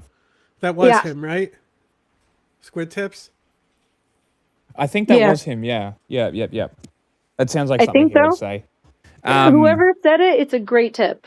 Yeah, because the other thing that I've been thinking, so I've been thinking about getting a camera for my bike, right? Now, the way, I promise this is relevant. So, I've been thinking about getting a camera for my bike, and the way that they have the sticks and shit, and I know for a fact that you can attach them to bags. I know that there are things that you can like put cameras on. If you've got a helmet, you can get camera mounts for them, like the chin mounts for the helmets on the bikes. Yeah, I just sent you a new camera helmet mount. On Instagram. So like, did you see this? that? I haven't yet. No. This is not a bad idea. That if you do want to document it, and you are going, but you want your hands free, boom, problem solved. You got a hands-free filming, and it's going to film everywhere you're looking.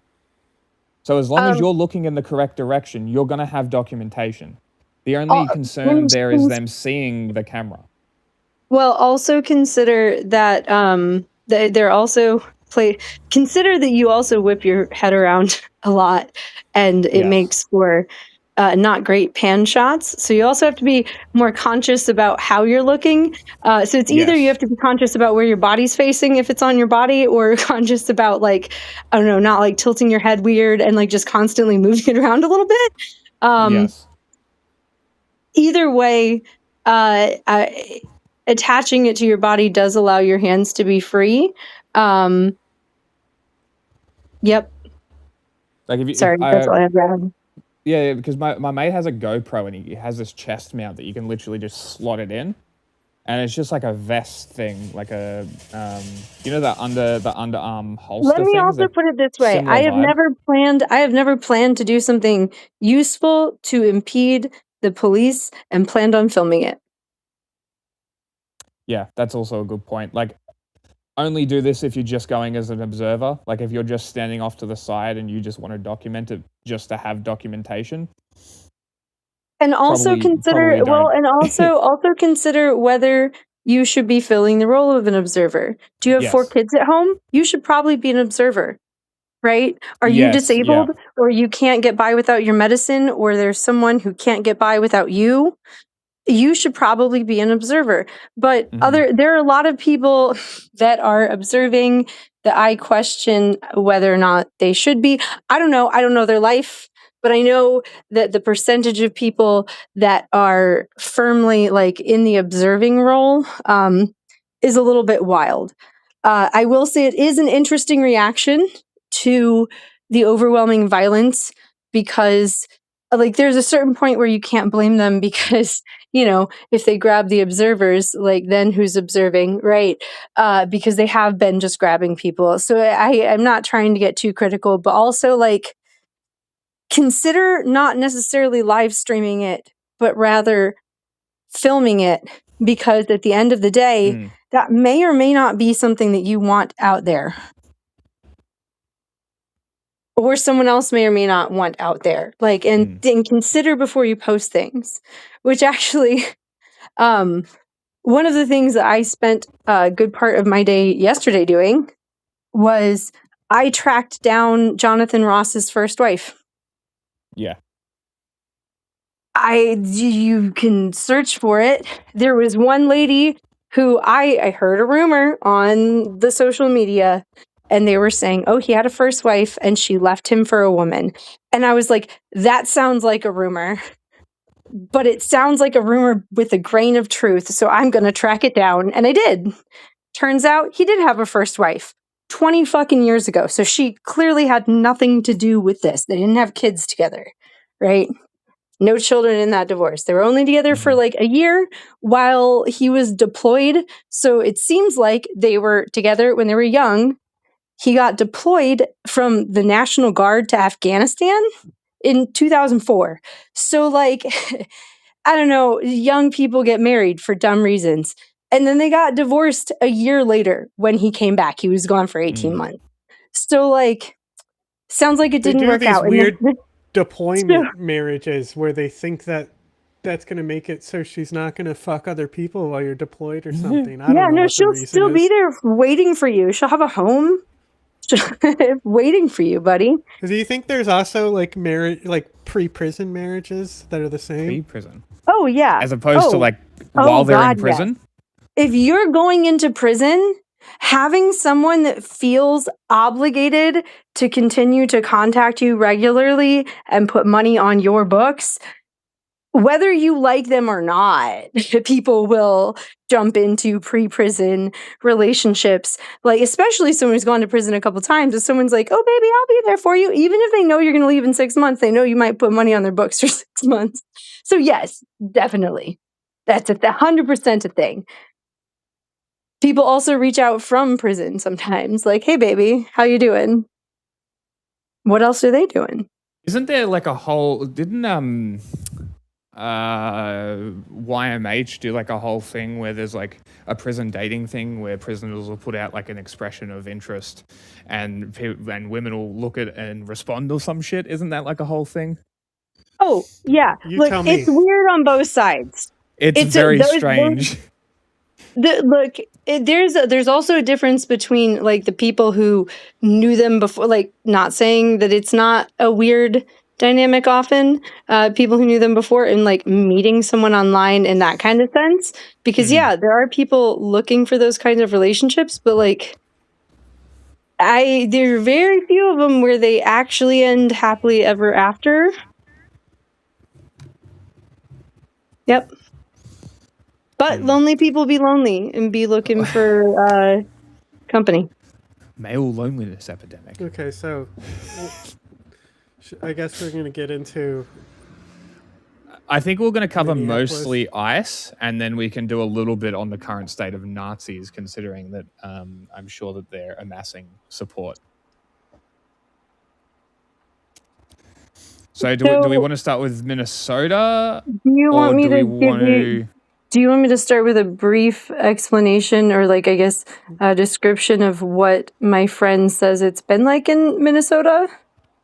Well, okay. Well, here's the first thing you should do. Do you want to just tell people who aren't aware, haven't heard you on the show before, because I think we've only had you on once before? Do you want to just explain what you do and your experience, why you should be listened to? Hi, I'm Maisie, and I am an anti-fascist researcher, and I've been an anti-fascist for, over a decade now, and I've been researching them for almost that long. So I've gotten to watch a lot of their networks form and break and reform, and it's a lot of, the same thing remarketed and repackaged. through the decades, because I don't just research current groups, I also research past groups and go through archives and things. So that's how I ended up here, to give some analysis on the stuff with ICE. I also happen to have friends across the country that are helping organize or mobilize their communities in various different ways, or support their communities in different ways as ICE sweeps across the country. Like, we've got people bracing over in Ohio right now, and we've got everyone up in Minneapolis. And just, yeah. So right now, a lot of the focus has been up in Minneapolis, but it's also been other cities around Minneapolis. And we can get into that in a little bit. The dude that got dragged out of the car was St. Paul, right? Yes. The St. other side Paul of and the Minneapolis are twin cities. So Yeah. if you're not from here or don't know much about Minnesota, St. Paul and Minneapolis are like butt up against each other and are essentially one large metropolitan area, but they're called the Twin Cities. So on that half of like the metropolitan area is St. Paul, so they were also over there, but they were also up like an hour north west in St. Cloud. And it was wild because for days I was seeing videos, like literal videos of ICE there. And the city put out an official fucking statement saying, no, ICE isn't here, and had to recant it 2 days later when it became way too fucking obvious that ICE was there and a bunch of people were like missing, and a bunch of videos of people like chasing them out of parking lots was happening and such. So yeah, because it was so there's a large Somali community up there, and they went to St. Cloud to mess with them. So like it's not just Minneapolis, it's also St. Paul, it's also St. Cloud, it's also I saw some at oh gosh, trying to remember the name of it. It's one of the reservations. It's not the Little Earth like housing project in St. Paul, that too. But there's a reservation, like, again, I don't think it's an official one, but it's like native land and whatnot, and like a project and whatnot that they went to in another city and were arresting native people. It might be a reservation. I need to check. I'm not sure. Okay. That was today. So I'll need to check that source again. Yeah, fair. So- I just wanted to bring this up. I wanted to too, because it's really stupid. It's really stupid because I Like- literally like read the definition of Pol fascism Pot, like 2 hours ago. Pol Pot did genocides against other ethnic groups in Cambodia, and it's considered by percentage the worst genocide to ever happen. 25% of the Cambodian population died. This is 1 in not something 4. that even exists. Yeah, I don't like, know who I don't told know- you what this was a thing, but you need to Yeah, stop like- listening to them. Like this is exactly what I was talking Okay. about when I said if you're gonna reduce it down to the dictionary definition after I gave you a literal fascist historian's definition, save it. Save That's it for like the other people that's who are like calling uninformed. Elon Musk a capitalist. He's clearly clearly looking to break capitalism. Fascism only being a Like- right-wing ideology is like- what Yeah, you meant to meant say. Yeah, he's like, oh, those fascist commies, right? That's what you're going for. Look, Yeah. you're really just talking about imperialism using different China is a marketing fascist schemes. state. It's a Yeah, fascist yeah. ethno-state. Yeah, you're talking about imperialism using different marketing strategies, and I'm not here for any of them. I'll put it that way.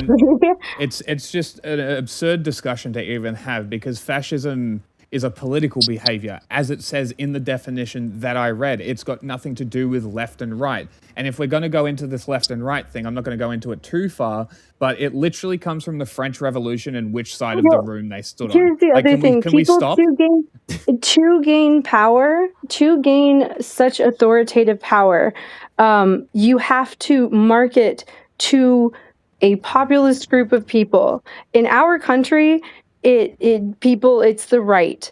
But after revolutions in China, in order to dupe people, by twisting their own language, they had to cater to those people. So it's the same thing with a different facade and some different tactics. And I'm not going to pretend it's not. It's just and at that point, you just have fascists saying one thing and doing another, and we're going to call it what it is instead of pretending that that's what communism is. Yeah, this is my entire argument as well. It's I understand that you're just going off words and the label that they are applying to themselves, and that's how you determine your support. But I look at actions. I look more than just the words that they say. And if we're taking words at face value, then America is a democratic country. It's literally that simple. I don't know how else to explain it to someone. Like, if we're literally just going off words, America is a progressive liberal democracy. And that's just counterfactual. It just isn't. Like, not anymore anyway. It may have been at some point, but it just isn't. And this is what happens, right? China wasn't necessarily fascist under, who was before Xi? Jiang Zemin or whatever the fuck it was. The main one would have been Hu Jintao and Deng Xiaoping. Yeah, Hu But Jintao. Okay. Jiang Zemin, I forget it even exists. Can you I think pull he's up unperson. videos that I send you in Signal, like on your computer for people to see? Because you I could can also- send you videos. You can also just Yeah, post we can them do in that. chat too, if you Yeah. can. Like links into the chat. We can pull them up Mhm. there. No, they're not like they're files that I have saved, Oh, which like, is why I'm like, okay, yeah, if I that- I send can- you the video, can you open it and show, like, if I Well- send it to you? You can Here's a open it better in a idea. media You can player literally, and then just you can literally full screen share it here. So if you press the plus on the restream, that gives you a bunch of options, and you can put a local video. If it's a saved video. I think. You've Well, I debated don't know many about- no, people don't- on the common belief and definition that fascism is only right wing. I mean, yeah, the people don't understand what fascism is. Like, that's If it's easier to the send it long to and the Jack, short of just it. send it to Jack. Yeah. But this one is specifically for you. They specifically want to know what your opinion is of the I whole think I fascism is sent you right-wing. this one earlier. It's the one of nighttime last night Nighttime. outside that apartment building. Yeah. And it's just, Lots of text. and then I'll send you another one. I don't know. I wonder if I can screen share window. Might not get audio. Does it need audio?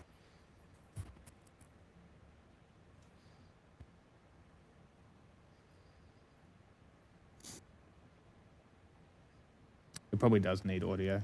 I'll mute myself and mute the monitor tab. Give me a second. So if I share system sounds, it's not going to overwhelm everybody with everything. Stop screen sharing. Signal. That one. Okay.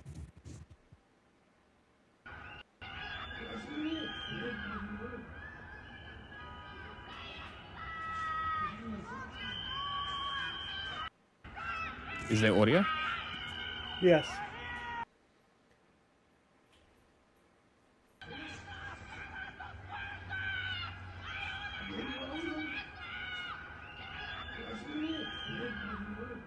So what are we looking at?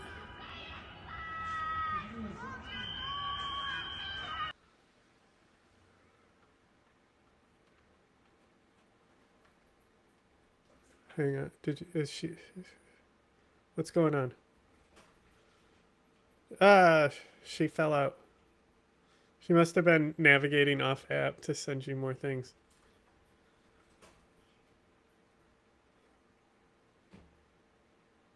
Can't hear you. You're muted now. It was because my thing was up. So nationalism is an interesting thing because it depends on the type of nationalism you're talking about. Are you talking about state border nationalism or are you talking about people group nationalism? Because it's a very different discussion. Because when you say that the right wing tends to be more nationalist, the nationalist movements that are actually militant in the world right now, a lot of them are left wing, but it would be hard to characterize them as either way. For example, Balochistan, because there's 3 different movements, it would be hard to categorize them as left or right wing, considering that there is some jihadism elements in some of the bigger factions. Tamil Tigers were a terrorist group. They assassinated a prime minister. Because they wanted the Tamil people to have more rights in India and Sri Lanka. Obviously, the PKK and the Kurdish nationalist movement, the Mapuche nationalist movement, you could characterize that as left wing pretty easily. The Zapatistas, you could argue as Zapatistas is a nationalist nationalism. movement. Mm-hmm. Yep, that you could characterize as being left wing. But when it comes to like right wing nationalist movements, the ones that I could tell you that are militant are ones that are not nationalist. They're like full on like Nazi groups, like Atomwaffen or Which you could argue are nationalists, but they're the base, but they're not. Yeah, because they No, don't they're actually. They want to destroy the nation. So they're accelerationists. Accelerationists, yeah. Yeah. Again, Again, Zapatistas weren't authoritarian, not fascist. I mean, fascism. we said you were asking about nationalism being characterized, and I'm telling you examples of nationalism that's left wing. If you need fascism that's left wing, then there's China, Pol Pot, Stalin. Yeah. Pretty big names out there when it comes to. You could probably argue Cuba too, but even then, I wouldn't really include Cuba in that discussion of like fascist left wingers. Yeah, it's more just nationalism. It's more almost protectorate nationalism from imperialism. no. It's very interesting. What? Okay, hello. Oh no. Oh no, indeed.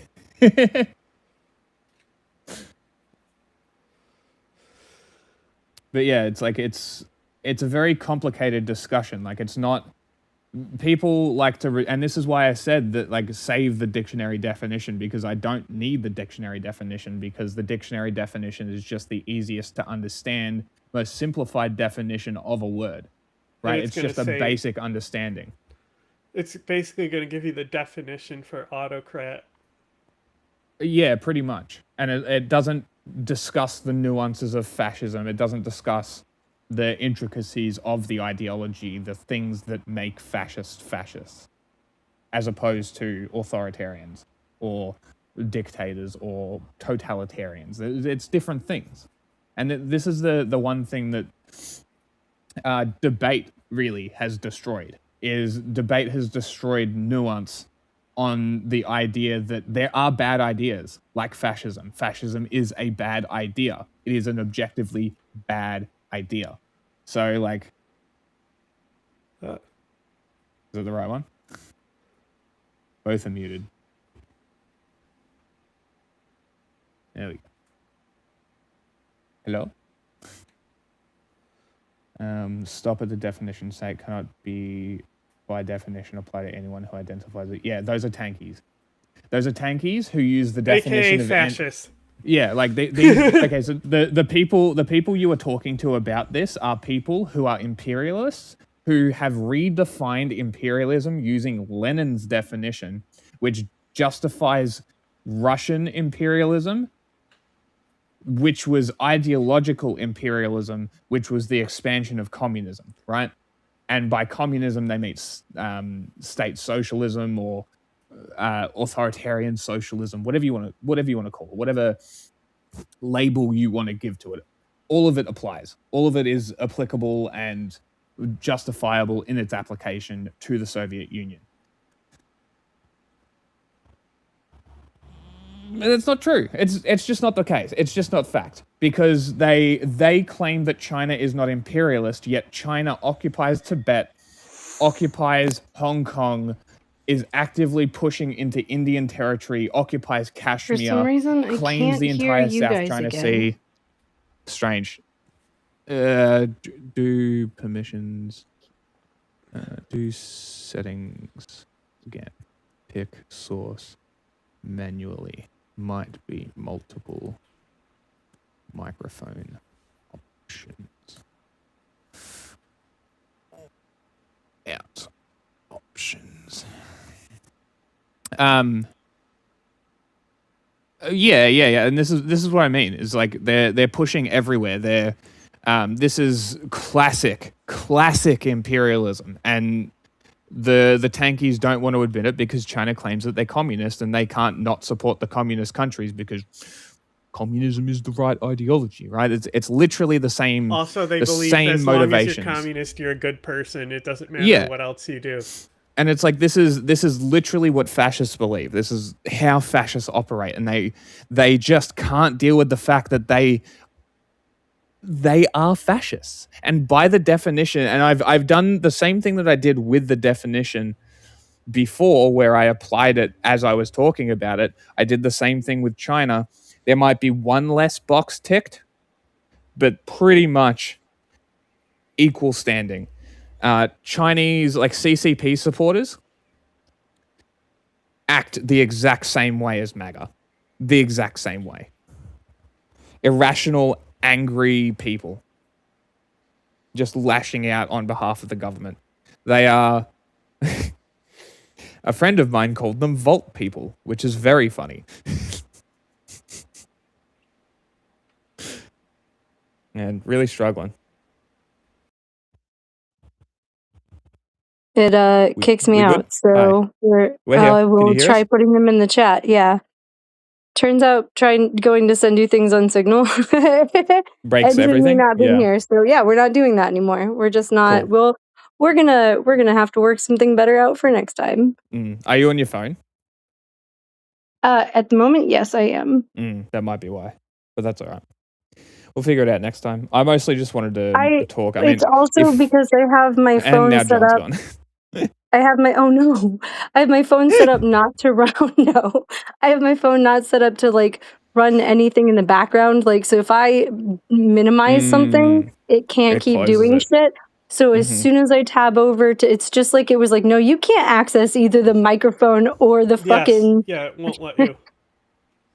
So, yeah, sorry guys. We'll have to set up video stuff better next time. That's all right. Okay, so what was the video that we just saw? Because I did put it on. So what was that video about? What was going on there? The one at night, the nighttime one? Yes. Okay, so the nighttime one is outside of someone's apartment, and that is just the sounds of ICE showing up. So people responding, starting to do whistles and screaming because they're terrified of what's about to happen. And then there's a second video that I sent you. The one in the day? Yep, the one in the daytime. Shows what they're terrified of. Has music. You can turn the music off. The music does not matter. It is for views. Someone did that for views on TikTok because music gets things seen and watched. Yeah. There's not any audio that matters. Yep. It's just a visual. Okay, window. Not that one. That one. No, not that one either. Where is it? Where are you, Signal? Because you guys mentioned it's not just Minnesota. Yes. I think we mentioned... No, actually, we haven't spoken about how it's not just Minnesota. I think we're probably aware that it wasn't, but I don't think we were talking Well, I mean, ICE has been going around the country, but, like, it's getting way worse. Oh, okay. I need to stay on it then. There's someone's lunch sitting on the ground. Just look at how many vehicles there are. Oh. These are all That's just empty people vehicles. they've abducted? People snatched out of their fucking cars. Mm-hmm. Unreal. Probably keys left in them as well, I imagine. Sometimes they're still running. People find them still running. This is a common scene around Minneapolis. The number of videos that I guess don't attract a bunch of views, but that I have seen a bunch of is people just finding empty cars with the seatbelts cut, sometimes with the seatbelts cut, sometimes with the windows smashed out, or the doors just left open like that.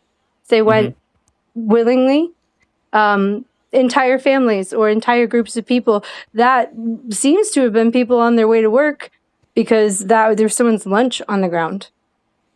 Does that seem like a bunch of those people are either U.S. citizens or are here entirely legally with documentation and paperwork? Yeah.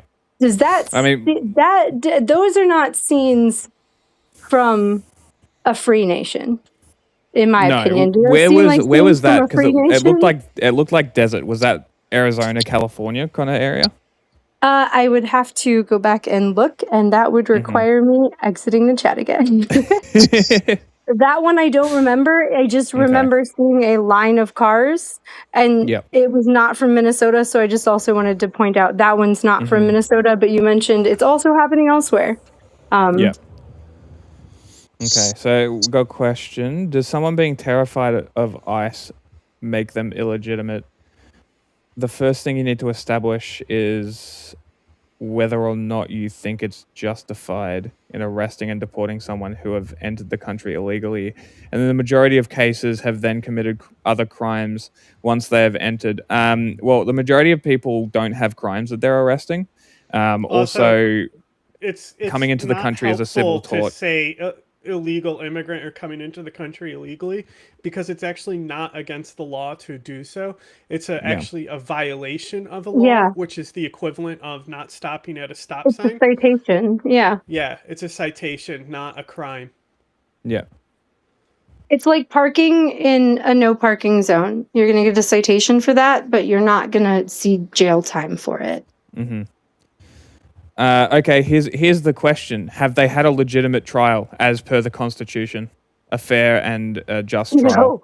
Oh, God. Okay, Actually, fun fact. I was going through trials last night looking for ICE agents' names, and I found a really interesting one from 2021. So this was even under Biden, right? If you want to talk about left, right, like Biden set the tee up and for them to knock it out of the park, right? So anyway, because they're playing t-ball, they can't play baseball. Anyway, in this metaphor, It's because you can't cry in baseball. yeah, you can't cry in baseball. It's not allowed. In 2021, there was a case that was thrown out.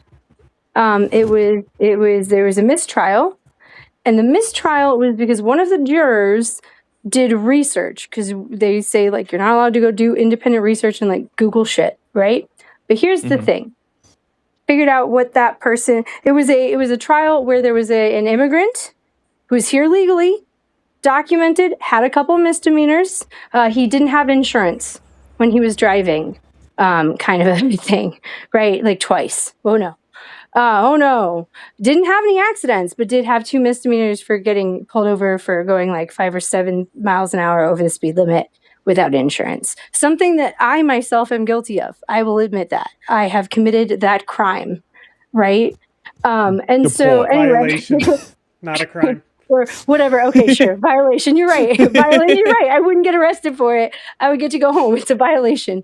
And they have a bunch of communications, like emails and text messages between these ICE agents that, like, were trying to get him and his family deported specifically. And like they set up a situation where they could have an interaction with him where they could claim that he assaulted them, so that they could bring up a charge, attempt to make it a felony so that he could be removed. The prosecutor was willing to, like, plea it down to a misdemeanor, which would not allow him to be, like, up for removal. So they were, like, talking about, like, oh, if we, like, essentially charge him for the same thing twice, like, will it count as 2 strikes in the system, and, like, all this other stuff behind the scenes, like, trying specifically to go for this guy. And when they show up at his house, and he's like, it's cold out there, let me get my coat before I go with you, right? Because they were, like, trying to serve him some stuff for ICE reasons, because and whatnot. He was like, yeah, I'll show up at my date, like, I'll go with you if you want me to go with you, let me get my coat. They essentially attacked him. They ended up putting him through a coffee table. One of them cut their hand doing so. And then they decided that that was assault on an officer. So, incredible. So what the jury person was looking up, the juror, right? He's the one who created this mistrial, right? The juror was an old union man. He was retired, had been a pipe fitter his entire career, right? So think old crusty white dude. And he was told that when he asked about one of the patches that one of the officers was wearing, he was told that it was a union trade patch. And he was like, I don't think so. So he Googled it and it was a white supremacist patch.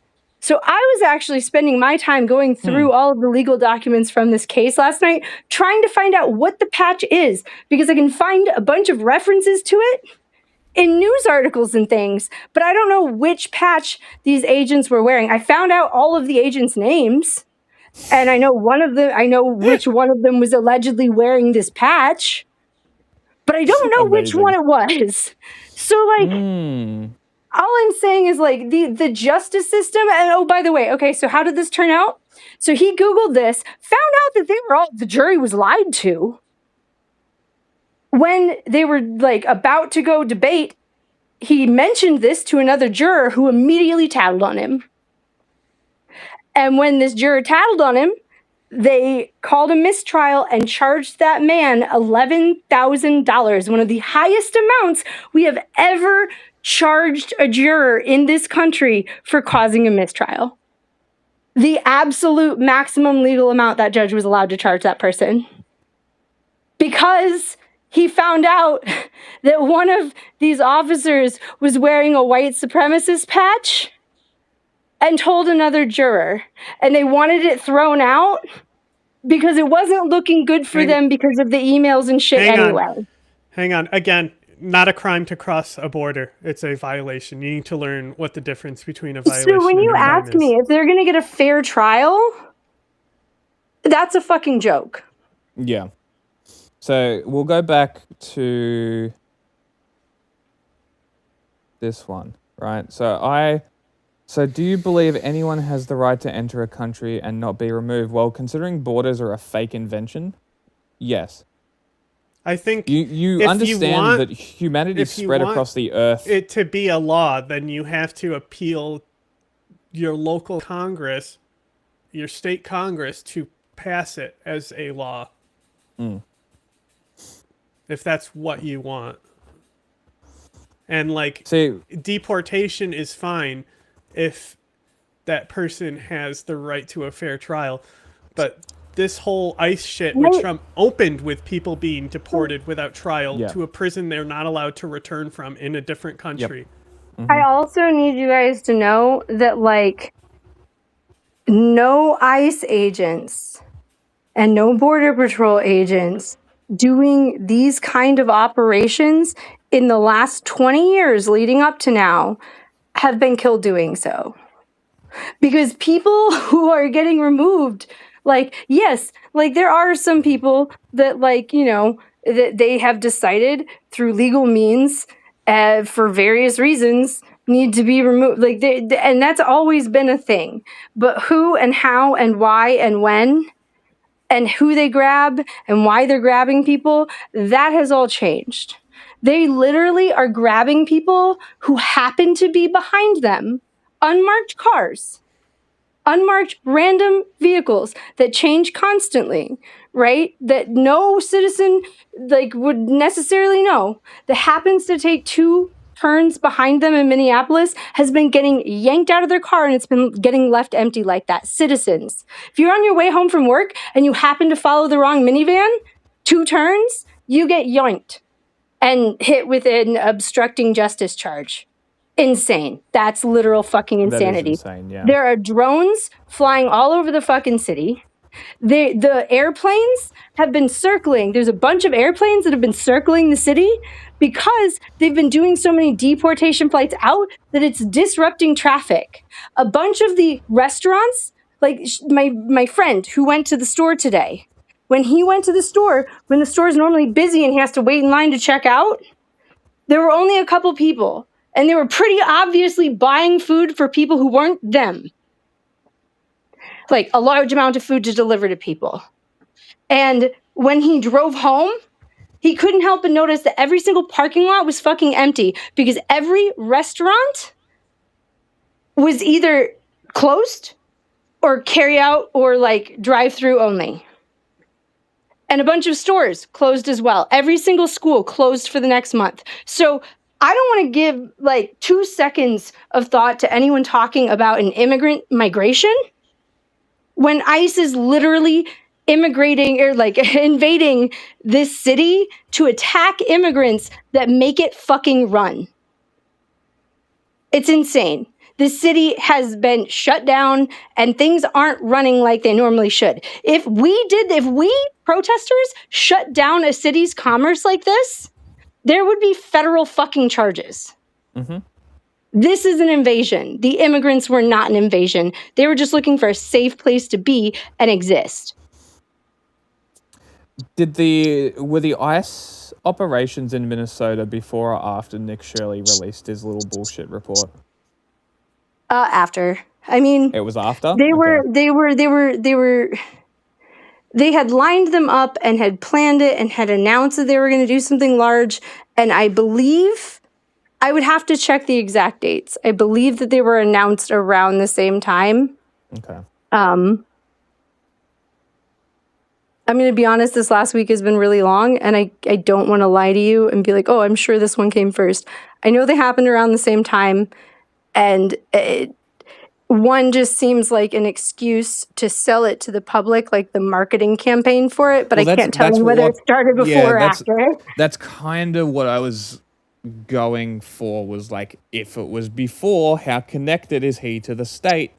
They were clearly planning it beforehand. And this entire network of like bloggers and right-wing like people is all connected to each other. Like, think of it also this way. If you look at major information that the White House has been giving out to specific individuals or publications for exclusives, they've been making the rounds. Like ever since Charlie Kirk died, right? Even before that, really. Like they'll be like, oh, you get an exclusive interview or you get this exclusive bit of information, which forces every single like mainstream or major publication that wants to talk about that thing to reference them. Or to quote them or to reference it or to say like, you know, and this news was initially broke by this news source or like, you know, on this person's podcast, the FBI person said this, like instead of the normal ways of giving people information through a press release that all media has access to. So this is intentional. And so like, and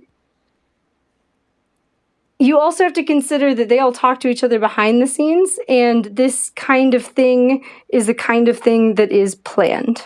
Like, let me put it this way. Before I saw his video, like a few days before, on Twitter, we were seeing a bunch of people saying like, oh, if we're looking for people to report to ICE, all we have to do, it was in Ohio that we noticed it, because like I generally monitor the Midwest. Like we gotta go to the state page that helps you find like state certified people to watch your kids, and just go through the list and see if we find any foreign sounding names and just report the place to ICE. And as soon as ICE starts showing up at daycares, first of all, most daycares are locked in the first, like in general. I don't know if like how many of these right-wingers have children. Most daycares are locked for safety reasons. You don't want kids getting out. You don't want randos getting in. And a lot of times the kids aren't visible, again, for safety fucking reasons. So the fact that like he's going to these places that have children in them, but like trying the door and trying to get inside, like with a group of men and cameras and stuff, of course they're not going to let a random man inside. And so like that, using that, mixed with this like idea where they have been pushing reporting daycares for a while, it just helps the narrative of it's okay if we go daycare to daycare, right? Because that's helping push one of the things that's been hardest for them to do and justify to people, because going to schools and going to daycares has pissed people off the most until Renee got shot in the face.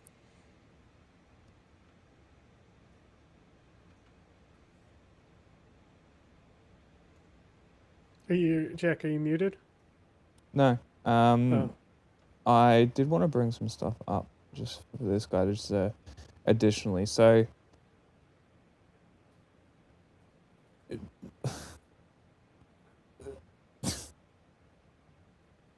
how do you justify American businesses hiring immigrants and then calling ICE on them so they don't have to pay for their work? Do you think that's a pretty cool thing that's been happening? This has happened multiple times. We've seen multiple videos where this happens.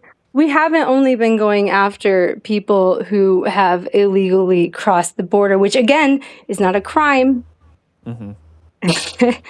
Like, we've also been going after U.S. citizens. We've been going after people who are legally here on visas. We've been going after refugees of various kinds. We've even been going after groups of people whose countries we destabilized and asked those people to help us within that country. And when it fell apart, we were like, okay, wow, you're going to die if you stay there, so you can come here. We've even fucked over those people.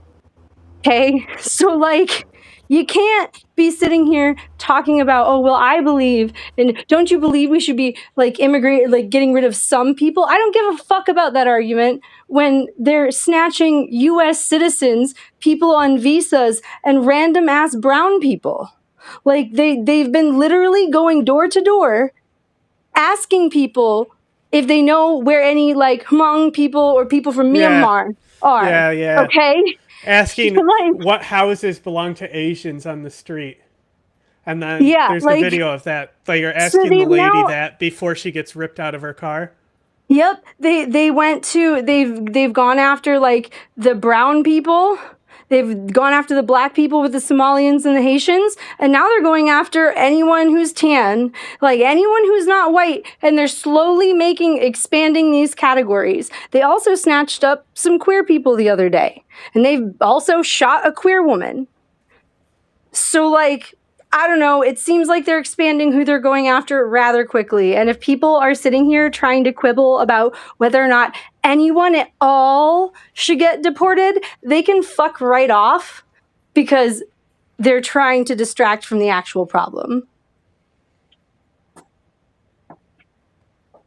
Anywhere who comes here and commits murder, should they stay in U.S. prisons forever? Guess what happens when you commit murder in other countries? Hey, you know how you said something about immigrants committing violent and sexual crimes?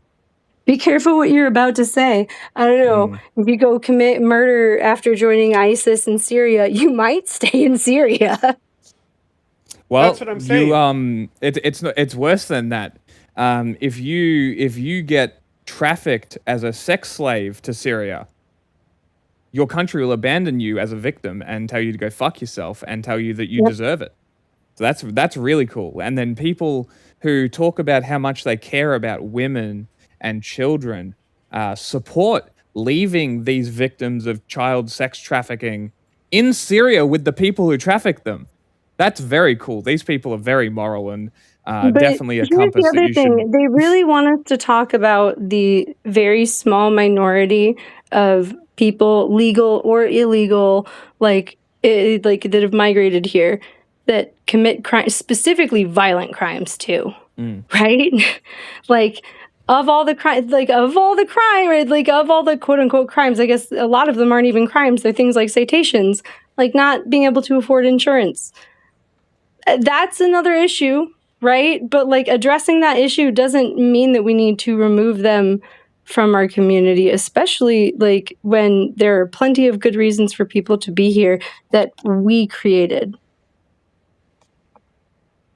Yeah, like it's just that's a really good point, because it's like America's created this whole like what's the what Emma Lazarus write on the fucking Statue of Liberty? Give us your hungry and poor. You're tired, hungry, and you're poor. So much for that, huh?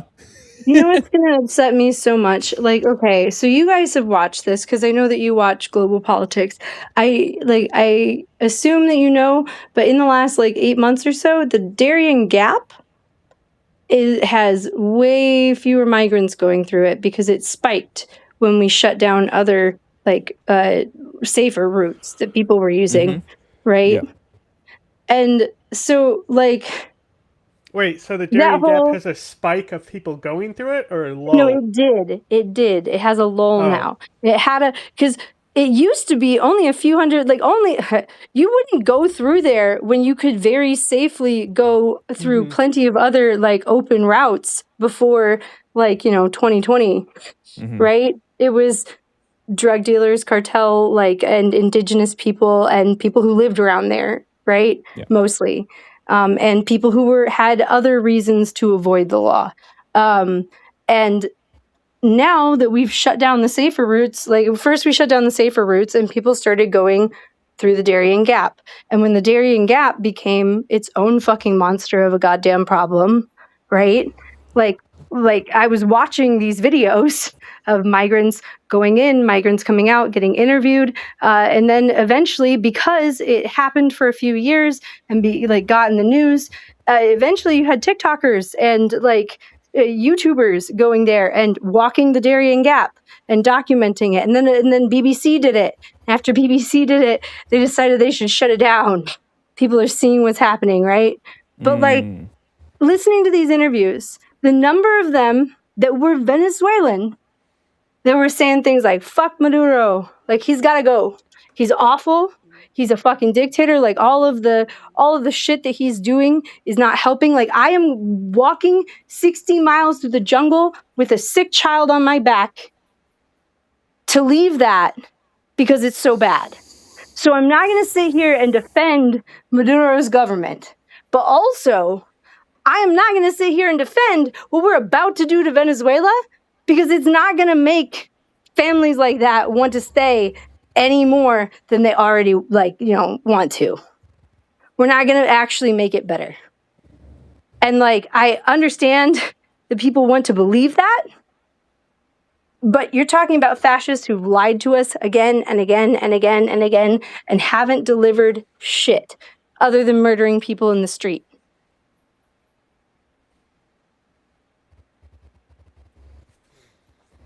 And disappearing people. I guess they've also done that. Yeah. So, I mean, is there any slowing down in Minneapolis and stuff, or is it still scaling up? No, it's ramping up. They're sending in another 1,000 agents, they claim. And the problem that we've been seeing, and you'll notice that I wish that I had all the videos in a queue that I could go down with you guys. And if you watch videos on any form of social media of what's going on, you will notice in almost every video at some point, an ICE agent points a video of people's face and snaps their picture. And it is insanely scary how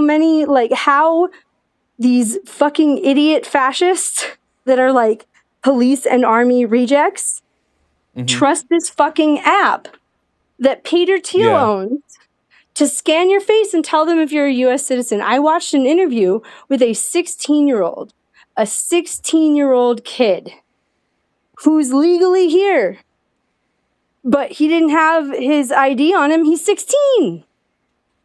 He didn't have a reason to.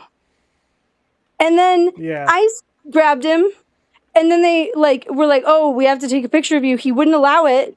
So they drove him around, drove him out in the middle of nowhere, and forced him out of the car to stand in the cold until he allowed them and said, "You're going to stand there until you allow us to take your picture." Until he allowed him to take a picture of the face. Then it didn't work. So they had to find a different way to verify him. Amazing. It didn't work because he's so young that he's not in government databases, basically. Exactly. He probably doesn't have a license yet. Yeah.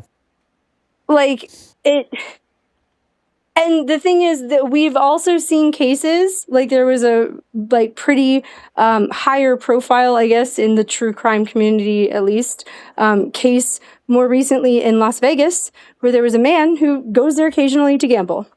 And he was in a casino, having a good time. And then they fucking grabbed him, pulled him in the back, asked him for his ID. He gave him, he gave up his ID, gave his name, his date, his address, all the things on the ID. And then they told him, "This is a fake ID. You're lying to us. This is who you actually are." And showed him a picture that looked very much like him. They said it's a 99.98% match. It's like 100%. There's no way this is never fucking wrong. and he spent time in jail because they like the video. There's body cam video. There's even some police that like start to question. And they're like, guys, are you sure this guy seems very? And he's like, nah, he's just a really good liar. The app is never wrong. Like, it's insane. And that's being applied out in the streets. Ridiculous. The whole thing is absolutely like, I don't care where you fall on the political spectrum. Like, the fact that your ID isn't enough to ID you is insane. I just want to address some of this. Okay, first of all, you're literally making shit up to justify your bootlicking. That's the first thing. Nobody said that she died because she was gay. You are literally making shit up. Okay? Secondly, we've literally seen it happen. Because she was gay, but there were layers of misogyny and homophobia to her murder.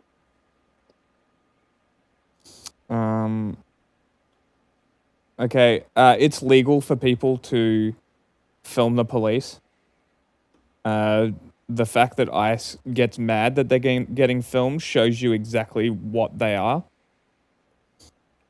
Like, and how effective it is to just show people what they actually do. Like, it's literally showing you exactly how they are. Their response to being filmed says more than words ever could. Okay.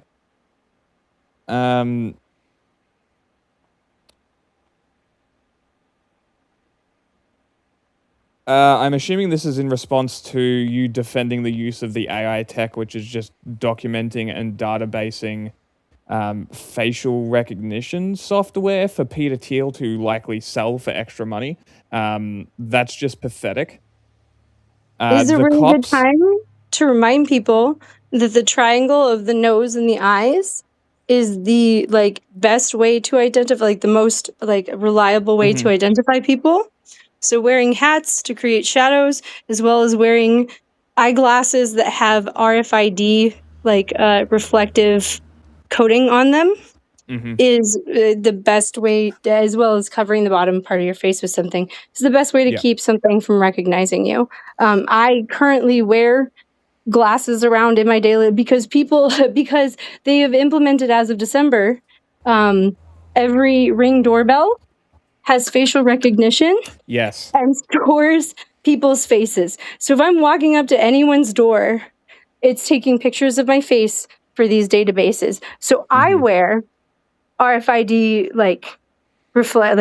blocking glasses in my daily life. And have started wearing hats more. So that's just a thing for the audience. Quick tip. Yeah, I've noticed that there's one pair. I bought a pair of Pit Vipers, and I noticed that it doesn't unlock my phone when I'm wearing them, which is very interesting. Then it probably has the right. Yeah, so I don't know whether that's just coincidence. That is the number one way to test if something you bought that claims to hide your identity from cameras will block RFID, because it needs because they use RFID because people have glasses and things on. So having that those blockers will keep your facial recognition from working if it works. If they're fake and you bought a fake product, it'll still unlock your phone. Yeah. Sure, you have no right to privacy in a public place. These officers, these police officers, that's are actually literally not true. We do legally have some level of privacy in public I'm talking places. purely to be filmed. You can't be oh, don't film me, I'm in public, right? That's no, but we're running into this problem out west where the flock cameras that I know that are now implementing that's a different story. The tilt swivel zoom. I know it's but they're related because they also are now doing the tilt zoom cameras as well. But but out there, someone did a public records request and was I want all of the data of where everyone has been on all of your networks in the last 30 days. Yeah. Because this is public. This is publicly like collected. Like I can ask, did you know that if you have CCTV in your city, right? Like those cameras all around your city, you can ask for that footage via a records request. So like if we know Nazis are somewhere, we'll find out where their CCTV footage is and request it in their city. Like those are things that to be aware of, but also like that is publicly available information if it's collected like that. If it's collected privately, like through Amazon and the Ring doorbell, even without my consent, because we haven't passed good laws, they can sell it to ICE, whether it works well or not, and ICE doesn't care. No, of course they don't. Why would they? Okay, so sure, right? Covered that. In regards to the police and filming, they are literally doing kidnapping operations in American cities at the behest of the president alone. Arguably, you could even argue that it's not even Donald Trump, it's Stephen Miller. Okay? Yeah. On top of that, the police are not able to be identified, often aren't wearing badges, often do not identify themselves. So, if you are doing legal observations and filming the police, and the police are not identifying themselves, pretty sure that's law, by the way, Mr. Follow the Law. How do you justify that? Because if you're sitting here saying that she died because she impeded law enforcement and struck an officer with her car, okay? They aren't following the law. They are breaching the Constitution daily, okay? So, Mr. fucking Laws, how do you justify your support of a group of law enforcement going around breaching the law and breaking the Constitution? There's a reason that the title that didn't fucking change unfucking real. You. I fucking swear I changed it. YouTube doesn't let you change it in progress, does it? We'll see.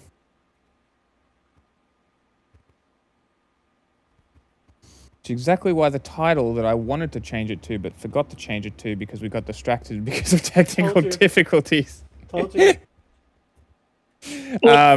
Is Donald Trump. Donald Trump is displaying exactly what it means when the oath of office says enemies both foreign and domestic. Donald Trump is displaying exactly what a domestic enemy looks like. Okay? So Mr. Law and Order, Mr. Oath of Office, if ICE is breaching their oath of office, they are oath breakers. They are breaching the Constitution and not defending the general American public as they're meant to be. How do you justify your support? I think it's very interesting that they say that, like, we can't expect privacy at a public protest in public, but, like, they, I'm sure, would allow ICE a pass for attacking people for the very same thing. And here's a big difference that I don't think that these people supporting ICE understand. As a public, like as a citizen, I have, like as a citizen who is not working in law enforcement, just out in public, while I might not have like the same rights to privacy that I have in my home, I do have some rights to privacy, and I also have the right to protect my identity while in public. You know who doesn't actually have that fucking right? Who needs to be identifiable and like have, you know, accountability to the public? Law enforcement on every level. Every single level. Like there's no exceptions. And there are very specific and strict rules for the very few exceptions to not very clearly labeling and identifying themselves. And there are, allegedly at least, consequences to not doing so for most law enforcement, but not the secret police they're creating. Makes sense. So like, don't give me that. I don't want you to give me shit about like me not having the right to privacy in public, especially when we're talking on people's front porches, property, right? That I didn't consent to, like, and things like that. Like, and talking about like being filmed at a protest, like, well, you don't have that problem with them arresting people for filming the police in public. Like, it's a double standard. So I'm not going to sit here and entertain it unless you're willing to admit that they should be identifying themselves, unmasking themselves, and, be okay with people filming what they do. So you want to just another 7 minutes to cut it off on the hour record mark? Yeah, 1 second. 6 minutes now. Okay, I'm all for people filming the police, just not driving their car at them. Okay, so when you do a 3-point turn, do you go from full lock left to full lock right as you're driving away? Or do you, exactly like she did? So if you're in a position where you're looking at someone reversing, do you jump out of the way as soon as they stop reversing to do a 3-point turn and go, like this? Do you freak out if you're standing here? Do you freak out and gun them down? Or do you just be like, oh, they're doing a 3-point turn? She very clearly was trying to leave. She very clearly was not attempting to harm anyone. And here's the other thing. If you know anyone who's been in the military, who's been like deployed in like any kind of active combat situation, if you know anyone who's been in law enforcement for any amount of time, when they are trained not. Uh-oh. What happened? Uh-oh. I love that the circle stayed wide. That is pretty funny. I need to find my whiteboard. I don't know what's happening. I think we But lost it's it. not working is what it's happening. Just give it a minute. Everything will be fine. And there was no stopping Hey, it there, until now it's came back. he was. Oh, I'm Okay. sorry. We didn't hear like the last minute. It stopped working. Oh, I apologize. So anyway, I apologize. So basically what I was saying is one of the reasons that we train our law enforcement and army not to shoot at moving vehicles is quite literally like because of what we saw play out after she died, where her full weight fell forward and it went onto the gas pedal and nothing was going to stop that vehicle except for some kind of large immovable object, right? Like a car and a pole. Like the engine is still revving, like she's still like full weight on it until her wife turns the vehicle off. If you watch the full video with audio, and so like that's why you don't shoot into a moving vehicle. There could have been a person standing there. There could have been another ICE officer standing there. There could have been another observer standing there. There could have been a mom putting a baby into a car. You don't fucking know. There could have been a dog. There could have been a grandma. There could have been anything in the path of that vehicle, right? And do that in any given situation in like a city, and that's not safe, which is why you see so many car chases in Los Angeles, because it's safer. Turns out fewer people die. They chase the guy around for 30, 40 minutes or even 6 to 8 hours than if they shoot into that vehicle. And more police officers get harmed that way because you usually have to be in front of the vehicle, like, to get a good shot like that. Well, So there's also been times where they fire at vehicles and then they kill people because, like, it'll be kind of in traffic. Yeah, I mean, look at the UPS truck that they fired at on the Exactly freeway right. years ago. Didn't Not they kill safe. That's the one I was someone? thinking of. Yeah, didn't they kill somebody when they did that? I could have I don't sworn that they remember. killed somebody. I I know know. they Fire. hit multiple cars. Yeah. It's not safe to fire at moving vehicles. Vehicles eventually run out of fuel. You can box them in. There are spike strips. Even pit turns are a whole different thing that I'll fucking yell about for another hour. So let's not. But like, all I'm saying is there are reasons why we train law enforcement and like military personnel not to be in front of a vehicle that they or someone that they are actively working with, like, on good terms with, are in charge of, like you have the keys or one of your buddies is, and as or like shoot into a moving vehicle. We don't do that. Also, if like someone in the military is going to shoot into a moving vehicle because like, you know, they think that it is a truck bomb or something, which has nothing to do with the situation, but is hypothetically a valid reason to shoot into a vehicle, right? Which we don't really see here, right? Anyway, but if you did that, they have rules of engagement where they have to do other things before they're allowed to shoot into that vehicle. In part because if it's barreling down on them, it's likely to keep barreling down on them and potentially hit its target and explode anyway. But we don't shoot into moving vehicles unless we have to, is a pretty solid rule. And that guy did not have to. He very clearly should not have been focused on filming and getting like, you know, there like for Palantir or whatever. He should have been focused on the situation at hand, even if they were going to detain them. And even if detaining them meant following them, he did not need to die.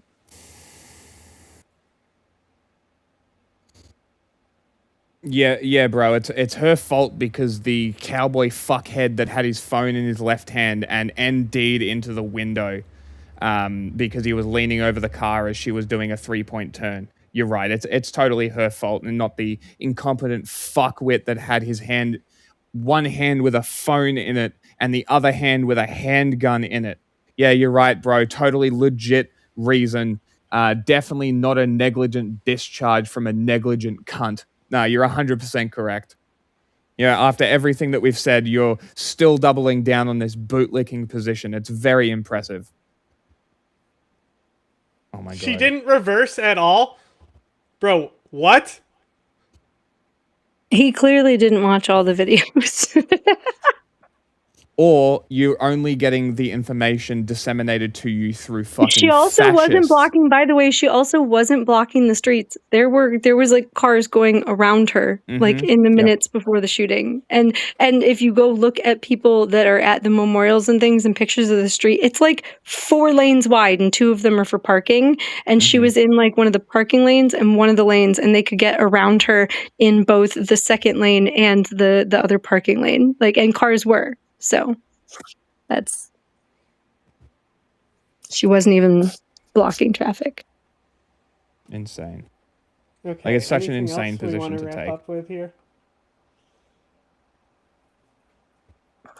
The man, just a quick update, that man that was unconscious, that looked like he may have been killed, that people were worried about, he has been found. He is alive, and there's a fundraiser out there for him somewhere. I don't have a link, and we're about to end this, but he is alive. I spent a whole day worried about that person, so if anyone else is concerned... Fundraiser, you can just post it in chat. Okay, cool. Can do. Okay. Okay. Thank you for having me. Yeah, we'll talk to you maybe next week. Yeah.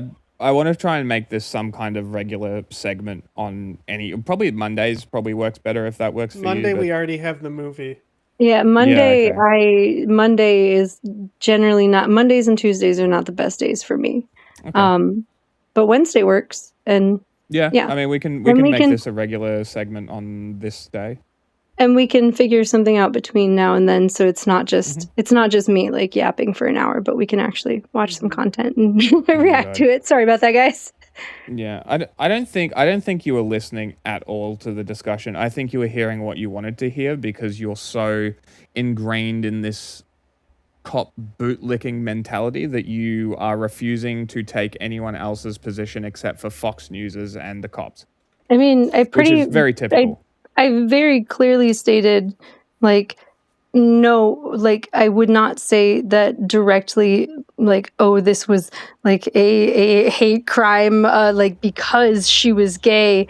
But I will say that the fact that her wife had just belittled him, and like the fact that she was gay and a woman, made that easier enough to send him into enough of like be willing to shoot, has a role in this murder. So there are layers of misogyny and layers of homophobia, but I wouldn't necessarily say like, oh, he set out to kill a queer person that morning. I don't think that that's, you know, one just happened to get in his way.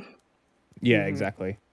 Okay, I finally found the part of this stream, so we can finish off with this because I just wanted Hang to on. play this again. Huh? Oh, this is our stream. Yeah, this is me doing my whiteboard thing.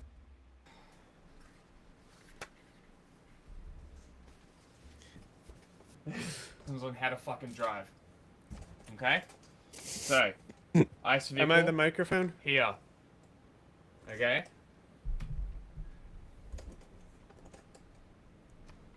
Pig. Okay? You got it? Bitch. Here is her car. Lady. I missed this the other day. Right. Fat cunt. Here, after he walked all the way around the car until this point where he swapped his phone from his right hand to his left. What does that tell you? That he was planning anticipating something? it. Okay. So when they're telling her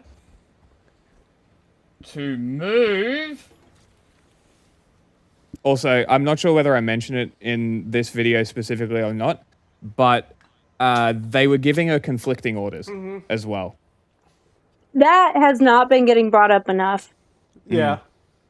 So she was also getting conflicting orders from two different sides of her, while a cop was also trying to wrench her door open after we've seen footage of them breaking windows and choking people out. There is a reasonable assumption that she would have been confused and somewhat scared at the time. Obviously, we cannot ask her. Ready. Good thing he was ready. If he was ready, he would have stopped holding his phone, you dumb cunt. If he was actually actually ready and thinking he was in danger, he wouldn't continue filming with his fucking phone, you fucking moron. Yep. Where is she gonna go? Towards the other cop? Okay. Now. She even looks behind her to make sure she's not gonna run into anyone, by the way. Yep. She literally head checks and everything. You can see it in his footage. She turns the wheel full lock from full lock to full lock. I'm not even 100% sure that she was really fully aware of him right before she was shot. What somebody said is if she had a backup camera, she might have been looking at that backup camera. Well, no, there was the agent at her door, and she had just backed up and was about to pull forward, so she had looked behind her and if you're looking at because we don't have video of this part because he had his phone out, but didn't actually show what he or anyone else was doing. And so it leaves this blank point where they can lie and insert whatever, oh, she saw him, she stepped on the gas, intentionally. But for all we know, she was still looking at the agent pulling at her door and starting to roll forward and then became aware of him as he was shooting her. Yeah. It's fucking crazy. Sorted, right? Now, when you do a 3-point turn, right? Here's a road. Okay. Car.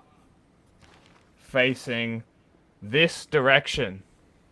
Needs to go this way. You go. You turn your wheels like this. So the car goes like this. And then when the car is in this position, you turn your wheels like this. So it goes like this. And when dumb fat cunt is standing here, and the person is obviously doing a 3-point turn, and the wheels are going from facing this way, and don't teleport to start facing that way, Okay? They do this. Whoa. Oh my god. Oh my god. Facing him, better unload your gun. Great shooting. You're right. Totally justified. Even though it was evidence, like, obvious that she was doing a 3-point turn, which is why instead of accelerating into the cop when he killed her, she accelerated into the pole down the road. It's almost like the wheels were turned. So, you know, it took me a while to find this, but I don't have my whiteboard with me, so I couldn't do it again. But like it's very obvious if you're not completely brain dead and completely if you're not trying to justify it. Yeah, exactly. Like if you're not actively trying to justify it, you will see exactly what happened. It's just everyone is trying so hard to justify it because they know for a fact that what happened is fucked. Right? So here's another video. Why, did you see this morning they put out a thing that was like, oh, he suffered like internal bleeding on his torso. Yeah. I'm like, that's called a bruise, honey. Okay, so here, friend, Captain Law and Order, is her reversing. Oh, wow, look, the car's moving backwards and the wheels are turned to the right. Hold on, the wheels were turned at him. Why didn't he unload then? Okay, I normally hate like the body language like type people, but there's one guy who does a really good breakdown, if nothing else, because he goes by it second by second. You know which one I'm talking about? He does a pretty good breakdown of it. Explains? Yeah, he also does a really good one on this guy? A thing about the Epstein files and how the stuff they released kind of proved that there's footage that they aren't giving us, but that's a whole different video. Anyway, interesting.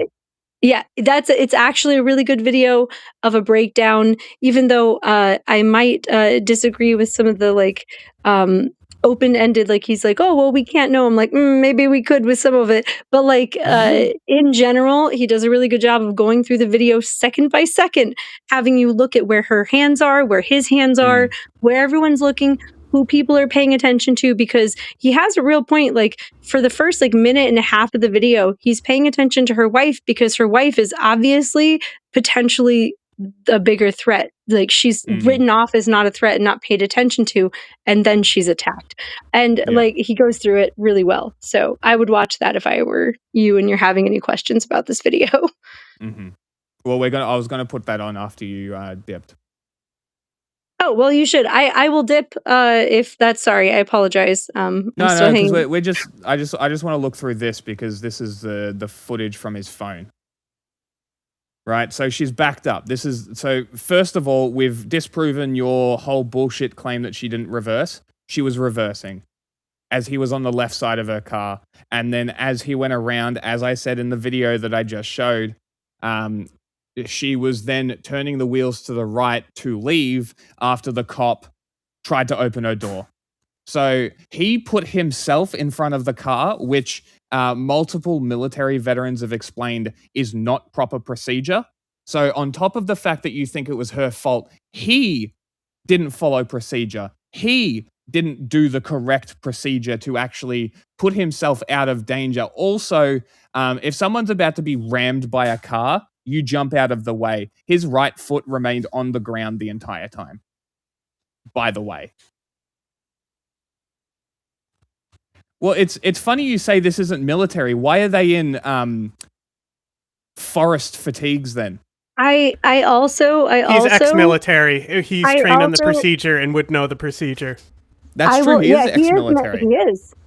Also, I will, you know what, maybe next week for part of the time, I can queue up some good videos about this. So join us next week. But there's one law enforcement official that like made a video that was like, I got run over by someone. Like it literally shattered my leg. I had to have multiple surgeries over 18 months. And I had I had an opportunity to shoot this person before they turned their wheels and left. Like the car was like right in front, and I thought for half a second that they might hit me, and then I looked at them and had just enough time in those like half a second, like, you know, to realize that they weren't a threat. Even though I was seriously injured, they weren't trying to hurt me, they were trying to flee. And so like, and he says it way more eloquently, and of course he was in the situation. So I will try and find that video for you next week if you are an audience member that's legitimately interested in hearing like a law enforcement official that was run over by a car that chose not to shoot someone in a very similar situation. Mm-hmm. That'll be good. Okay, so now he's at the back of her car, right? She's reversed, right? Remember, she's reversed her car after getting conflicting orders from 2 different ICE cunts. Okay? Oh, look, he's now on the right side of the car. Oh, and look, the wheels, like I said, are turned to the left. Great. Cool. Okay, let's keep watching. Let's keep watching. Okay, so nothing's happening yet. Great. Great. Okay, she's reversing more. Oh my God, she reversed again. Is it almost like she saw that he was in her way? Oh my God. Are you serious? Okay. I bet he has a valid driver's license. Great. Okay, so here, so he gets bumped. Great. Phone almost falls out of his hand because he's not actually doing anything. He's got his hand on his phone and his hand on the gun. Cool. Let's find the outside footage. I also want to say this. People, I know that it's supposing, but if he hadn't shot her, and she might have put her foot on the brake instead of slumping on the gas. Mm-hmm. I don't want and the apologized. Point of view. She seemed like that kind of person. Mm. Do you have the outside footage, just so it's a little quicker for me to find? I mean, we've seen it. Yeah, but specifically just to prove a point. But like, because like we're not saying that she didn't touch him with the car. That's not what we're saying. We're saying that the intent was never to hit him. He put himself in the position to get hit by the car. She reversed up. Over it. Yes, he leaned over it. That's the other thing, right? He leaned into the car as it reversed and moved out. Okay? You could see in the video how much space he had. Okay? We'll just go back. 1 second.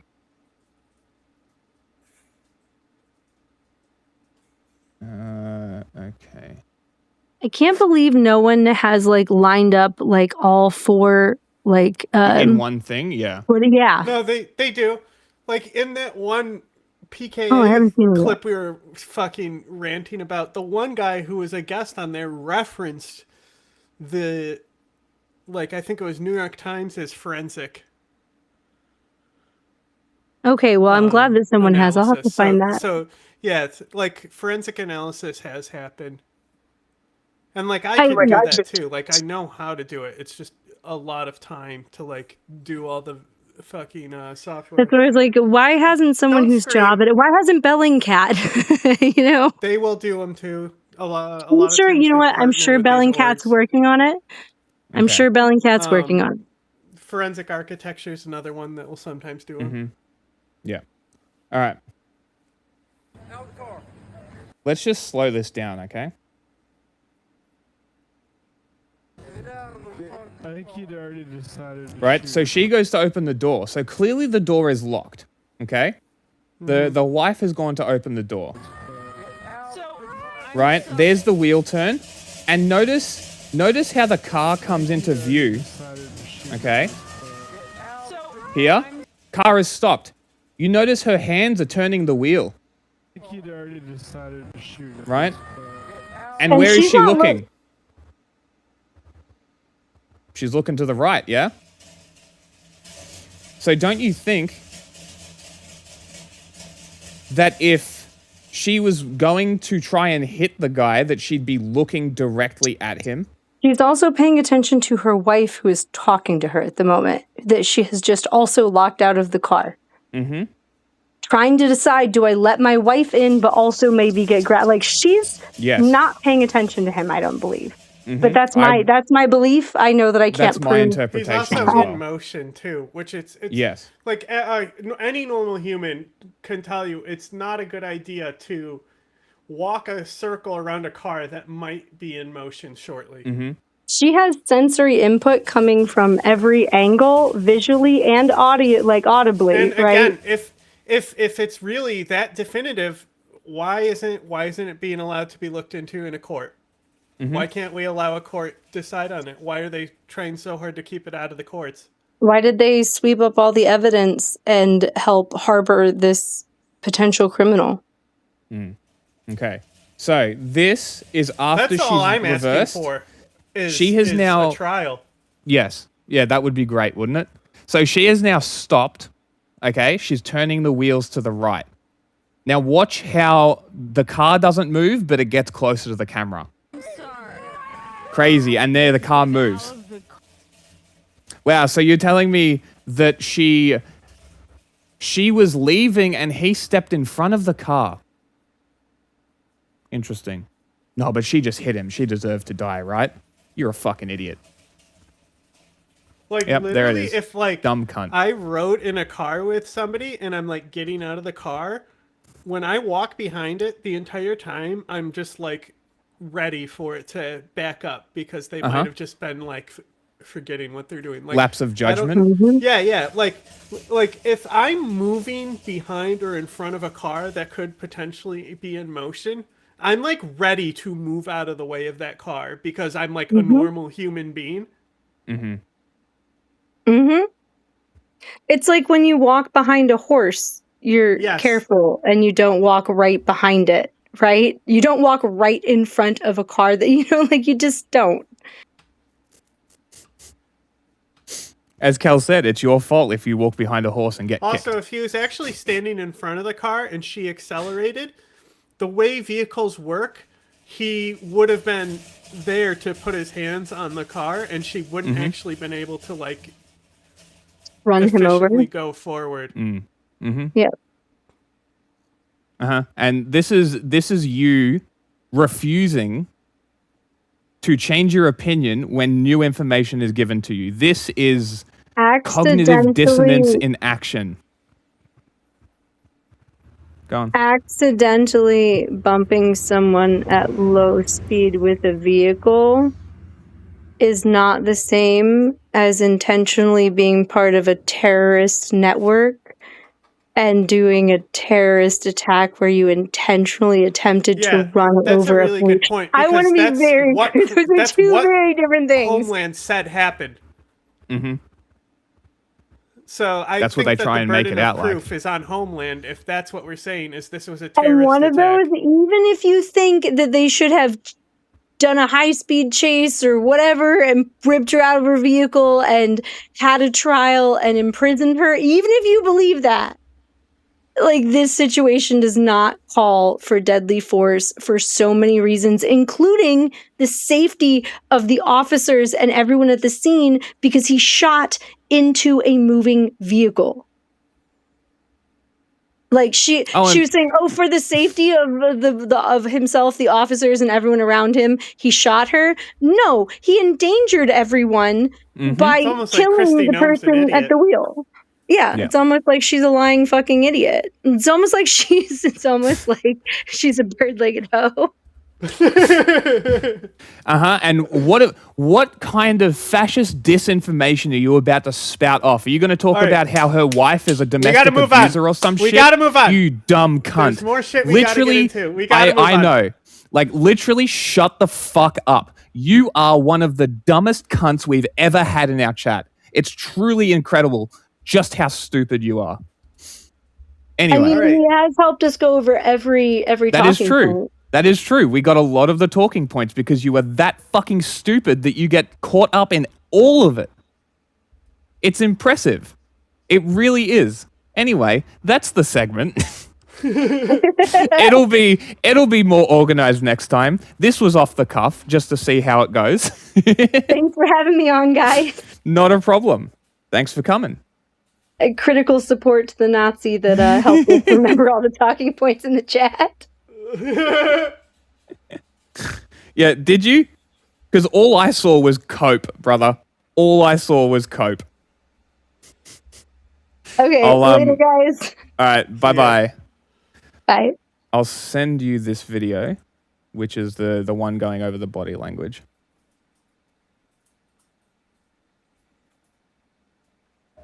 There we go. No, I don't want to be big one.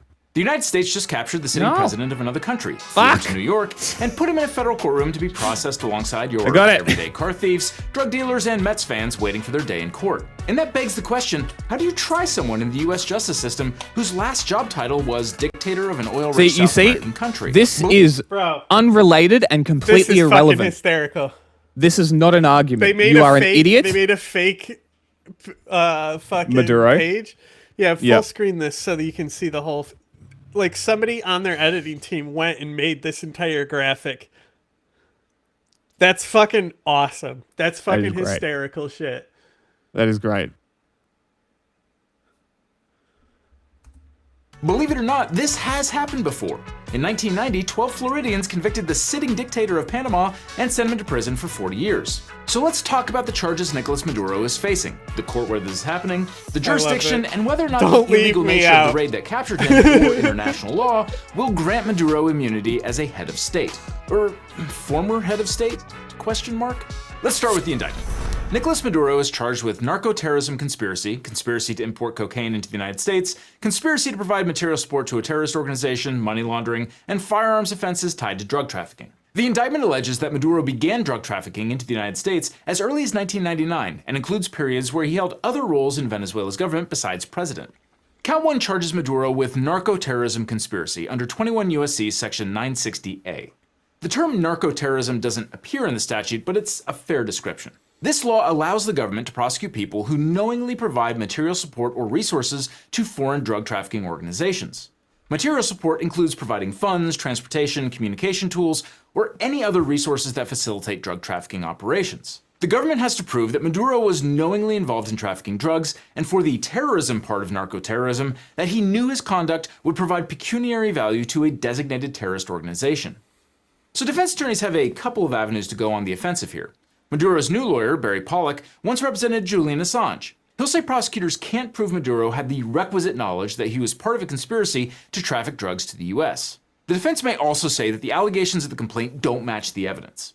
One way to do that is to argue that the organization in question does not fit the legal definition of a drug trafficking organization. And this is where the government's original case against Maduro might have hit a snag.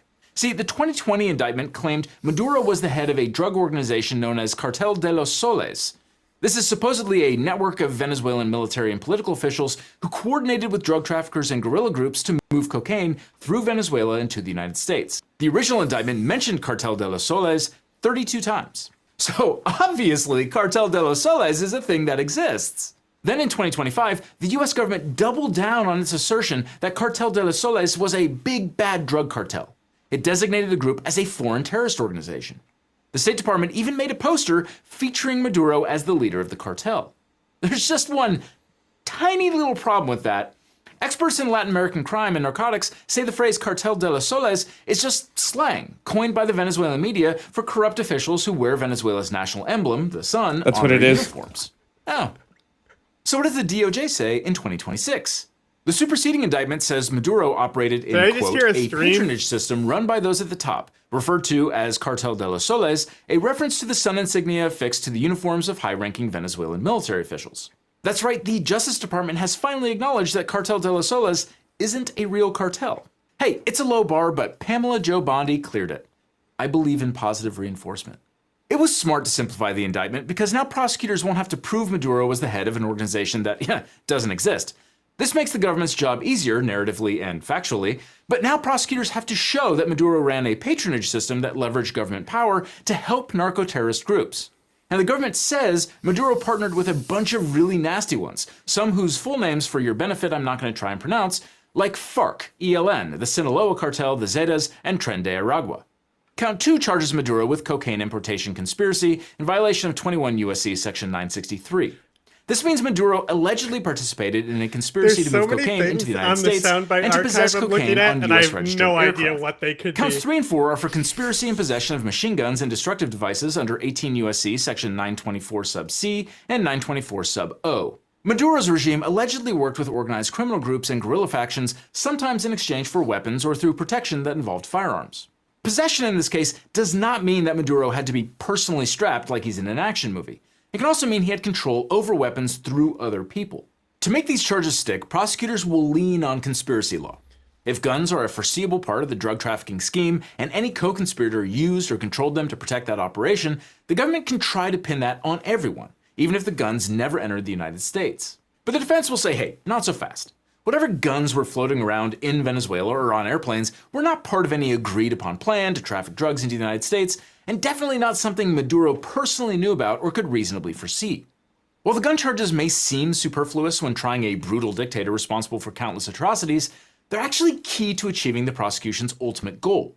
Gun charges carry long mandatory minimum sentences, and they can stack on top of whatever drug charges a defendant is facing. Did anyone In other else words, hear that if he's scream? convicted, Maduro could serve those sentences consecutively. And that means he's staring down the barrel of a potentially decades-long sentence. So those are the charges. Did you say Why the Southern scream? District of New York? Stream. Long answer, that's where he was previously indicted. Sounded and like so you they're standing. unmuted and said Short answer, something. I heard they a little wanted to. blah, blah, blah. Maduro was ostensibly head of state, but Don't know. procedurally, his case will be treated the same as anyone else's would be. The standard federal rules of evidence and rules of criminal procedure apply. And if his case goes to a jury trial, he will be tried by 12 people from Manhattan or the Bronx, wondering how they ended up deciding the fate of a deposed president. You've probably heard that you're supposed to be tried by a jury of one's peers. All that really means is a criminal defendant has the right to be judged by a fair, impartial group of citizens from the local community. Okay, so I'm sure Maduro would love to. This one is called Worms. Oh, I know what this is actually, now that I think about it.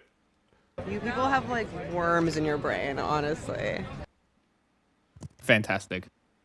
And this one's called Walrus Jack. I think you made a noise and I looped it. Yes.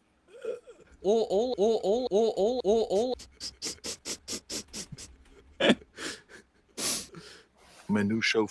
Gavin me harder, daddy. Hey, That's a what good is one. this? Menu show fuba. Do you know what he said? Do you No. know what he said? Something fupa?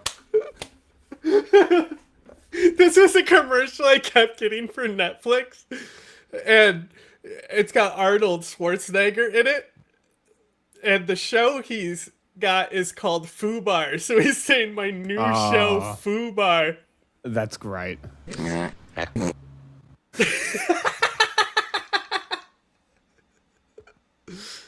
It was. Suicide is badass. Hey, there it was is. really White Boy Jihad Summer. Can we rename this? Venice! It's lard ass punk.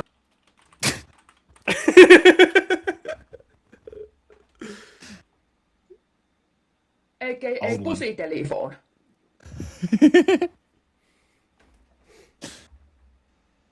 Love to claim that a jury of one's peers means a group of 12 bloodthirsty dictators or at least 12 Venezuelan nationals, but that's not gonna fly. I was looking for, I don't know if we pulled it, but it was just guilty.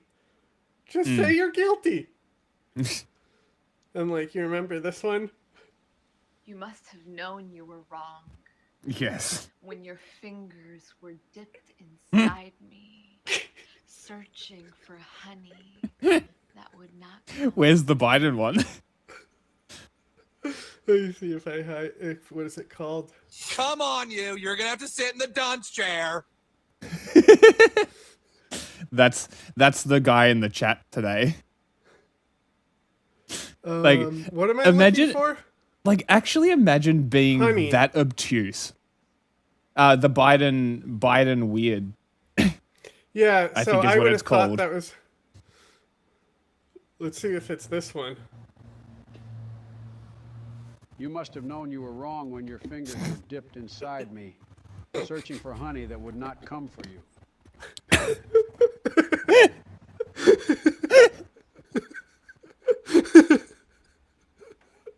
I already eating. These are great. These ones are just the old ones, so they're super low. No, I think he's gone now. But like, a racist bake sale. like, just imagine being that obtuse. Listen, I am It's the most just- Al-Qaeda one here. It beggars belief. It really does. Like, you got to be so like you got to be so deep. Like you got to be so deep in that shit, like way deeper than I was, to be that fucking obtuse. Like, I think it took maybe a couple months of John just being like, "You're wrong," for me to be like, how about "Maybe this I one? am This wrong." is what we should have been playing the whole time. Are you stupid or are you deaf?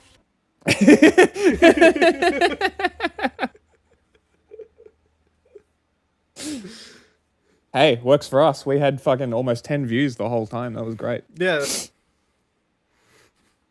Like 10 active viewers. That's That's fucking why great. I try not to. I let the chat deal with the trolls. That a lot was of that was times too and much. not give I them had to. attention. Yeah, that was just too good. Too good not to. And hit every single point that we were talking about. It's just so perfect. Alright, continue the video. I'll join Civ. Give me a minute. See, some of these I didn't upload this one. It just happened to be here. Just let me kill the dino machines. Rip to the goat, right? Why didn't they let him kill the dino machines? As Americans, you know, television is a basic right. It's like food, shelter, clothing, Baywatch. You know what I'm saying? No. No.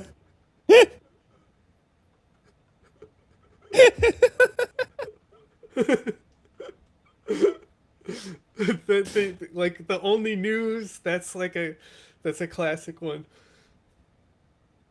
I didn't see.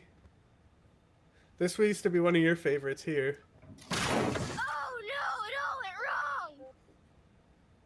That's a good one. Like, bro literally thinks he's correct and left thinking he's correct. Like, that's embarrassing. No one up here is going to call you Donald Trump anymore. We're going to call you Donald Duck.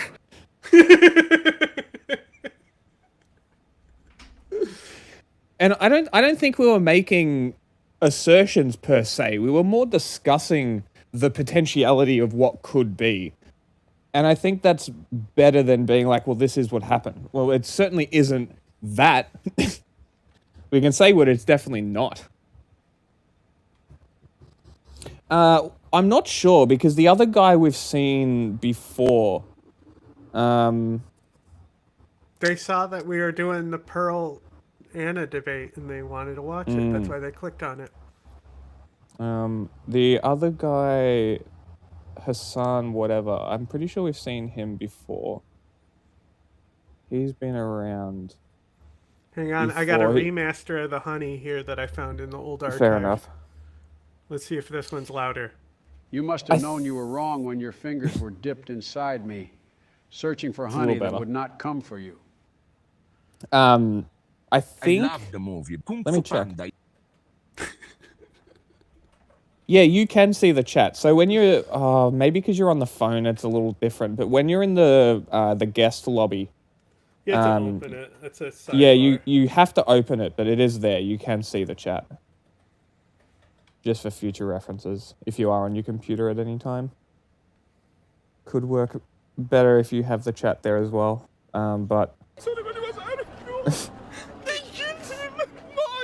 what we could maybe try and set up is like 30 minutes of just talking and then 30 minutes of interacting with chat.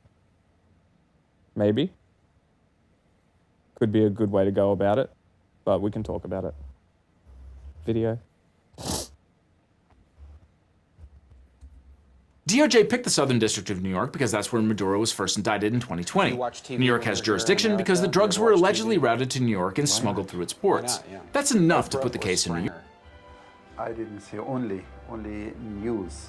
That would be Springer. Yeah, something like that. Yeah, probably. Could the case have been brought somewhere else, like Florida? Probably. The government says Maduro started running drugs in 1999. If they're right, a lot of drugs moved through a lot of ports, and I'm sure some of those drugs moved through Florida too. In fact, Florida Governor Ron DeSantis said he would like to bring state drug trafficking charges against Maduro. I mean, we can Maduro's keep the being format tried in New open York, where and his change case was it randomly week to assigned week, really. to 92-year-old Judge Alvin Hellerstein. And in my world, this is a huge whoa moment. See, Judge Hellerstein is a Clinton appointee who lawyers openly describe as, quote, old and old school, and does things his own way and doesn't give a shit what anyone thinks about him. Despite his age, lawyers say there's no doubt about his mental fitness, and he likes to keep things moving at a brisk pace. The judge may prefer a faster pace, but Maduro has some defenses that will make the pretrial phase take a lot longer than they do for the average person. But if Maduro is really hope it convicted, doesn't happen. he'll really miss out on some delicious meals from his own home, which he can have with today's sponsor, Factor. Because Factor is the perfect workday of complete protein to support muscle mind nutrition goals. Maduro loves Is Factor, something and for so everyone. will And you. that's good because I'm already getting hungry. So, Real quick, whatever your name is, Joe, I'm going to just interrupt you before you do your little ad because there's another thing that I found. Back in these He died. archives. He died. Who did? Succulent Chinese meal man. I got something to play whenever they have an ad. Whenever somebody puts an ad.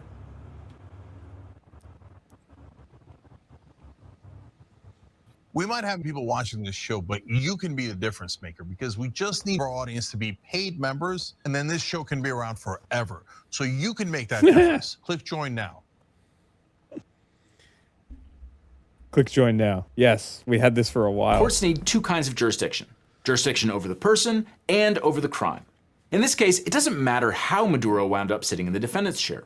Under Supreme Court precedent known as the Kerr-Frisbee doctrine. Are you in and ready to advance the turn?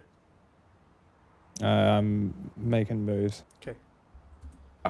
Courts have jurisdiction over criminal defendants regardless of how they were brought into American custody, as long as they're physically present in the US and the government follows procedural criminal due process. This doctrine was reaffirmed in United States v. Alvarez Machin, where the Supreme Court held that even a forcible abduction from another country does not prevent US courts from trying the captured defendant. But there's a very narrow exception to Kerr-Frisbee.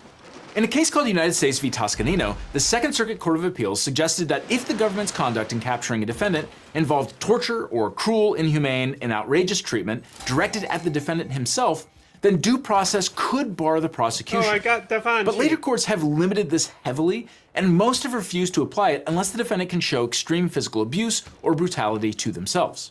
Delta Force was kind enough to also provide Maduro's wife with a free ride on a C-17, so Maduro's defense would probably not succeed with that angle.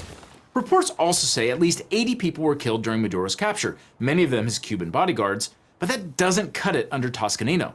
For the exception to apply, the inhumane conduct would have to be directed at Maduro himself. And it doesn't appear that Maduro was tortured. He was brought to the US, given lawyers, and is now in jail with Diddy. Seriously, Google it. Now, being forced to listen to Diddy chatter for hours on end probably qualifies as torture, but even then, it's not a get-out-of-jail-free card. So in Maduro's case, it doesn't matter that he was captured abroad by US forces or that he's now complaining that he's a prisoner of war. Once he's physically arraigned in federal court, that court considers itself to have personal jurisdiction over him for the criminal charges. So that's the first kind of jurisdiction a court must have. The second is subject matter jurisdiction, and that requires a different analysis. Crime is traditionally tried and punished according to the laws of the place where it occurs. That means it applies to what people do inside the United States, not everywhere in the world. So if a person from Mexico comes to America on vacation and commits a crime here, they can absolutely be prosecuted in an American court. But they can't. The thing is, I think this is really disappearing in this new party system. Like, there's very little amount of people that are divergent, and like what's crazy is like Tim Pool might be one of them. Like Tucker Carlson shifted from the rest of Republicans and had a different take and narrative. I can't hear you. Like diverging from the norm. Yeah. So Tucker okay. Carlson went against the Trump admin for this stuff. Mm-hmm. And because Tucker Carlson also had on Minneapolis and on the Maduro grabbing. Tucker Carlson did something against it, and and the thing is because there's more condensing of what the narrative is. You know that thing where it's like there's more diversity thought on the right wing. Yes, but it's just different ways that they think about the same shit, and it's more like the left has a more coherent, singular worldview, and the right wingers fucking misinterpret it because they have no fucking reading literacy. So, I think it's kind of like that. It's less divergent. It's becoming a singularity, where there will be no difference between the regular Republican and a hardcore like fascist. Like those you know those guys that we've shown the two old guys, the Southern old guys. I think one of them like sings songs and stuff. But they were saying like Trump's saying the stuff that the people used to say, and he like gave an example of like something that they would say anti-immigration, and the people in the bar would say, yeah, we don't want their kind here. Now Trump just says that is what they were saying, you know? So like that filter is starting to be removed. Yeah, okay. Ooh, only got a normal one. Boring.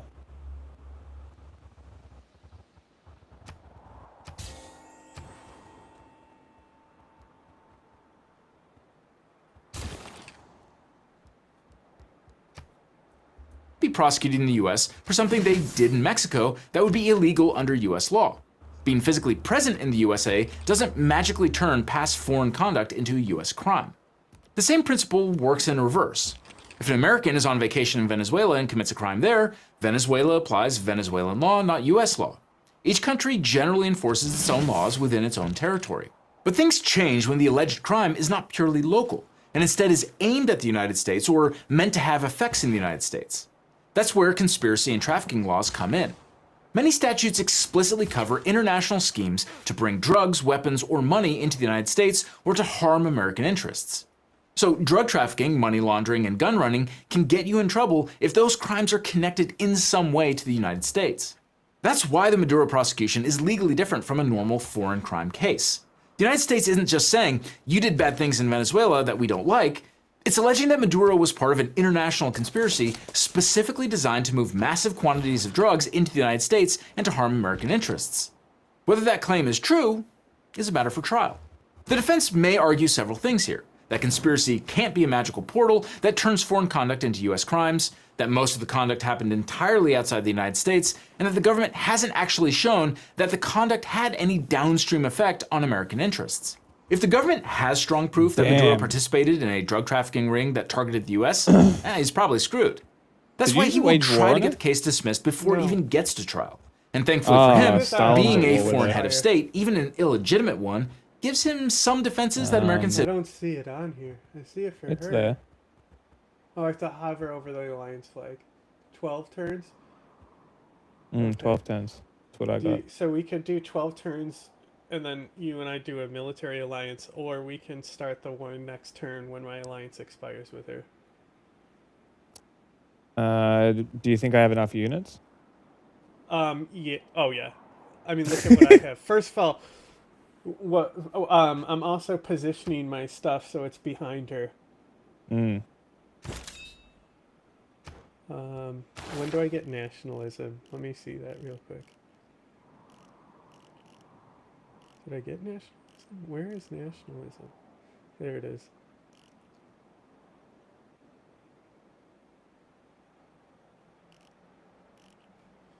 If it's 12 turns, I'll have nationalism. But she's already way ahead. She's already so far ahead. I think we should do it next turn. Okay. Let me just make sure my generals are linked. They are. And see if they're covering. Because actually that's another thing too, is like I could upgrade more of my units, but some of the generals, this guy's only Renaissance. I'm pretty sure Renaissance, like when are even Minutemen? Minutemen are musketmen, right? Yeah. I got musketmen. They're They're Renaissance. Yeah. So I can't upgrade some of them. Like this guy just Okay. upgraded to a line infantry. I'm about to get pike and shot and bombards. Okay, I can with him because this general's industrial era, so we're good there. Mhm. And I think that's all my generals. I think I got my two are with me as well.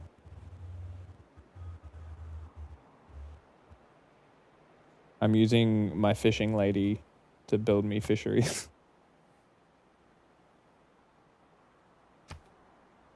Citizens don't have. Well, make that most Americans. So this next bit goes out to all you controversial heads of state who claim to have broad immunity. You might just have a point. Normally, sitting heads of state and high-ranking foreign officials are protected by immunity in foreign courts. Head of state immunity is meant to prevent one country's courts from sitting in judgment of another country's leader, which could easily spiral into diplomatic or military conflict. Relatedly, foreign official immunity can protect other government officials from being sued or prosecuted. Just If you send me want the to know how deal that for works, the war Devin whenever you're recently ready. did a video about how this kind of Where's immunity Opera and has even ballet? protected officials from facing murder charges. In Schooner Exchange v. McFadden, way back. Chief Justice John There it Marshall is. explained that when a sovereign or a sovereign's representative enters an a art friendly museum. foreign territory with the host I don't think I can trigger that. I'm just looking at envoy quests. Uh-huh. Recruited great general. Got ya. Create a great merchant. Maybe. The other two are trade routes. I need to build a lumber mill as well if I have any trees. But I'm just going to forget and cut them down. Mm. Oh my god. country's consent, that entry conveys an understood exemption from the local court's jurisdiction. At the same time, US law gives the president exclusive authority to decide which foreign governments and leaders the United States formally recognizes, as confirmed by the Supreme Court in Zitovsky v. Kerry. In that case, the court held that the Constitution grants the president the power to recognize foreign sovereigns and their boundaries. And courts give a lot of deference to executive branch determination. The act of state doctrine is separate from immunity. It holds that U.S. courts will not question the validity of selling her official stuff actions taken knowing I'm by a about to foreign go to war sovereign to within her. that country's own That's territory, funny. but it She's does not paying automatically upfront, protect them from not per prosecution turn. under American law So for she'll give conduct those that things allegedly back when the targeted trade American deal interests. expires, but I It would keep be her much money. easier to visualize how these defenses work if we had an example from the past. And actually, we do have a case that involved a similar issue. When Maduro was arrested, many of us olds immediately thought of a historical parallel: the arrest and prosecution of General Manuel Noriega, the former strongman of Panama. And yes, there are some Panama! eerie similarities. So let's look briefly at what happened with Noriega and what lessons that case may offer from Maduro's situation. Oh, and also, this story includes what may be history's first ever Rickroll, courtesy of the United States Army. Noriega rose from humble beginnings to become one of the most powerful figures in Panama, first as head of military intelligence and later as commander of the Panamanian Defense Forces. According to federal court records, in the early 1980s, his position brought him into contact with members of the Medellin cartel, who wanted to ship cocaine through Panama to the United States. Amazing. Prosecutors allege that Noriega agreed to help facilitate those shipments in exchange for cash, and that large sums of money tied to those deals were later found in overseas accounts connected to him. In February 1988, a federal grand jury in Florida indicted Noriega on drug-related charges while he was still running Panama's military. Around the same time, Panama's civilian president tried to remove him from power, but Noriega refused to step down, and the legislature instead ousted the president. The United States continued to recognize the ousted president as Panama's legitimate leader, setting up a situation where Noriega effectively controlled the country but lacked international recognition. After Noriega declared a state of war with the United States in December 1989, President George H.W. Bush ordered a large-scale military operation in Panama, officially to protect U.S. citizens, preserve the Panama Canal treaties, restore democracy, and arrest Noriega to face criminal charges. Noriega declared his military dictatorship to be in a state of war with the United States and publicly threatened the lives of Americans in Panama. The very next day, forces under his command shot and killed an unarmed American serviceman, wounded Shift another, enter. arrested and brutally beat a third American serviceman, and then brutally interrogated his wife, Shift threatening her with enter. sexual abuse. That was Sounds like Americans. The invasion caused significant civilian casualties and damage, and Noriega eventually lost control of the country and took refuge inside the Vatican's diplomatic mission in Panama City. At that point, U.S. forces surrounded the compound and turned to psychological pressure, blasting loud music, revving armored vehicles, and generally making life extremely unpleasant. The playlist included the Clash's I Fought the Law, Guns N' Roses' Welcome to the Jungle, and yes, Rick Astley's Never Gonna Give You Up. That's right, the US military rickrolled a foreign dictator before it was cool. After nearly 2 weeks, Noriega surrendered and was flown to Miami to stand trial on the pending charges. Noriega's defense theory was that his subordinates used his name in their drug trafficking schemes, but Noriega had no personal connection to the alleged offenses. But the real reason Noriega's case matters here is not the verdict, it's the legal challenges he raised along the way. Those are the same types of arguments Maduro is likely to make. Noriega argued that American courts lacked jurisdiction for three main reasons. First, he was entitled to head of state immunity.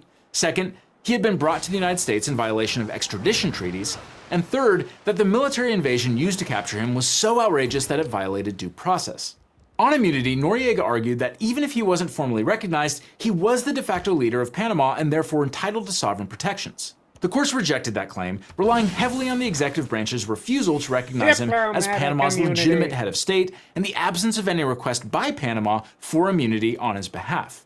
In plain English, if the executive branch says you don't get immunity, the judicial branch gives that almost complete deference. That precedent could cut against Maduro as well, since the government likewise does not recognize him as Venezuela's legitimate president.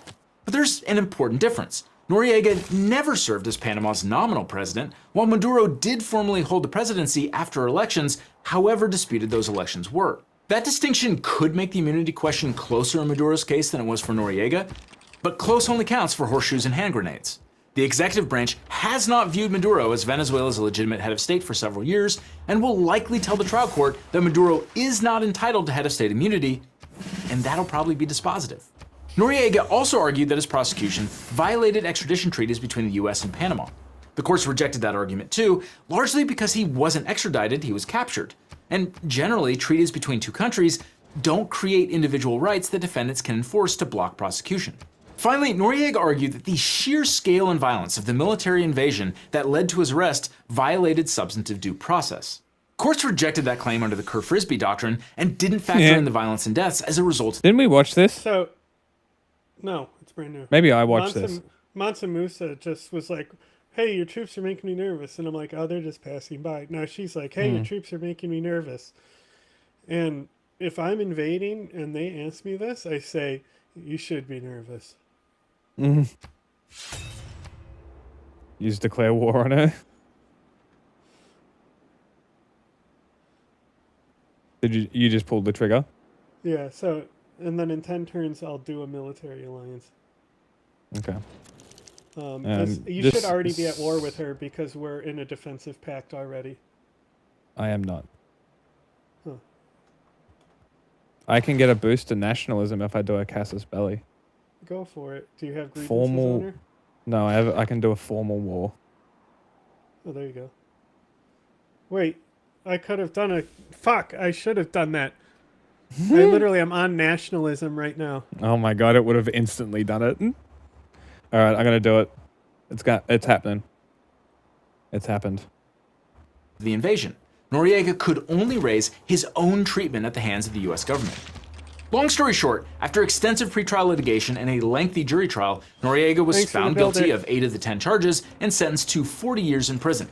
So while history doesn't repeat itself, it definitely rhymes.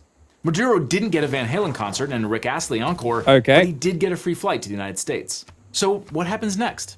I did now all that Maduro is in move all federal my custody, troops the case before I moves along looked at like her any other delegation, federal so- prosecution. Discovery, pretrial Wasn't motions, smart, and so on. but she asked. And if he's convicted on the narco-terrorism and drug trafficking conspiracy Well, charges, this city is he's super not looking strong. at a slap on the wrist.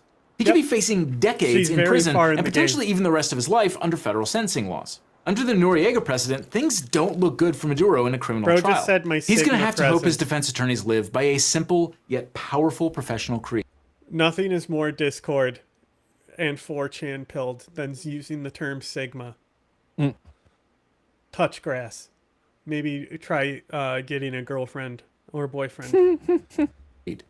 Never going to give you up. Never going to let you down. Now, all this highlights why it's so important to get a great lawyer when you're dealing with your own case. We need to serve you an ad. I see right through him. I know what he's doing.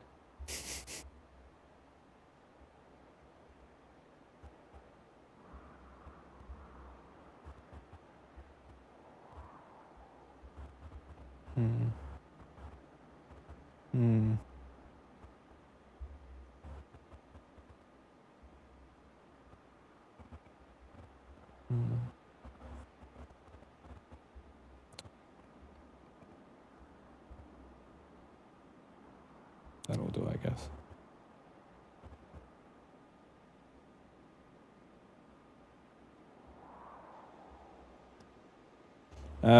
Pull up the video that I sent you in the chat.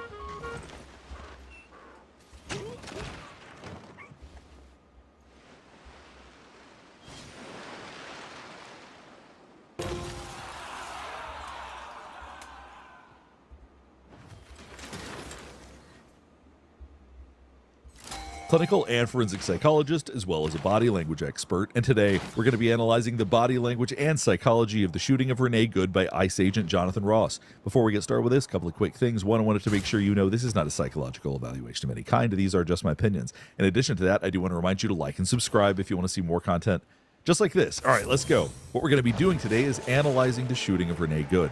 What I want you to understand about this video is the goal is to be neutral and as objective as humanly possible. Today, I'm going to talk to you about human behavior. We're going to be talking about trauma. There's a number of things we're going to be exploring, but none of this is meant to be political. Everybody's got strong feelings about that. I really get that. But the goal of this is for you to neutrally and objectively see human behavior as well as I'm able to explain it. I've been an expert witness in a case that had some strong similarities to this, and I really want you to understand the psychology of what is happening for both Renee Good as well as Jonathan Ross in this situation. I do want you to keep in mind before starting this, we are going to watch the video many times. We're going to be watching segments of it over and over again. I'm not going to be showing any of the aftermath. I'm not going to be showing anything bloody or anything like that, but I am going to be showing the video over and over again, so I just want to caution you, this can be pretty distressing. All right, let's just jump right in. Thank you.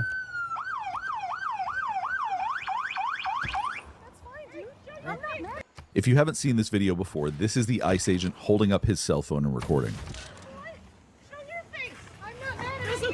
Now we're going to go back already because there is a lot to cover. Now one thing I want you to pay attention to right here is her hands. Watch where her hands are positioned. So as you can see right there, Renee Good is turning her steering wheel to the left. And that's important because that means that she is preparing for action already. At this point, she is preparing to leave. I'll show you how we know that for sure. You can see it, we can barely see it, but her tires are turned to the left right now.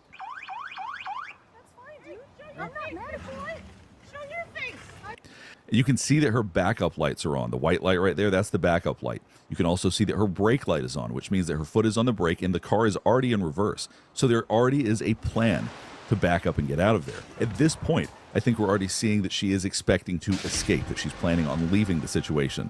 We're going to go back and I'm going to show you more about the body language that I think is very significant.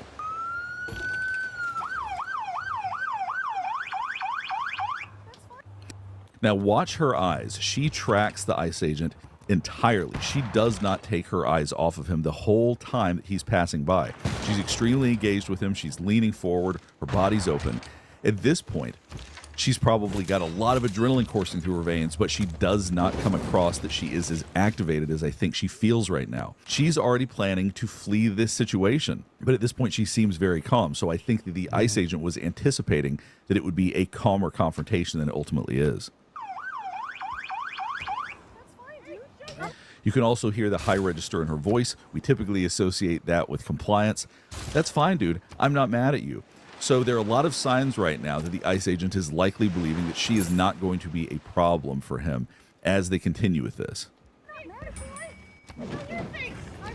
It's okay, we don't change our plates every morning, just so you know. It'll be the same plate when you come talk to us later. Now, Renee Good's wife's behavior is very different. She's far more physically confrontational. She's standing close to the ICE agent, which is not violent. It's a more hostile way to approach somebody, but it's not a violent act. But I'm sure it feels more confrontational than Renee Good does. So at this point, the ICE agent is likely thinking that Renee Good's wife is going to be the more challenging of the two. His attention is going to be drawn towards her. Change our plates every morning, just so you know. It'll be the same plate when you come talk to us later. That's And you can hear she's more verbally confrontational as well. fine. U.S. citizen. You want to come at us? And as you can see right here, her tire is turned to the left because she is planning on backing up. Because if you're going to back up and get out of there, that's the way that you're going to turn your tire. You want to come at us? I say go get yourself some lunch, big boy. Go ahead.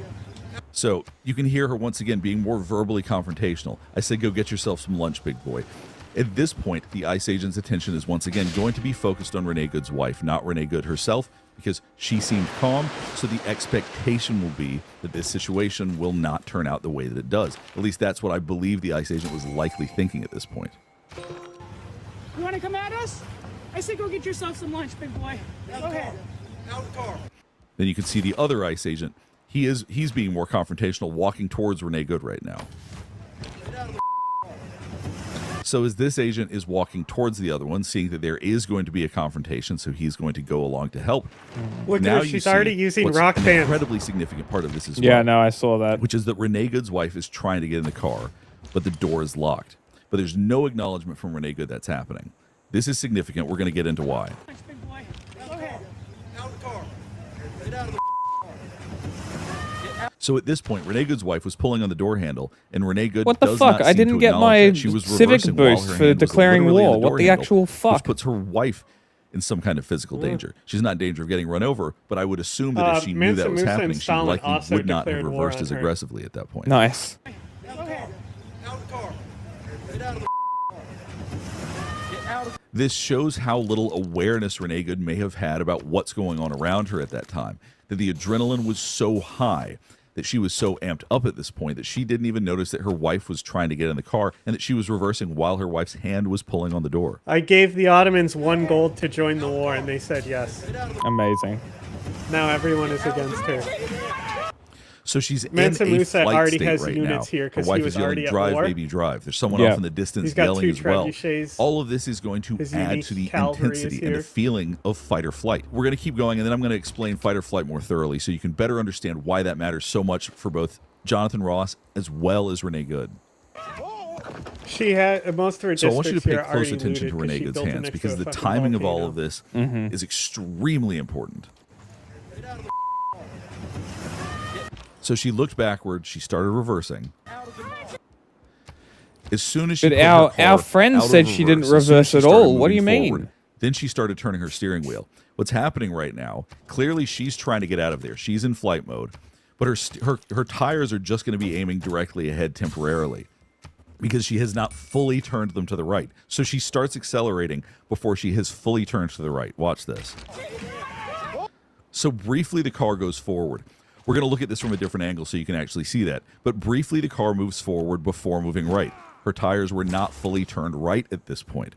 So from the officer's perspective, the car was going directly I'm very at him. curious Now, what he this says is all about this. incredibly, Because I think it was a incredibly brief. reflex because the cop tried to open the door. Now, to understand the situation, you have to understand fight or flight. Fight or flight is about threat detection. It's about trying to survive. So when you identify a threat, your body gives you a surge of adrenaline. It's meant to help you survive. Now, the first thing you're going to do is freeze, typically. And after that freeze, then we're going to try to escape. And if you can't escape, you fight.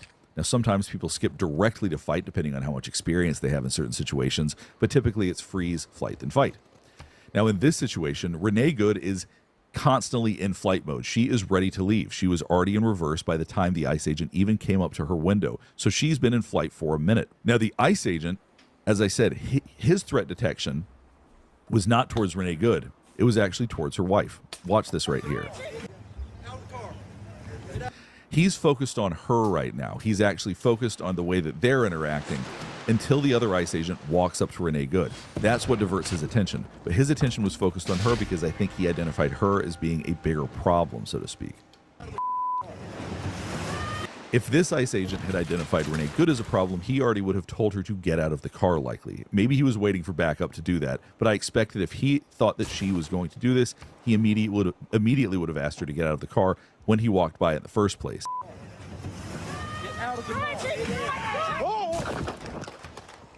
There's a couple of things I want you to pay attention to. One is that he did not drop his phone, which is extremely surprising considering the fact that he literally just drew his gun and shot somebody, and the whole time held on to his cell phone with his left hand. That speaks to how quickly all of this happened. That also speaks to that fight or flight. Fucking telling You don't you, have time to think it's about a what you're doing. fucking Your body goes into ND. an automatic It was a mode. negligent So at this point, discharge. he drew his gun and fired. This was not something that had any amount of real thought behind it. Now, whether or not this violated protocol, whether or not this was the appropriate time to do that, that's up for other people to decide. I'm just talking Get about your what rock he would have been band outta here. experiencing at the time. Now, something we're going to see from a different angle is that he discharged his weapon with another ICE agent very close by. And to me, that speaks to, once again, the fact that he's in this fight or flight mode. Now, why is it that he would get so strongly in fight or flight so quickly? On June 17th of 2025, Jonathan Ross was attempting to arrest somebody. At that time, when he reached in their car, they drove forward and ended up dragging him several hundred feet. When something like that happens, that gets encoded in what's called your amygdala. You don't really need to remember the name of it, but there's part of the brain that handles fear and memory. So when you've got memories that remind you of things to be afraid of, it activates it, and it can activate Maybe he that shouldn't fight be or a flight cop. system very, very quickly. But the significance here is that this is now going to be part of his fight or flight system. Like I Maybe talked about, this the should be a amygdala connects disqualifying fear and thing memory. for being a Well, in a fucking situation cop. like this, the idea that you can get dragged by a car, the idea that a car is extremely deadly, while we all already know that, becomes much more real when you've experienced something like this. So the speed at which he reacted may have also been related to his own history. Now, I talked about Jonathan Ross's history. I don't know anything about Renee Good's history. There could be a history there as well that could factor into some of... But also, like, we've seen... actually, we'll look at Democracy Now! They just did this interview with somebody who did an investigative journalist piece just to see how quickly they could be hired by ICE. And I'll see if they have that on Democracy Now! I think it was less than that. Less than a week, that's awesome. That's exactly what I expected, to be honest. And like, it's just one person's perspective from the hiring process, of course. So, Time for them to start desk popping.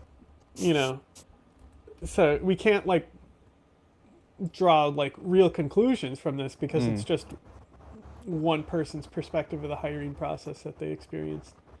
Let me see. Yeah, it's on here. I'll pull that up next. I did send you another video, but that's fine.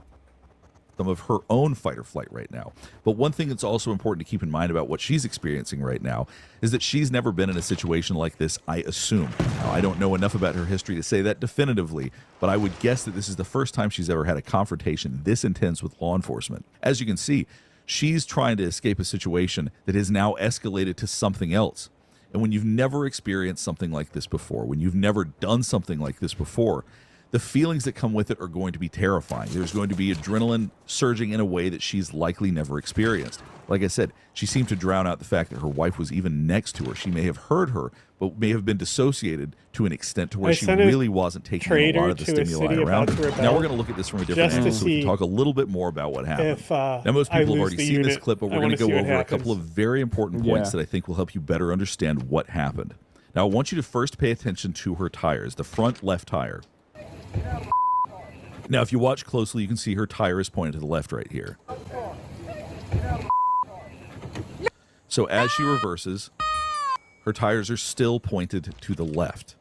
As you saw in the other video, she starts turning her steering wheel to the right very quickly. However, all that does is straighten the tires very briefly before she's ever able to actually turn right. So watch this right here. So as you can see, the tires spun. They're starting to drive straight very, very briefly before she ultimately turns right. Although, like I said before, the goal, I think, was to escape this situation. I think she was trying to back up and get out. I do not think she was trying to drive straight ahead. Now, Look, as you can see, this ICE agent grabs is trying on the to door. open her door. As I talked about before, her wife is actually on the other side of the car at this exact time. Now, I want you to also pay attention, because I think there's another very important aspect to this. I want you to pay attention to Jonathan Ross when he walks into frame. No! So she just he's stopped gonna reversing. host the Hunger He's Games. just now walking ahead. So he's now appeared in frame. As soon as she starts accelerating, I'm talking about within one frame, he's already drawn his gun. Now, this right here is extremely treacherous. He is discharging his weapon with another ICE agent's head. 18 So she inches also from Renee Good unlocked right the now. door This as would she be was an driving. unusual thing for a law Am I enforcement crazy, or is officer that to just do, a shadow? which to me speaks. Is that it? Might just be a shadow. You see where my mouse be. is? Is that is that the passenger door? It's of the other car. Okay, you're right. You're right. It is the driver door of the white car. You're right. speaks to how automatic and how quickly he behaved in this situation. Now, that does not mean he made the right decision. That's a different discussion. I'm not getting into all of that. I'm just trying to explain the human behavior we're seeing right now.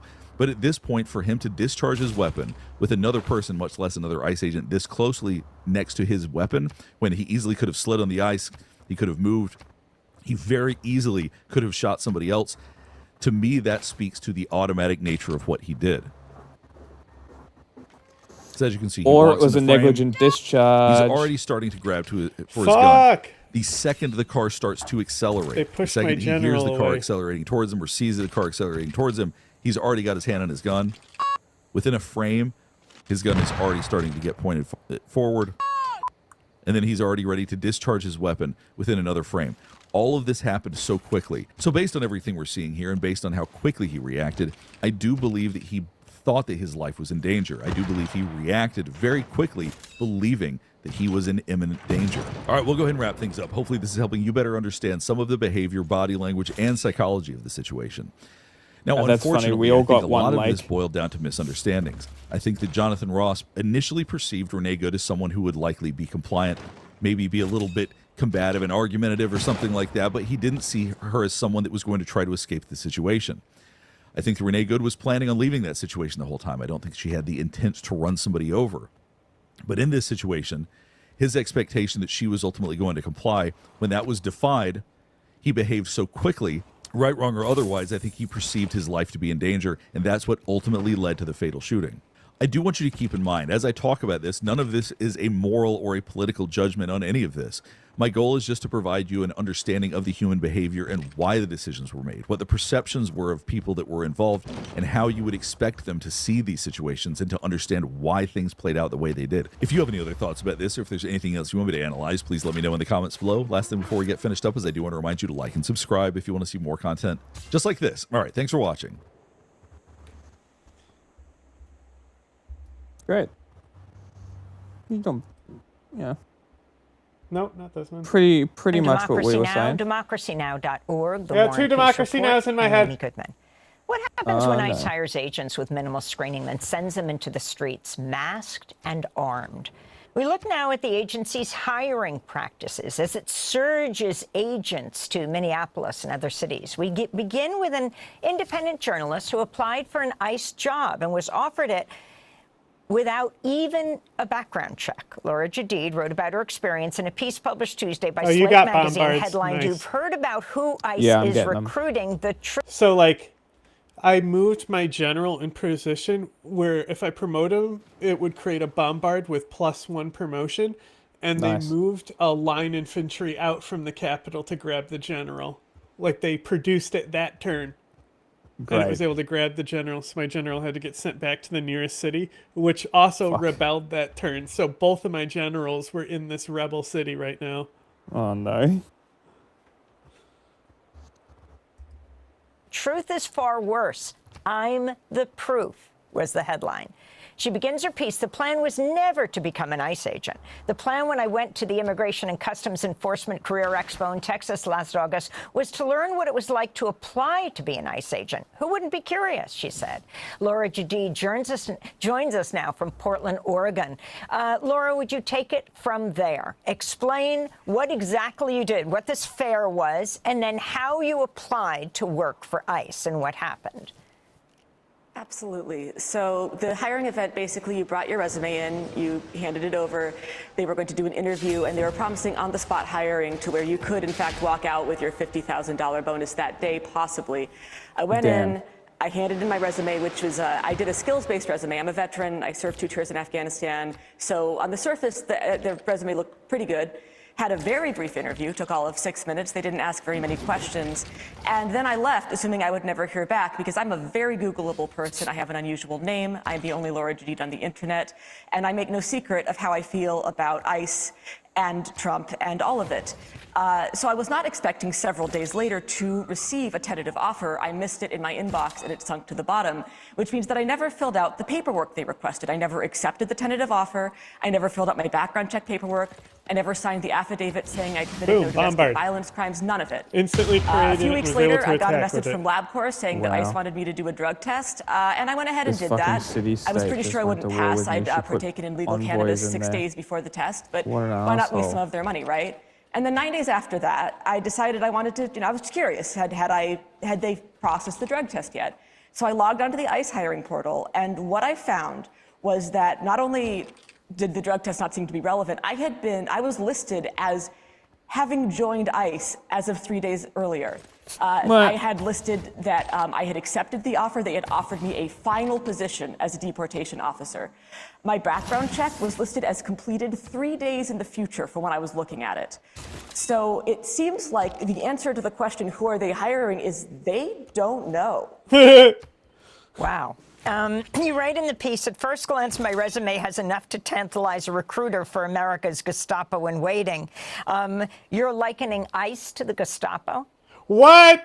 Absolutely. And I don't think that's in any way hyperbole. We have Now this armed, next masked general I have, thugs on make a our street corpse right now who out are of a land brutalizing, unit. detaining, and murdering people And now I'm with gonna put apparent it right on impunity, that a carte bombard. blanche, a license to And kill. now I have 2. From our bombards. government. And they can't even keep track of who's behind the masks.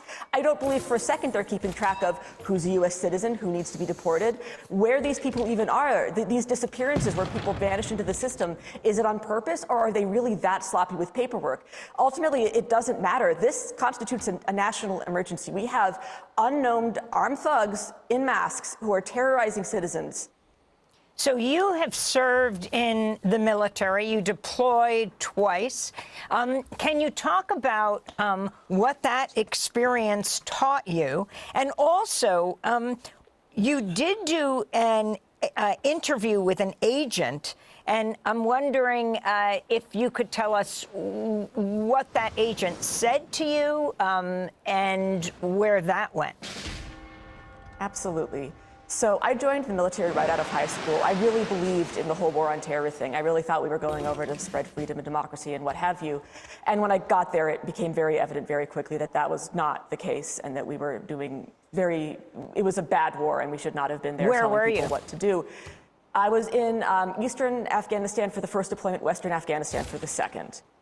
So I did not see combat, but as a military intelligence collector, I saw plenty of the decisions that got people killed on both sides that didn't need to happen.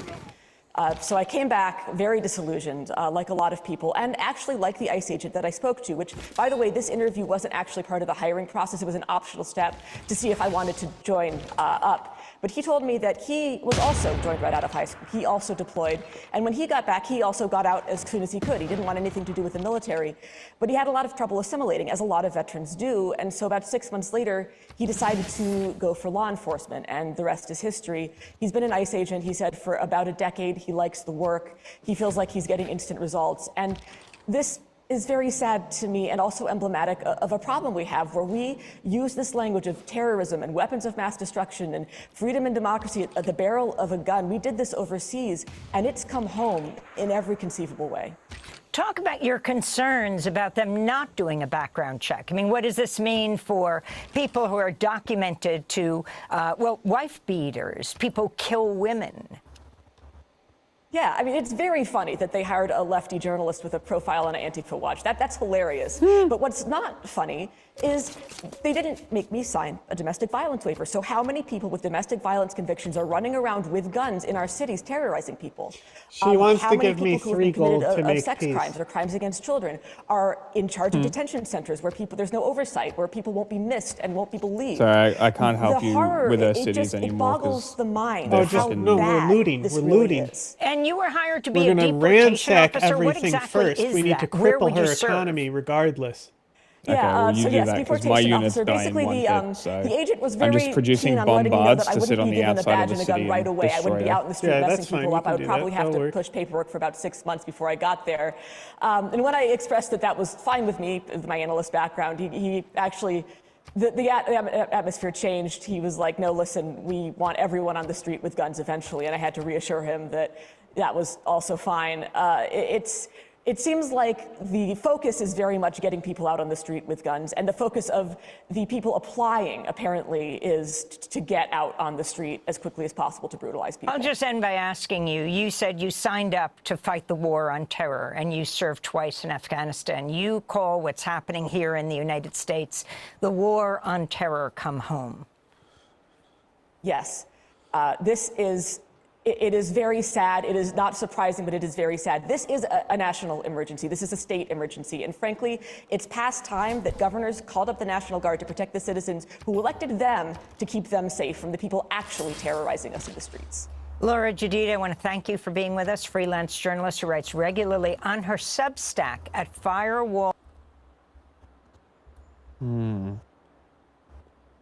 Very interesting. Oh, I have this on the list already. Oh, do you? Play it then. Yeah, or you might have put it on there. I might have. It's on this. It's on the list. Yeah, I put it on there earlier. Far-right Republican. Hey, what can I say? I think you could say I'm a fascist. Yeah, I am. At least be honest with it. You know what I mean? Our politics are headed right now. Chances are you've had a lot of unhinged arguments just like this. The truth is the far right isn't winning because they're correct. They're winning because they understand exactly how to manipulate human psychology. My name is Harper. I studied rhetoric and debated competitively for 4 years. Then I used what I learned to build a social media platform and pull thousands of young men out of the alt-right pipeline. So I know how these persuasion tactics work and how to counter them. So today, we're going to break down this Jubilee video and pull out the frameworks for effective communication so that you can learn not just what to say, but how to think. Let's get into it. My first claim is Donald Trump is pro-crime and pro-criminal.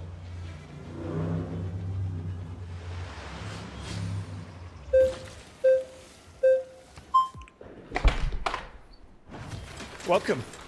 Nice to meet you. Nice to meet you. I'm Eddie. I would just like to ask, what makes someone pro-crime versus, anti-crime? I think when you're soft on criminals, when you let criminals out of prison, when you pardon people who've assaulted police officers, you're pro-criminal. Donald Trump pardoned almost 1,600 people who were involved in January the 6th. I think 600 of them have been charged. So Mehdi's doing a couple interesting things here. See if you can spot him. There's a man named Daniel Rodriguez. He got 12 years in prison for taking a stun gun and tasing a police officer in the neck and giving him a heart attack. The judge said he was a one-man army of hate. Donald Trump pardoned him. Does that not make Trump pro-criminal? He's letting violent criminals out of prison.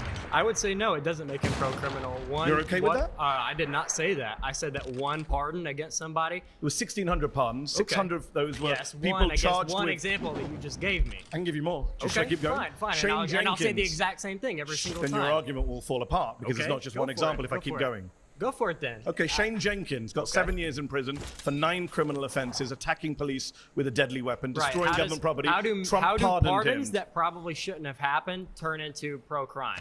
So you've agreed that they shouldn't have been pardoned? So what's Mehdi doing here? He's following a principle that I call controlling the pivot. You may have noticed Jace moves the goalposts a lot in this conversation. Once one of his claims is knocked down, he retreats to a weaker position. If you ever feel like you just argue in circles with some people, this is why. Because you let them pivot from one point to the next without actually closing out any one topic. And this basically has the effect of turning conversations into a game of whack-a-mole. They say X, then they pivot to Y, then they go to Z, then back to X. 20 minutes later, you're back in the same place you started. So how does Mehdi handle this? Throughout this video, you'll see him pressing people to admit when they're giving up ground. For example, How do pardons that probably shouldn't have happened turn into pro-crime? So you've agreed that they shouldn't have been pardoned? Sure, but that was... This is a small question, but it makes a big difference because it forces Jace to either argue the point or give up the I point. have seen This this is how you video, but it's actually very make good. progress in a debate. But Mehdi is doing something else here that's super effective. Let me show you. Your claim was Trump is pro-crime. Yeah, because he pardons criminals. Okay, I He would say that pardoned that's a not- fault. Let's talk about non-January 6 people. Okay. He's pardoned people like Paul Walchuk recently,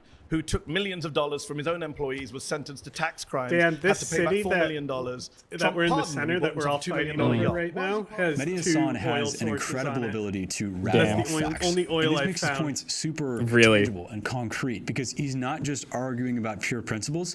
He can All right, actually can back you up his points with raise, examples. So how can you and I develop the ability if you to take the always have city a near me, can counter-argument you on hand? raise it? Well, Mehdi was obviously 'Cause able I'm to gonna develop this settle- conversation. He knew ahead of time what No, his no, not claims were gonna be. Vladivostok. But there's actually The another one way to under me, prepare the for Mayan political City? discussions. Yeah, and can do you it raise it anytime, so I can anywhere settle? without having to be 'Cause I have a prepared for settler specific here. point. Josephine Olsen says, You I was could so impressed also with your quick recall of set good up arguments. behind Generally, us how the hell do you keep that many if facts, we put dates, and enough pressure statistics just knowing at the that ready this like that? city is Yeah. There's no way you could have predicted how unhinged they immediately got, yet it felt as if you had a response for everything. Unfortunately, for my sins, I spend a lot of time watching what the far right say. I watch Fox. I read. I did this really funny thing in a game the other day where I knew that it was going to be like a very drawn out battle because they had a city that was like broken up because the Maori can like break up their cities a little bit easier. Yeah. Right? So I saw that they had one city behind their capital and their main defense was not built walls yet. So I ran cavalry in and took that city and kept it, knowing that it would rebel and those rebels would start pulling their army to pay attention to the rebels while I sat on the line and hit them with artillery. Yeah. It's good. That's a good plan. We'll have to beat this. Right-wing sites. I'm familiar with their argument. So how do we keep up with what the other side is saying without watching hours of Fox News like Mehdi does? I'll show you the method I use. First, go to Ground News. It's an app and a website. I'm on the website right now. So Ground News processes thousands of articles every day and merges them together. That way, you can see a story from every angle. They don't pretend to be unbiased. They just aggregate all the news for you so you can quickly get an overview of who's covering a story and how they're covering it. So how do we actually use this tool to prepare for political discussions? First, head over to the Blind Spot feed. This is going to let you see which stories are being covered by each side. Yeah, that way you can quickly 12 understand what the right-wing this media place. ecosystem is talking about. Plus, thanks to their ownership tracker, you can see who's funding any given publication. But Because Mansa if you Musa want to took her understand the for news, other you got to understand city-state. who's paying for it. As you can see, this story is being covered by Fox News, which is owned by the Murdoch family. So I think we all know how they feel about someone like Zoran Mamdani. I love Ground News. I've used it for years, ever since I was a competitive debater and needed to stay informed for my extemporaneous speaking event. I truly believe it's the smartest way to monitor the news, and I want you to try it for yourself. I managed to get you guys 40% off the unlimited access Vantage plan. That brings the cost down to just $5 a month. Go to groundnews.com/Harper or scan the QR code on screen or click the link in the description and the pinned comment to support an independent news platform working to make the media landscape more transparent. So that's how you get your facts straight. But as a wise man once said, feelings don't care about your facts. Managing emotion is one of the trickiest parts of debate. Nearly everyone gets it totally backwards. And as we'll see in this next section, things are about to get heated. Let's check it out.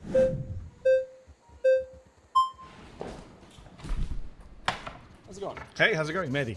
What is it? Mehdi. You're from northern UK, I guess? I'm from London, North London. Okay, fair enough. What's your ethnic background, if you don't mind asking? My parents. What a weird fucking question. Just getting premise. I love the way he just says he doesn't. I love that he doesn't like beat around the bush and just answers the guy's questions. He doesn't try to figure out where he's going. He just answers the questions when the guy has it. And it's very interesting because he's one of the few people that has the ability to be able to do that. Run on the fly just because he's got so much information. No, just answer stored their in his head. questions and not care and just give them direct answers to questions instead of like most people will try to position themselves by asking a question back. Yeah, okay. Type of stuff. Replying with a question, yeah. Yeah. Be like, what do you mean by that? They would want them to go deeper into detail. What do you mean by pointlessly. God?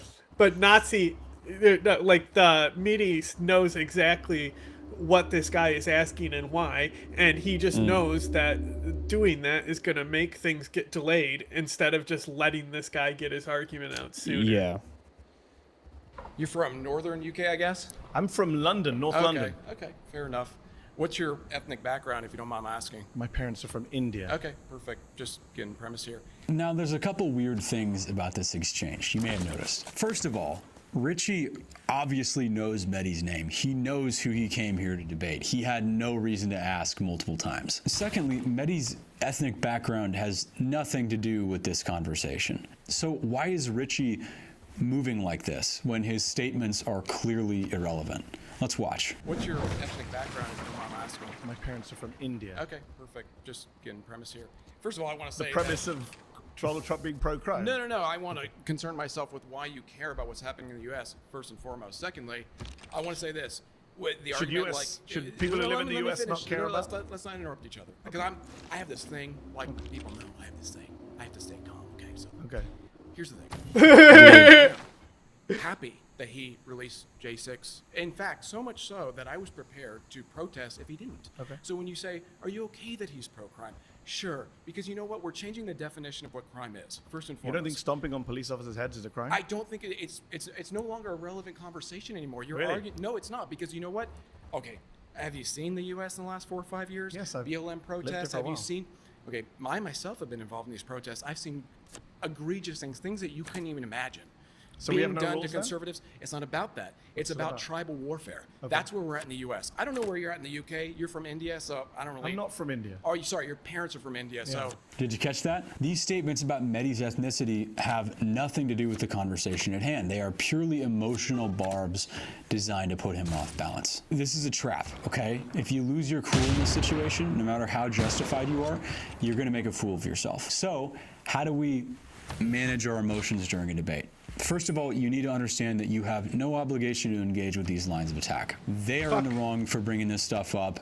So if a situation like this happens to you, don't stoop to their level. Don't get wrapped up in an emotional argument. It's just going to make you both look bad. Instead, call out this behavior in a calm way that puts the heat back on them. Mehdi does a great job with this. What's your ethnic But that background, means, if you don't like- mind asking? No, my spies. Okay, perfect. Just That I was gonna steal First of all, gold. I wanna say- I'm so Donald stupid. Trump being pro-crime. No, no, no. Almost instantly, you can see Richie get flustered when his attacks don't work. Let's Now not interrupt only each my other, spies because can go in I have this Germany. thing, like people know, I have this thing. You can't I have go to stay calm, Stalin. okay, so- Hey, that's me. Okay, What the so hell? we need to manage our emotions. But why is managing emotions so powerful? Well, let's compare a debate to We'll have a to train boxing them with match. form-out Now, you might unrest think in the that Soviet fighting Union. angry would give you more And then energy. you level up that them might be true in to there, a certain and then extent. wait for this. But I if you don't let know your why I did anger that. That was so control stupid of me you, to things are accept bound that to go free trade badly. agreement You'll start when I'm taking wild fucking stealing swings, stuff. making stupid This is why decisions, wasting ADHD is energy. harmful. Same holds true for a debate. Richie came into this discussion heated.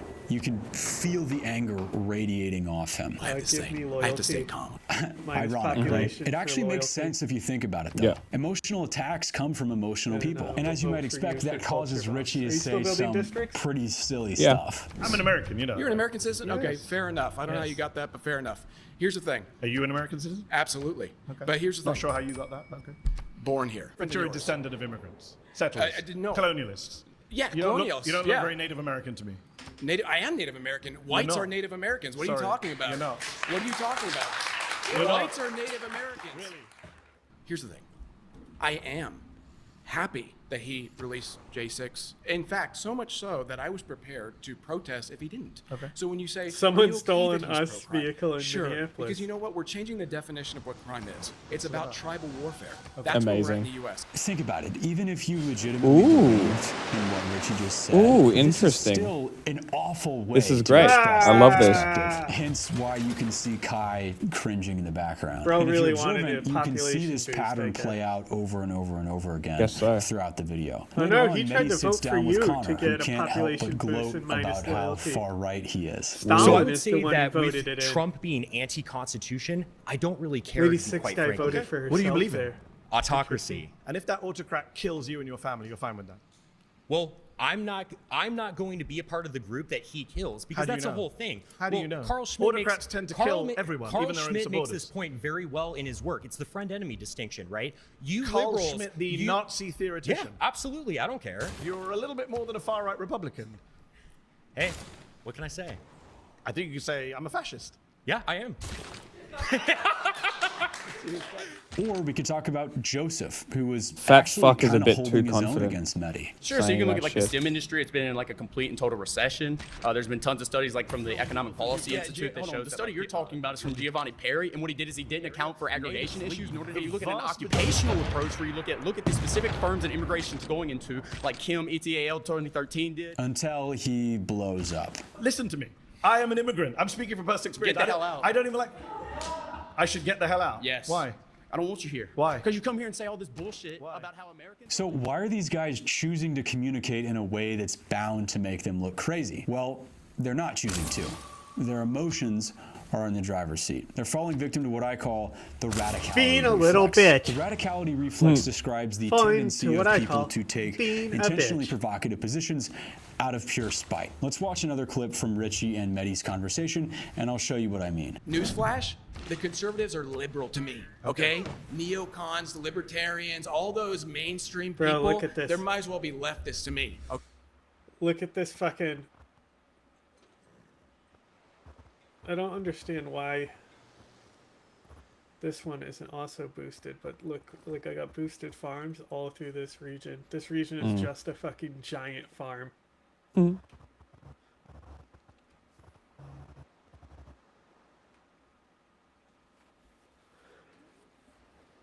I might even chop this copper and put farm there. Okay? That's how far to the right I am. Richie isn't even trying to come off as reasonable at this point. Quite the opposite, in fact.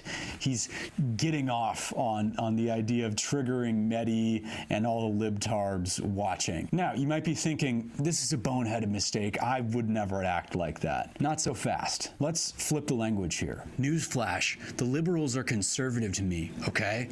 Neoliberals, Democrats, all those mainstream people, they might as well be fascists to me. That's how far to the left I am. It's easy to recognize this blunder when it comes from someone you disagree with, but all of us fall victim to this trap.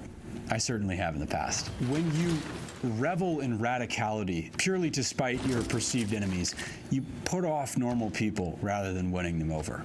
So you basically defeat the purpose of communication. Obviously, there's nothing inherently wrong with having a sincerely held belief that happens to fall outside the mainstream. However, if you do happen to have these beliefs, you need to recognize that and work hard to articulate why those positions are common sense. Way too often, people do the exact opposite and double down on how fringe they are simply because they want to feel based. It's okay to have emotions. We're not robots. But there's a difference between authentically expressing those feelings and Fucking try and letting take your my emotions fucking control builder, you. cunt. Hey, how's it going? How are you, sir? Nice to meet you, Nice Mehdi. to meet you. Thank you for coming. I appreciate you. I really just more want to get an understanding. When you say pro-criminal, what do you mean? I mean that when confronted with people who've committed criminal acts, Donald Trump has been either soft on them, friendly with them, pardoned them, and of course, let's not forget, I mean, we've got 5 minutes left. So you may have noticed that this conversation has a very different tone compared to the last one. Let's watch and see if we can figure out why that is. J6, Yes. is it possible that he could have done this Yes. to unite the country, to move past, to go to a new chapter? If it's even possible, I think you would have to admit that there's another possibility, therefore he's not pro-crime, at least in possibility. So let me agree and disagree. Yep, okay. So I agree with you that the intent could be different. I don't think Donald Trump was sitting there saying, how can I increase the level of murders? Let me release some murderers. Right. I'm not saying he did that generally. So why does Mehdi's conversation with Samuel feel so different compared to his conversation with Richie? Well, it has to do with a fundamental concept of communication that I call calibration. Essentially, calibration is the ability to match energy. If they come in aggressive, then you need to be more combative to counter that. This doesn't mean making really personal spending- attacks.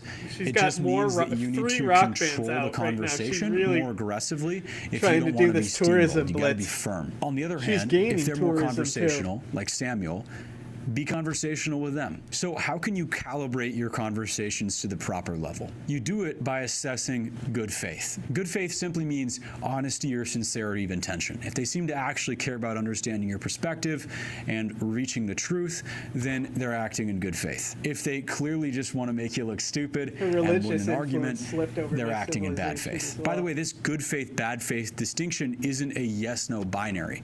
It's more like a gradient. So tactically, how do we actually calibrate? Essentially, you just need nobody's to dominant adjust to the for level me of now. good faith that your conversation partner is exhibiting. I'd say a good rule of thumb is we want to come off as one notch more good faith than them. That's going to give us the rhetorical high ground. So back to Mehdi's conversation with Samuel, we can see that Mehdi is much calmer and easier with Samuel than he was with the last few people he talked to, because Samuel seems more willing to have an actual discussion. Later on, Mehdi sits down with Edwin, who asks Mehdi genuine questions, doesn't interrupt, and Mehdi allows him to speak for long stretches of time without speaking over him, which is pretty rare in this conversation. Yeah. So why do these good faith conversations feel so different compared to the other ones we've seen so far? It's because they're fundamentally different types of conversations. There's two basic types of political conversations we can have. There's discussions and debates. Discussions are intimate, respectful conversations designed to promote common understanding between you and them. It's pretty cool how this Debates, map pulls on the other everyone hand, to the are center, and public, now we're all fighting assertive over cities conversations because they're all rebelling. designed to win over an audience. There's She a just got lot more to this Timbuktu. discussion-debate distinction that I won't get into for the sake of time. Suffice it to say, these two types of conversations It's annoying that she follow got in there completely so different quickly. rules. So if you want to learn more about how to succeed in each of these types of political conversations, learn the fundamentals of rhetoric, and instantly unlock your communication ability, then I wrote a brief ebook called The Leftist Rhetoric Pocket Guide She did a for that similar exact build to purpose. me with Click her the city second link in the placement. description to grab it for yourself. My next claim is that immigrants overall are good for America. I got toys. Nice. Hi, how are you? Hello, nice to meet you, Maybe. Daniela.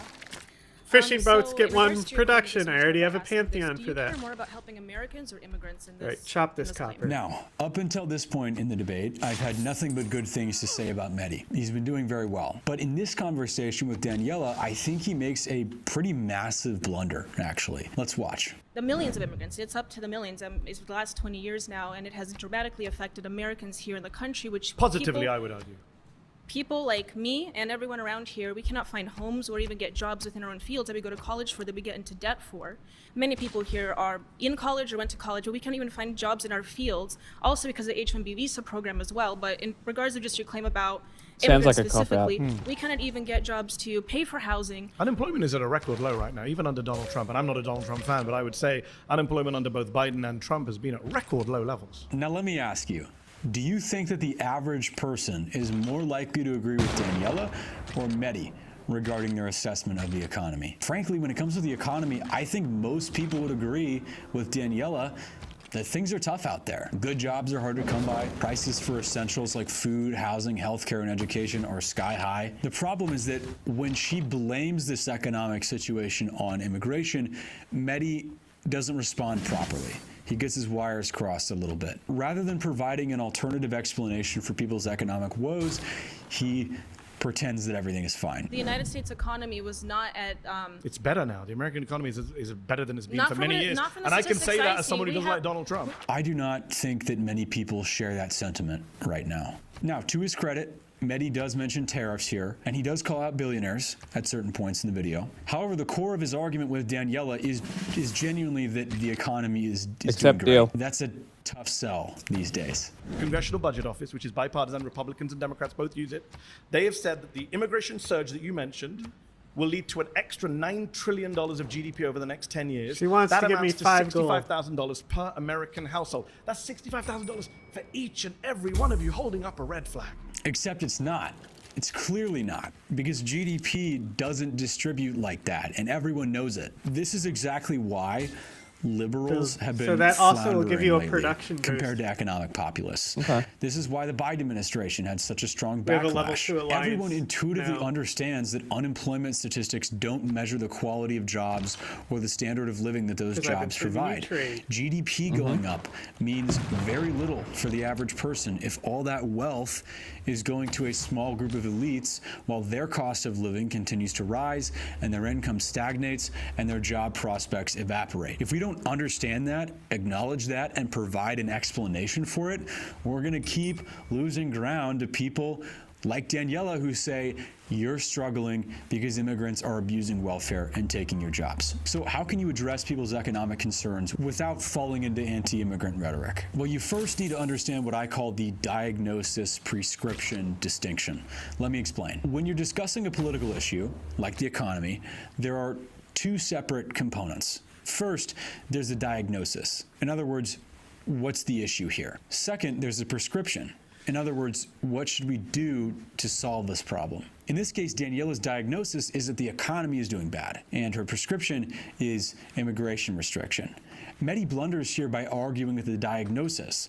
He pretends that the economy is doing fine. The American economy is better than it's been Not for for many what it- years. not- You don't have to be anti-immigrant to find that argument thoroughly unconvincing. So, how can you avoid making mistakes like this? Well, imagine it's the Middle Ages and you go to see a plague doctor. He goes, yep, you've got the Black Death. Here, drink this vial of mercury. You'll be on your feet in no time. To be fair, it would be a bad move to drink mercury. You should probably not take the doctor up on that. But it would also be ridiculous to pretend that you aren't covered in boils. You can agree with the premise without agreeing with the conclusion. This goes for any political topic, not just immigration or the economy. Understand the diagnosis-prescription distinction to analyze where the true disagreement lies. So if the diagnosis here is that our economy isn't working for average people, then what's the amazing. solution? What can we offer people besides deporting millions of So I immigrants? just took Well, suzerainty in order to answer of the that question, we city-state need to that be she able to took and effectively made them wage criticize the war on me, economic and it system pushed that's her causing the builder cost of out living of the crisis. region, and I'm about to capture Capitalism. it because if you of want to learn that. how to talk about capitalism effectively, then click here to watch my breakdown of another Jubilee video featuring entrepreneur turned podcaster Patrick Bet-David. If you enjoyed this video, then you'll enjoy that video. Until next time, a better world is possible.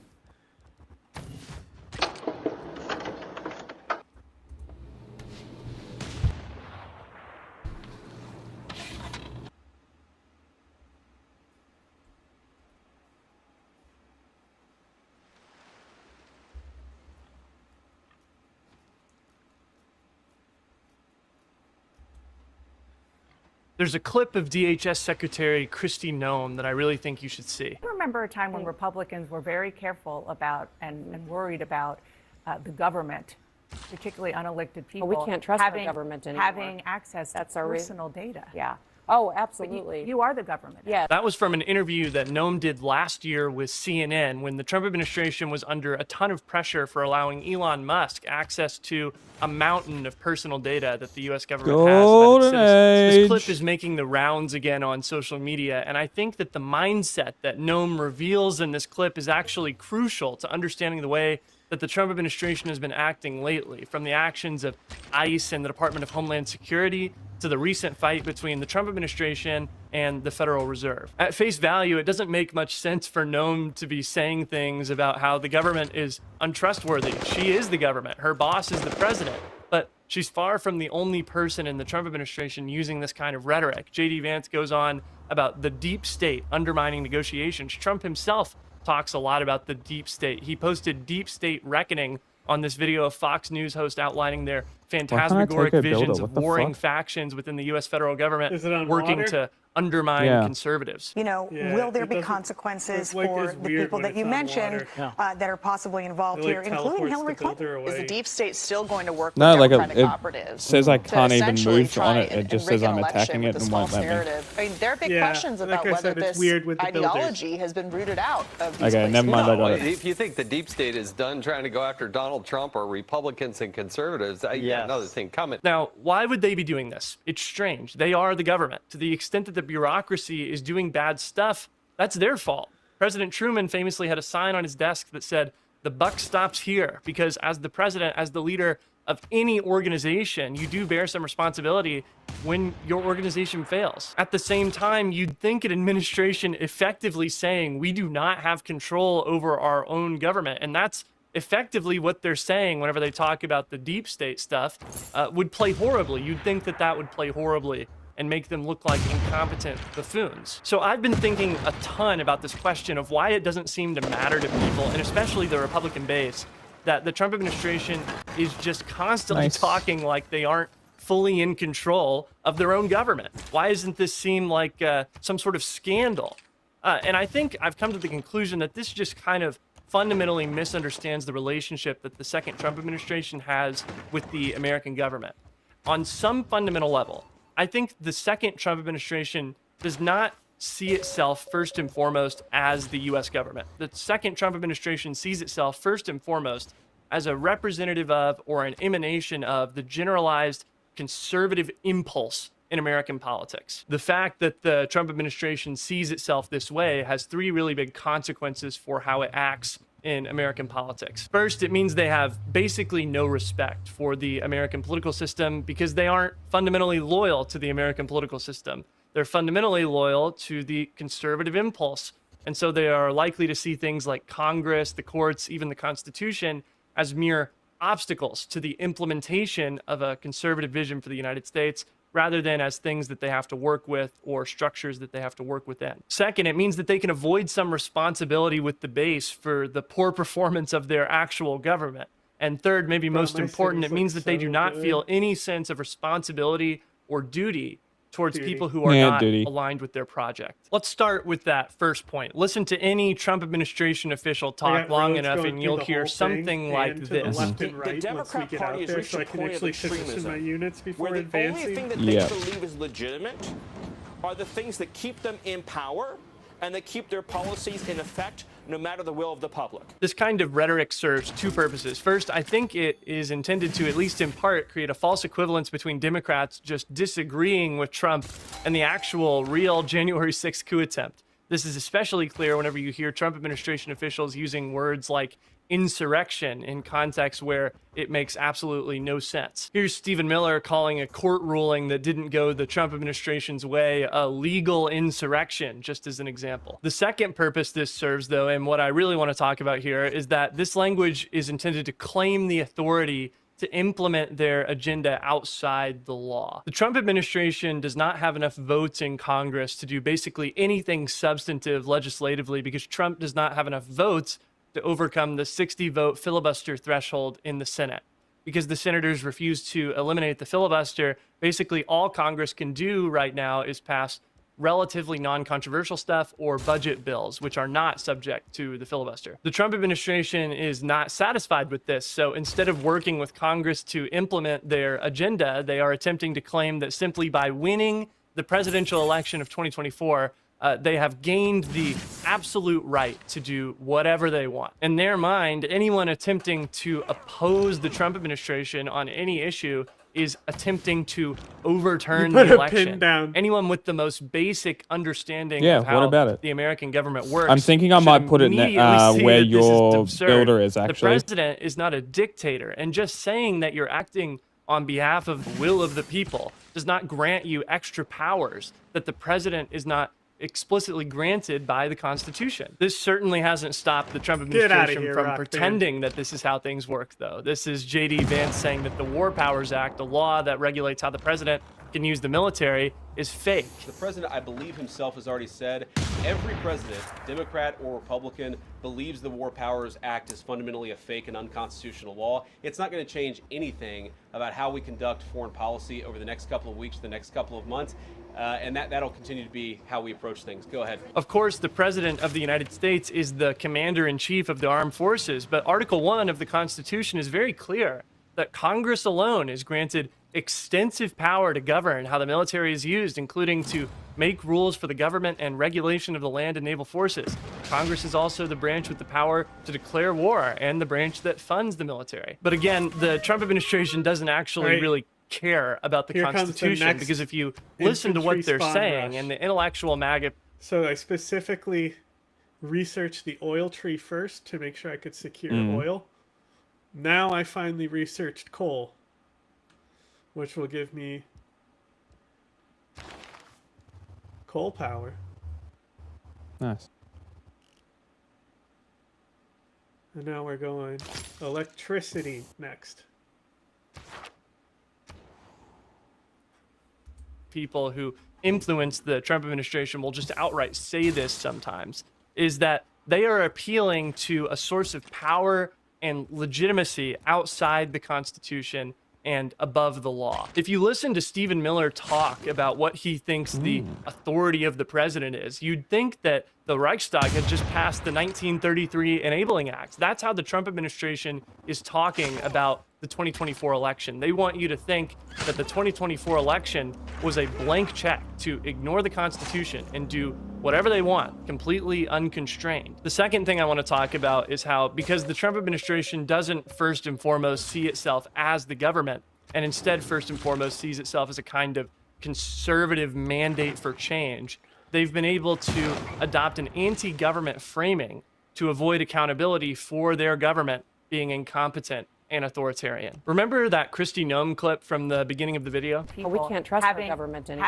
Absolutely. You are the government. Yeah. This sort of reflexive anti-government stance from Republicans is very common, but I think in the past it's been somewhat of a hindrance when they're actually in power. It's all well and good to be anti-government when you're out of power, but it kind of puts you in a bind when you actually win. Unless you're an anarchist, presumably if you are in politics, it's because you want the government to do something. You want to do something with the government. Also Even here. the most ardent libertarian probably wants to reorganize welfare or build a statue of Milton Friedman or something. But the point is, it's a little hard to be principled in your anti-government stance whenever you're the one that's actually running the government. This is where the second Trump administration has taken a kind of interesting approach. She The also deep has state stuff coal. you hear all the time Her from them city now here has started as a coal. conspiracy about a literal organized shadow government that existed inside the federal city you're bureaucracy and taking, national security where you'll agencies place that it, will have secretly coal. controlled the government that we all Oh, think really? is Right. really in charge. Yeah, you For a also long have time, coal this in kind of Hitlerberg. rhetoric remained on the conspiracy fringe, but in the Trump era, MAGA-aligned politicians 'Cause I think have I'm gonna put figured the out city that center on a here, surface actually. level, at least, if you don't really look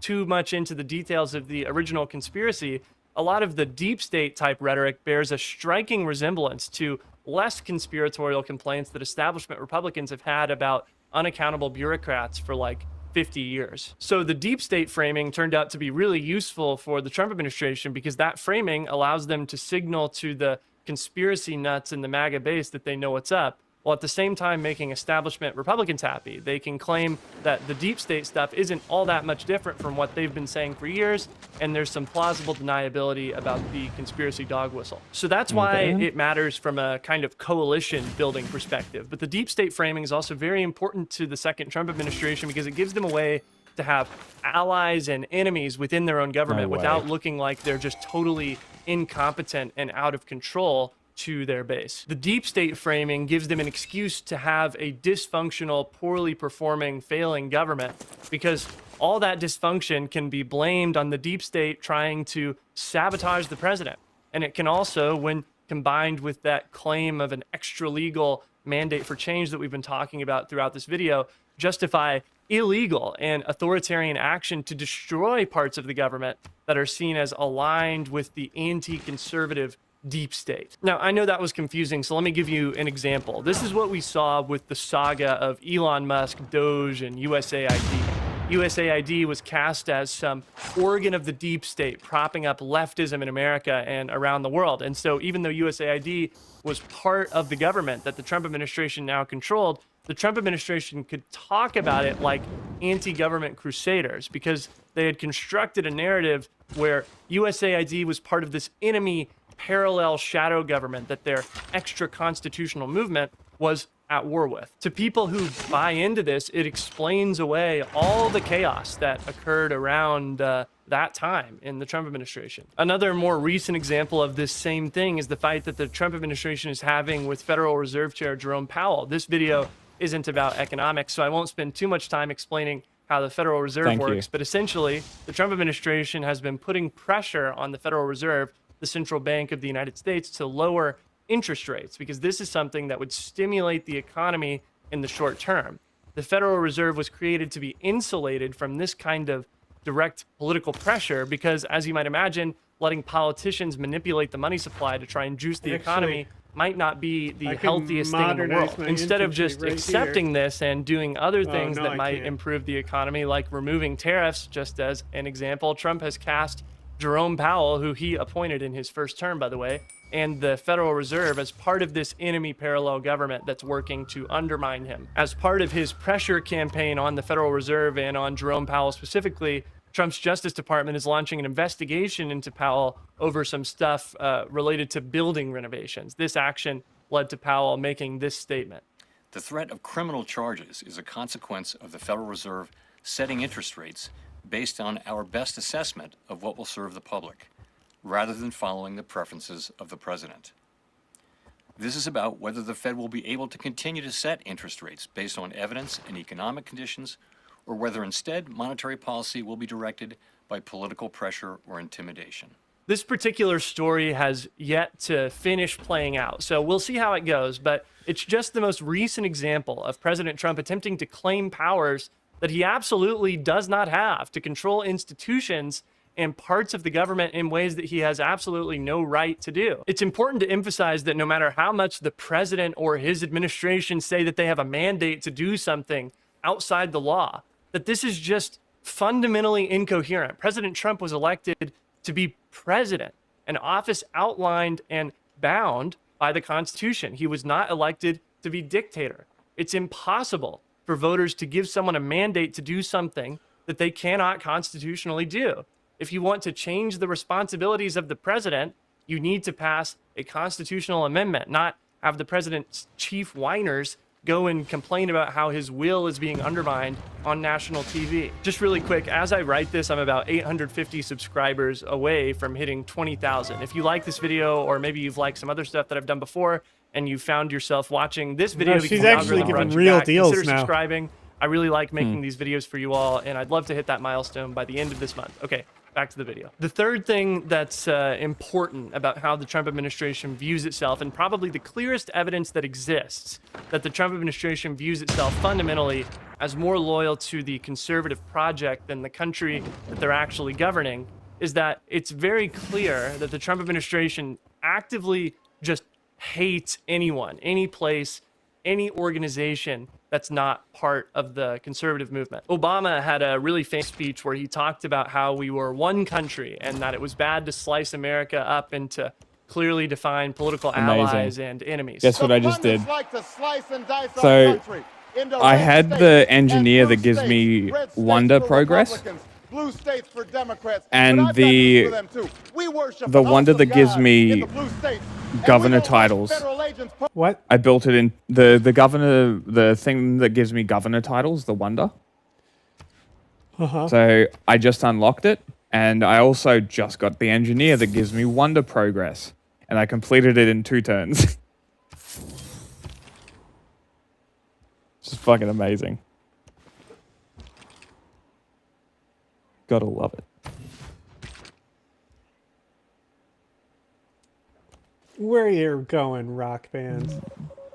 You're not going anywhere. poking around in our libraries in the red states.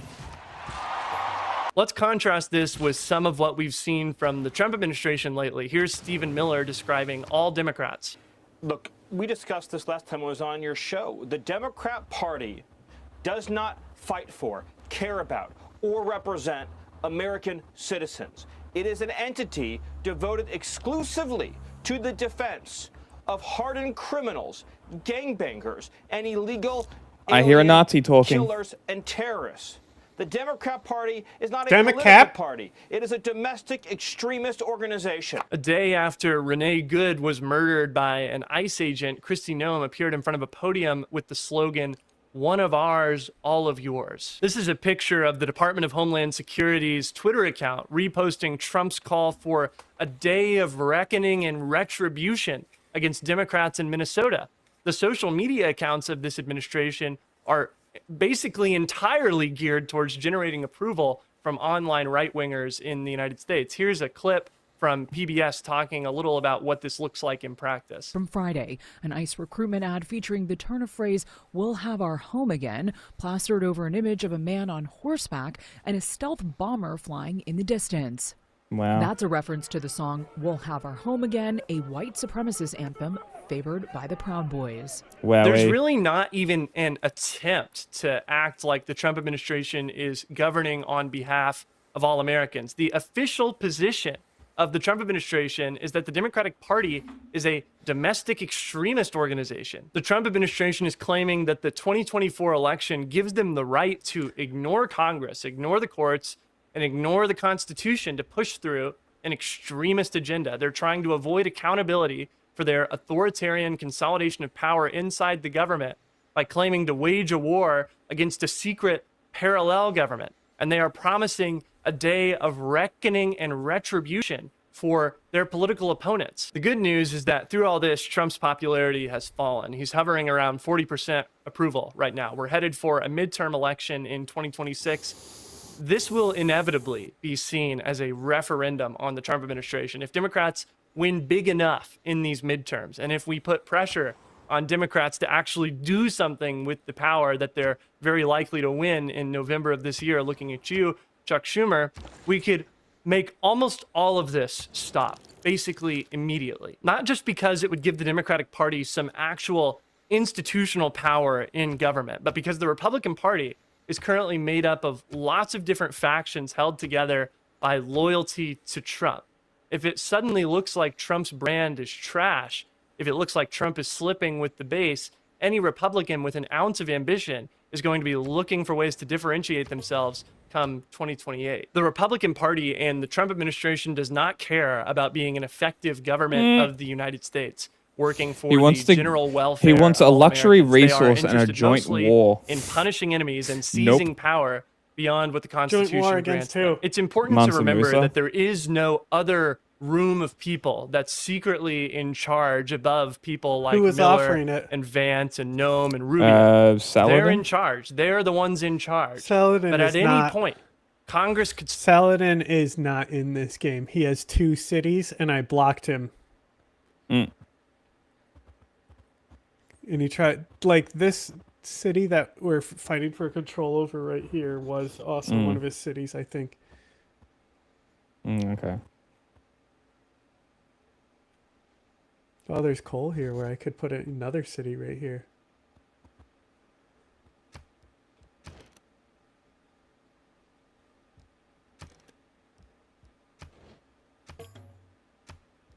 Like this.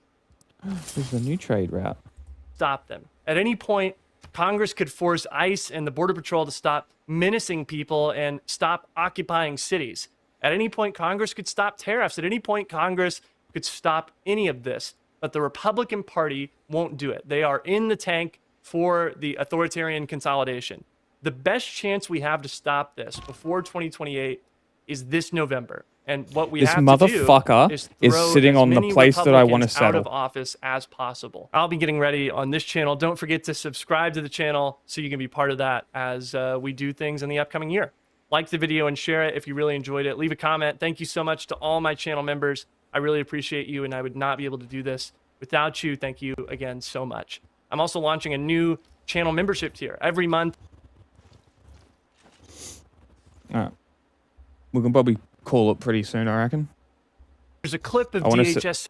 I want to settle this city, and then I think Just we'll, why we'll call it. exactly did Israel I'm trying to settle a city recognise as well. Somaliland? For more than 30 years, this African territory has been seeking international acceptance. However, despite building democratic institutions and maintaining an unprecedented degree of peace in an unstable Where's the region, military? no You member built of the United Navy? Nations has been Bro, willing it's gone. to My recognise military's it gone. as That's an where it is. independent You built country. naval units? Until now. No, my military On is the gone. 26th of December Yeah, but 2025, I see you have amidst naval a units. chorus of global condemnation, Yeah, Prime I Minister needed to build them Benjamin 'cause, Netanyahu announced that his government had established diplomatic the relations Mayans were with moving Somaliland. shit up. So I had to why get rid of them, and they took exactly my did builders, Israel so I needed take to take them such a back. significant step? And what exactly does it mean for Somaliland, the region, and the broader international system? Hello and welcome. I'm James There's Curlincy, and mobilization here I take next an informed turn. look at international relations, conflict, and security. Recognition is central to international relations. It's how states formally accept one another as equal members of the global system. It also allows embassies to be set up, treaties to be signed, and You diplomatic didn't settle on relations the to coal. be established. No, I don't However, think you'll get it. recognition Buy this. isn't You automatic. have to buy this tile right nor now is if it you can. governed Hang on. by a Okay, central ping it. international I'm authority. going to. Instead, it's a sovereign political act. Every country decides for itself who it recognises and who it doesn't. This exclusive right of recognition is especially sensitive in cases involving breakaway territories. In such situations, recognition isn't about making That's a the coal typical tile. legal judgment of whether a still have a territory coal tile meets back the here. established criteria for statehood. As well. Instead, it's a highly significant political decision that often carries broader implications. This was Aside a from the hill effects tile. on This was relations a better, with the a state better that settle. claims sovereignty over the breakaway territory, it also challenges fundamental principles such as the respect for the territorial integrity of states. This is why recognition of de facto states is so rare and so controversial. Somaliland is located in the Horn of Africa. Djibouti is to its Can you annex that northwest, tile in, Mark? Ethiopia to its south, and Somalia lies to the yeah. east. Do it. Meanwhile, with the Gulf of Aden There. and the Red Now Sea I to can't its take north, that coal it from you lies because I across have enough from coal. Yemen and the Arabian Yep. Peninsula. Its I'm gonna population take that iron as stands well. at around 5 million and is mainly you can made buy up it, go of for it. Sunni I don't need Muslims iron. from the Izak, one of the main Somali clans. Somaliland's modern political history begins with British colonial rule. In June 1960, it finally gained independence as the state of Somaliland. However, just days later, it voluntarily united with neighbouring Italian Somaliland to its south to form the Somali Republic. But while the decision was driven by a shared sense of Somali nationalism, the union was profoundly unequal. Political power and economic resources were concentrated in the south, in the capital, Mogadishu, while the northern regions were increasingly marginalised. This alienation increased after a military government took power in 1969. Under the country's dictator, Mohamed Siad Barre, the north faced brutal repression. This would last until May 1991, as the Barre regime was overthrown and Somalia collapsed into a brutal civil war. Somaliland seized the opportunity to declare independence. Over the next 3 decades, Somaliland began an ambitious process of state building. While Somalia sank deeper into chaos, it established its own political institutions, currency, armed forces, and held regular elections. As a result, Somaliland came to be seen as an island of stability in a deeply troubled region. And even though this reputation has been tarnished in recent years by delayed elections, rising political tensions, and violent clashes in its eastern areas where its control is now contested, it's nevertheless remained far more functional than Somalia, which has struggled to re-establish stability. But despite these achievements, Somaliland's she campaign settled for another international city in the back. recognition made no progress. While it established She's got informal relations two with great several writers, a major great countries, musician, and a great including artist Britain and she the can't United consume, so States, she's just this hoarding didn't them. lead to formal Hilarious. recognition. Likewise, suggestions that Ethiopia or the United Arab Emirates, both of which have been eager to develop Somaliland's valuable port facilities, could recognise the territory, these came to nothing. Even talk that the Trump administration might recognise it have proved fruitless, at least until now. The only notable, though limited moment of progress came in 2020 when Somaliland established relations with Taiwan. And it's for all these reasons that Israel's decision marks such a dramatic break. In a surprise announcement made on the 26th of December, Prime Minister Benjamin Netanyahu confirmed that Israel had formally recognised Somaliland as an independent state and that the two sides were establishing diplomatic relations. In addition to opening embassies, they'd also agreed to develop economic and security cooperation. Needless to say, the news was greeted with jubilation in Hargeisa, the Somaliland capital. After 30 years in diplomatic limbo, it had finally won acceptance from its first UN member state. However, beyond this, the announcement has been roundly criticised. For a start, Somalia has reacted with fury, condemning Israel's decision as a violation of its sovereignty and territorial integrity. Meanwhile, broader international reactions have been overwhelmingly negative. Reiterating their commitment to Somalia's territorial integrity, African states have warned against unilateral actions that could destabilise the region. So too have Arab states, calling out Israel's decision as another example of its disregard for international norms. You know what I Indeed, fucking hate? The matter was even brought before the UN Is Security when a Council. legitimate But while cause Somalia gets and its co-opted supporters demanded that by the decision fuckwits be like formally Israel, condemned, the United and then States makes everybody defended Israel's question right to and choose doubt its own the diplomatic legitimacy of relations. Somaliland. That's This, real in cool. effect, has blocked any binding UN resolution against Israel and closed the door to any formal sanctions for its recognition. I hope you're finding this useful. If so, please do Hell give it a yeah, like big and perhaps lighthouse. consider subscribing for regular updates on international relations. Thanks so much. And now, back to the video. But of course, Israel's decision raises a number of important questions. First of all, there's the issue of why did Israel take such a controversial step? The most obvious explanation is strategic geography. Somaliland occupies a highly sensitive location near the Bab el-Mandeb Strait, which connects the Red Sea to the Indian Ocean. A significant proportion of global trade huge passes through this narrow waterway. And in recent years, it's become a significant security concern due to attacks by Iranian-backed Houthi forces operating from neighbouring Yemen. From Israel's perspective, Somaliland's location at this critical choke point is invaluable, offering opportunities for intelligence gathering, security cooperation, and direct access to a region of growing strategic importance. But while this explanation certainly makes sense, there's possibly a more sinister element to the story. Reports have suggested that Somaliland has been earmarked as a potential location to resettle Palestinians expelled from Gaza. Of course, whether this is the case has yet to be seen. And this brings us to the second question. Was recognition really necessary? Could Israel have achieved these objectives without taking such a controversial step? In truth, the answer is almost certainly yes. It has a long history of operating quietly and pragmatically in sensitive regions without formal diplomatic ties, and Somaliland would almost certainly have been grateful for upgraded relations short of diplomatic recognition. In this sense, recognition probably wasn't necessary.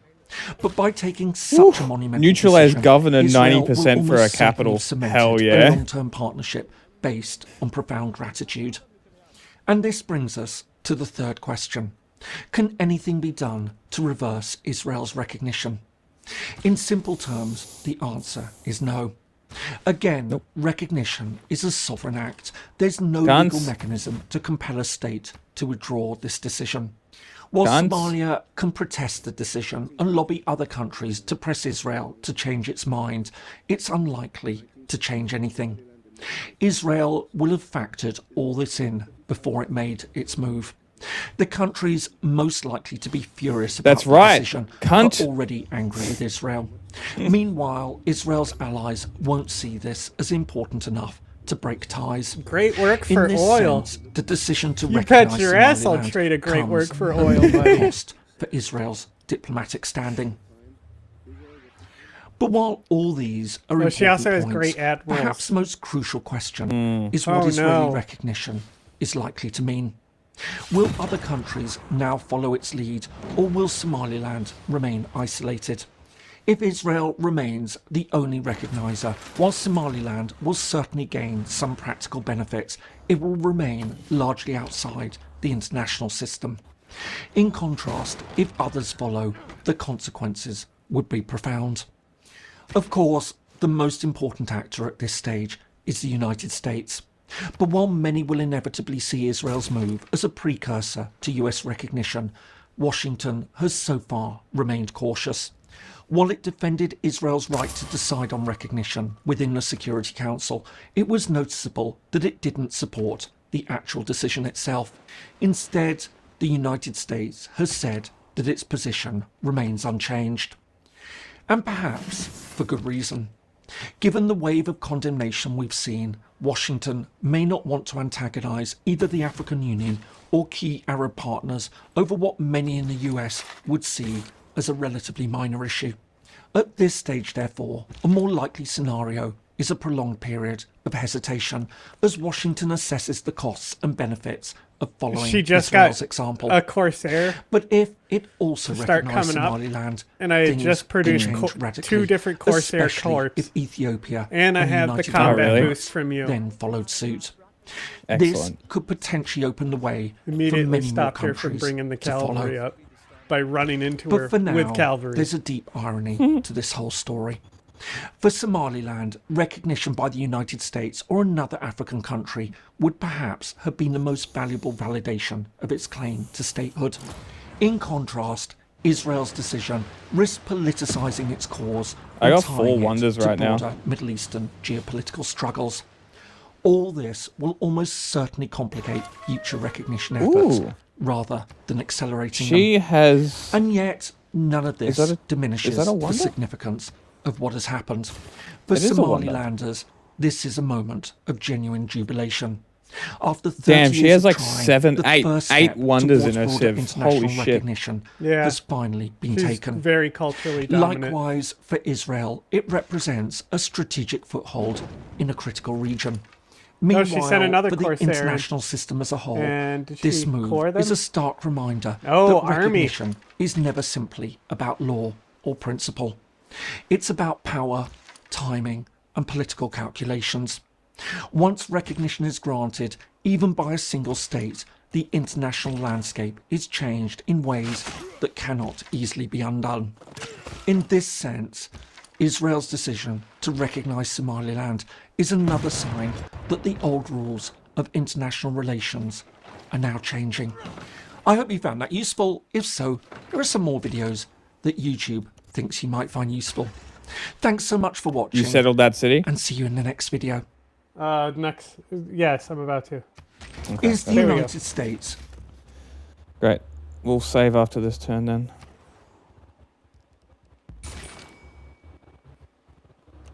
New batch of infantry just got produced in all my cities and then 4 turns I'll have another batch come out, 2 turns in that one, 2 in those, so the next 2 turns and then the next 2 turns and then the next 2 turns because the one behind those are 6. I got great gold production. I still got unimproved tiles here. What the fuck? Preserve. Yeah, good point. No, you don't need it. Oh, I can't even build them. They're a district. Yeah. Damn. Oh, entertainment's probably going to be my next one. Here. Entertainment there. Entertainment there. Entertainment here. I must be running out of amenities. The little entertainment complex is being built right now. Need my happy people with their bread and circuses. More coal acquired.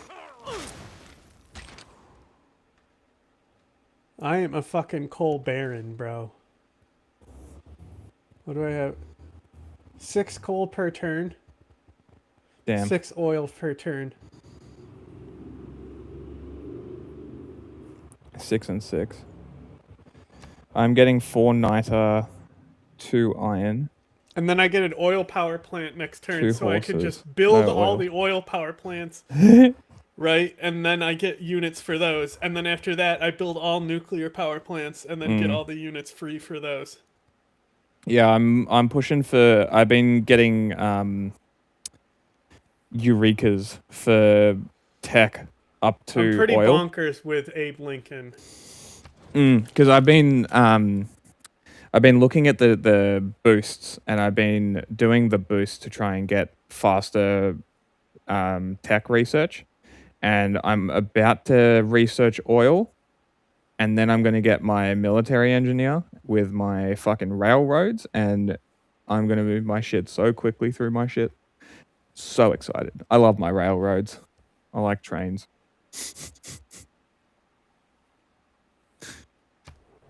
My infantry are weaker, but I'm producing them in mass for free. Yeah, okay.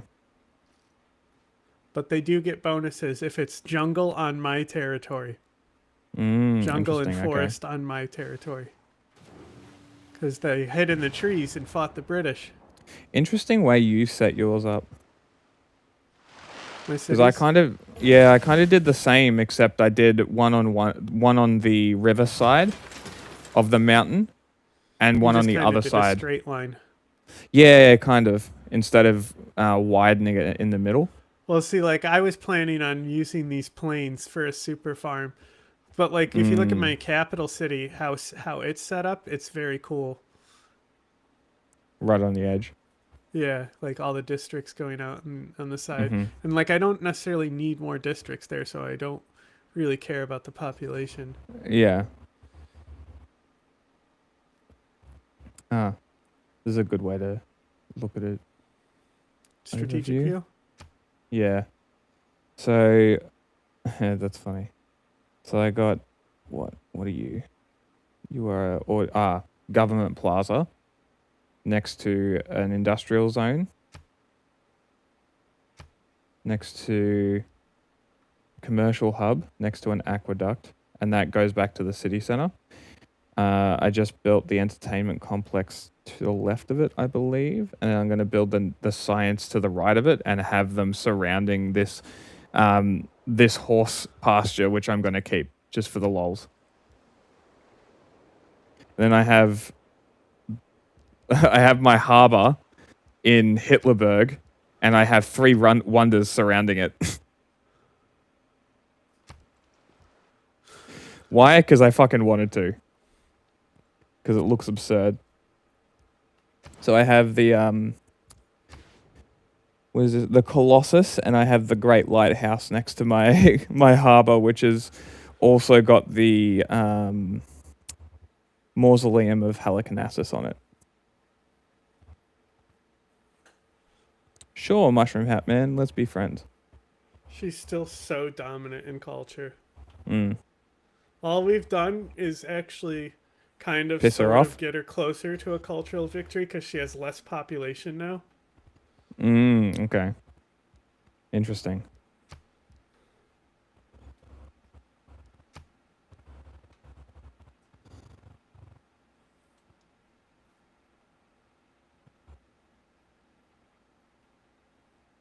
She has 160 tourism per turn. Hmm. The tourism is like complicated how it works. Yeah. But like, I'm not doing any actions because you said to stop there. So. Oh, no. Like, skip to next turn. Okay. And then we'll save. Fuck you, Rock Band.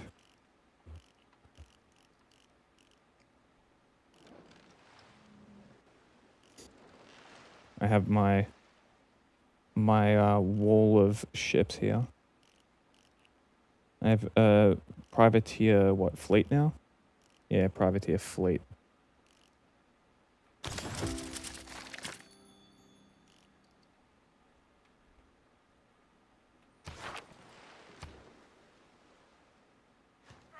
Yeah, build them houses, bro. Put my migrants to work. Okay.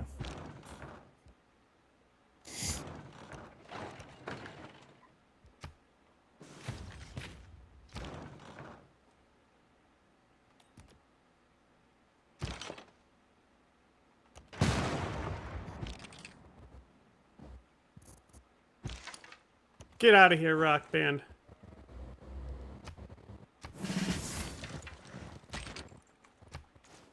Ah, I didn't even mean to move that guy.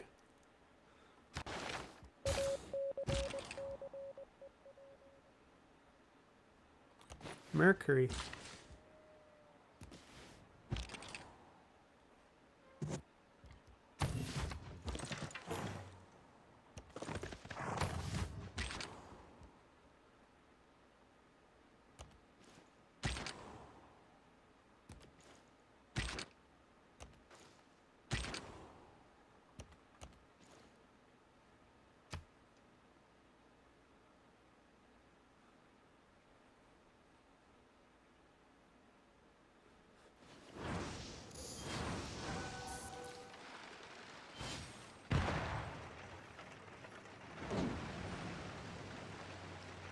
Yeah, I can't really help you with the military. My military got decimated. I You neutralized just their gotta keep governor. building bombards. I have the infantry. Because my infantry will be continually produced for free. But They she keep can, dying. she can like this city is strong enough to 2-shot bombards right now. So you have to move a bombard in for 1 shot, and then you have to move it out the next turn. So you need a lot of them to cycle. Yep. Which is why I'm acquiring them right now. All right, saving and exiting. Oh. What? Didn't do it right. Now I can't save and exit the game. Because it won't count you as in the game now. When we try to log in. All right, hold on. Don't touch anything. Because I can rejoin in theory.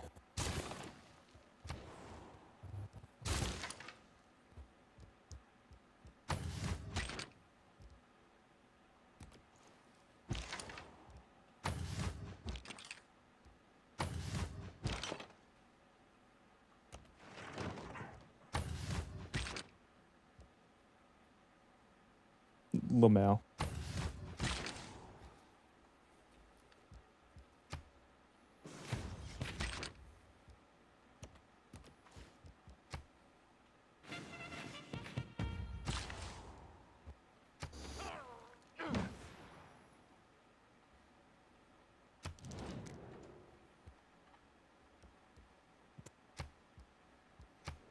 Well, consider peace with you temporarily after we take this city off of you. Give me a second.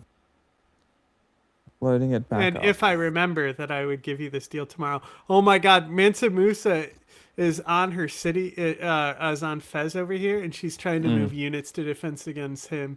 But he's moving units out of the side here. Interesting. Putting pressure on a different angle. Clever robot. Right. Maybe it is okay that I did a fair trade deal and had to pull my spies out of your city. Plus, we need to steal her great work. She has too many people to use them anyway. Yeah. All right, let's see if I can just join.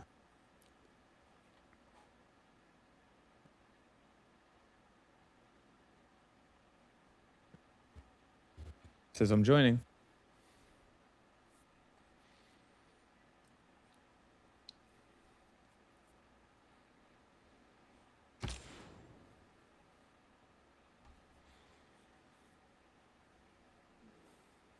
Looking good.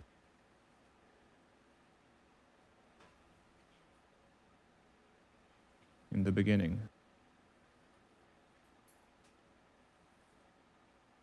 The Ottomans are so out of this game, it's crazy.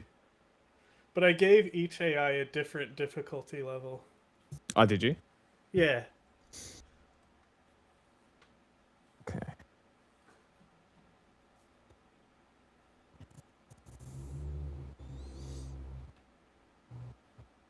But the Ottomans had were kind of going for a similar settlement to you, but like Mansa Musa, he's got 6 cities.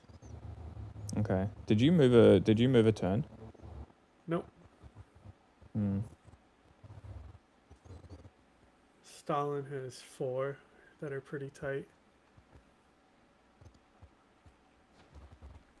And then tried to take Vladivostok and Minsk. Yeah.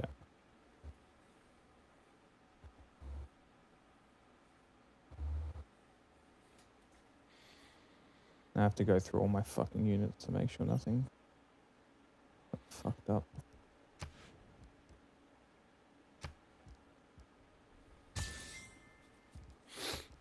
Well, I saved, so.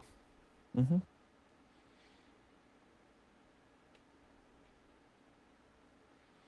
like how I still have little galleys out just on auto explore. I had that before.